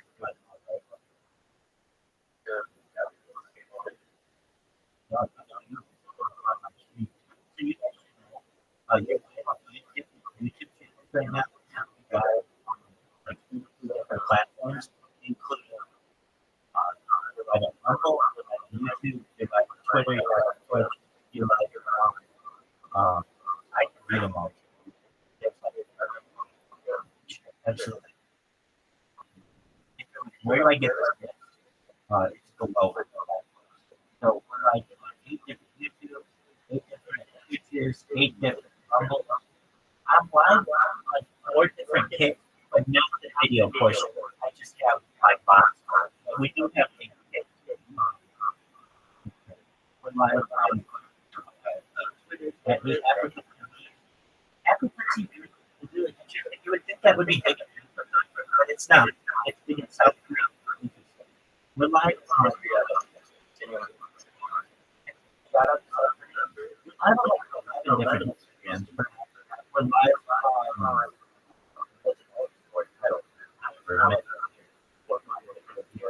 and a bunch of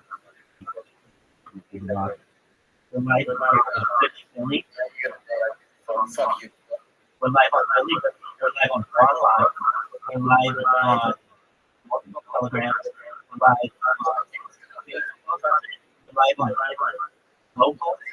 We're live on Camcross.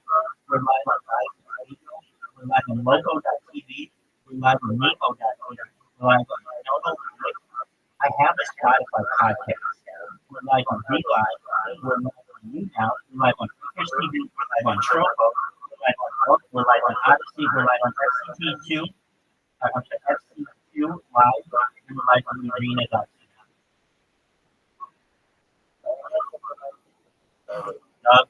If you had the ability to put a stream under there, I'd put your camera there.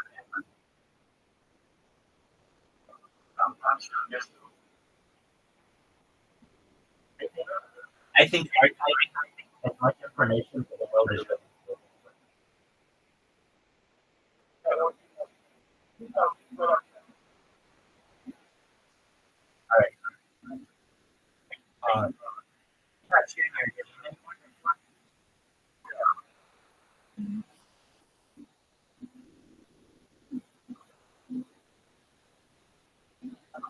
nice. All right. So we got. We'll get back to that's what this looks like.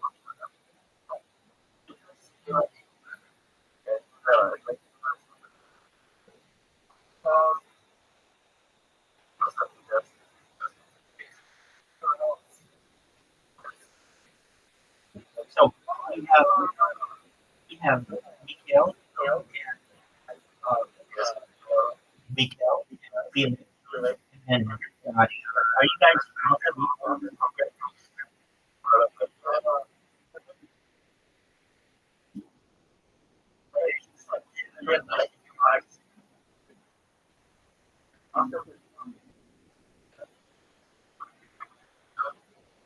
I wish I don't have to. But when we do, I will bankroll this bad boy. Honestly, guys, if you told your 10,000 users about just that blog that I sent you, we go viral by 10,000. And we're going to. Enough people are going to find out about this. And just like you guys find out about it, we're growing every single day. It's going to go viral. And we're going to help the world. And I want you guys to know you guys are extremely committed to develop a game like this that works, that is credible, that has a user base. That's very, very impressive. I mean, I'm watching it right now, and this is a game I would buy. Yes, I would.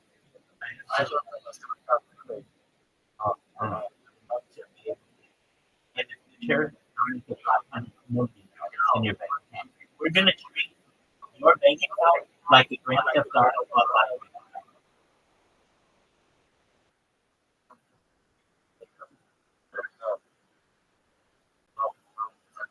That's how that list alone of the things that I have there, there's enough information there for the next way. Like what? Absolutely. Absolutely. Just what it comes to energy. Let's not forget energy. Okay? So traditionally, we have concept. But Rabbi has a list of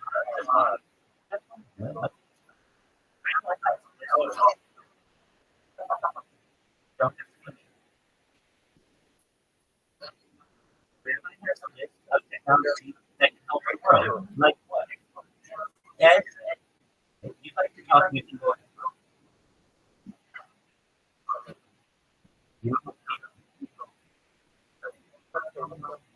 That's okay, guys. But you should just know that there are technologies like geothermal power, fission power, fusion power, turbine power, tidal power, geothermal that we are currently utilizing. But there's a lot of study.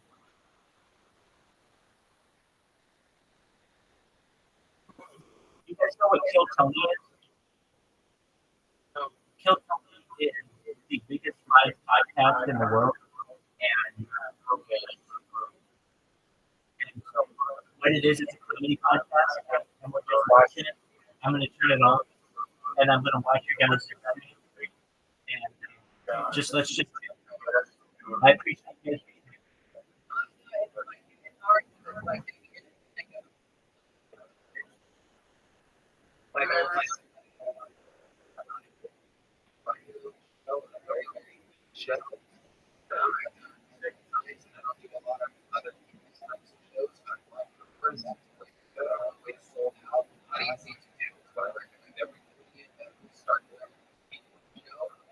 Yeah, it sucks that comedy club getting away in person.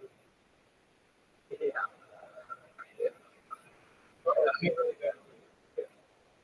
I mean, right now, you could be, somewhere else.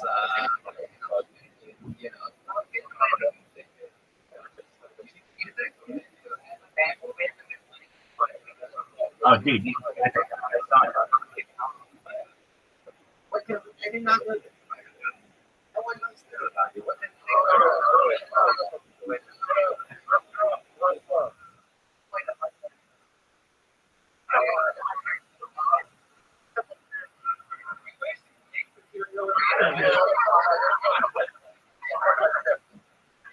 The band. What's the name of the band?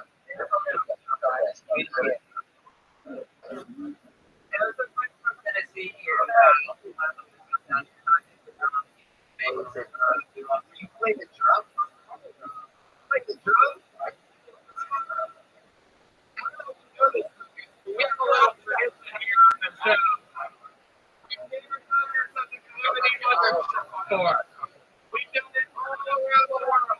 Oh, wait. Are you going to play? You play the drum? All right. Well, that means what we want you to do is the drum.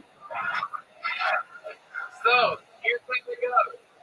Here's what happens. Is that you do drum solo, and our resident drummer, Michael Gonzalez, does the drum solo. You guys need to win. And if you would become the full-time drummer on Tony, and Michael has to be a door guy at the comedy show. Yeah, Michael has to live your nightmare. Yeah. So, ladies and gentlemen, not only have we never done this with another show, but ever had a four-night at a club, perhaps trade jobs with Michael Gonzalez and Robert Berry. And I must warn you, in the history of Mexican drums, the tradition started many years ago, but our only other drum we've ever had is children. All right. Yeah. He's in the graveyard getting loved by Uncle Tommy right there. Nobody has ever seen a resident drum beat tonight. You know he plays drums. It's so exciting. You don't feel like you're with me. I feel like you've never played drums before. But I'm excited to see it. Ladies and gentlemen, going first tonight, Lucas McCrary, everybody. This is a Mexican drum. Also on Hilton. They can watch history. Are you guys ready to witness history? Ladies and gentlemen, going first.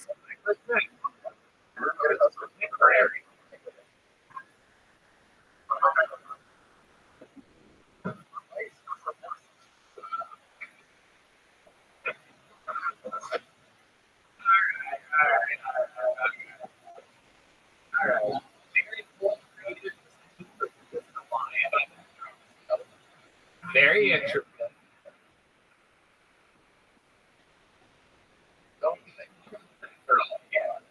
Interesting to think of. Michael Gonzalez to drop a solo.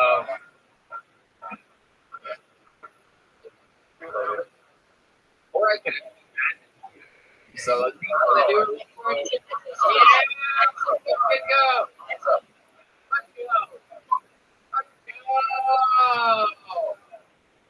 Why does Michael do it? And you can have what the greatest in the world. Everybody in us. Local.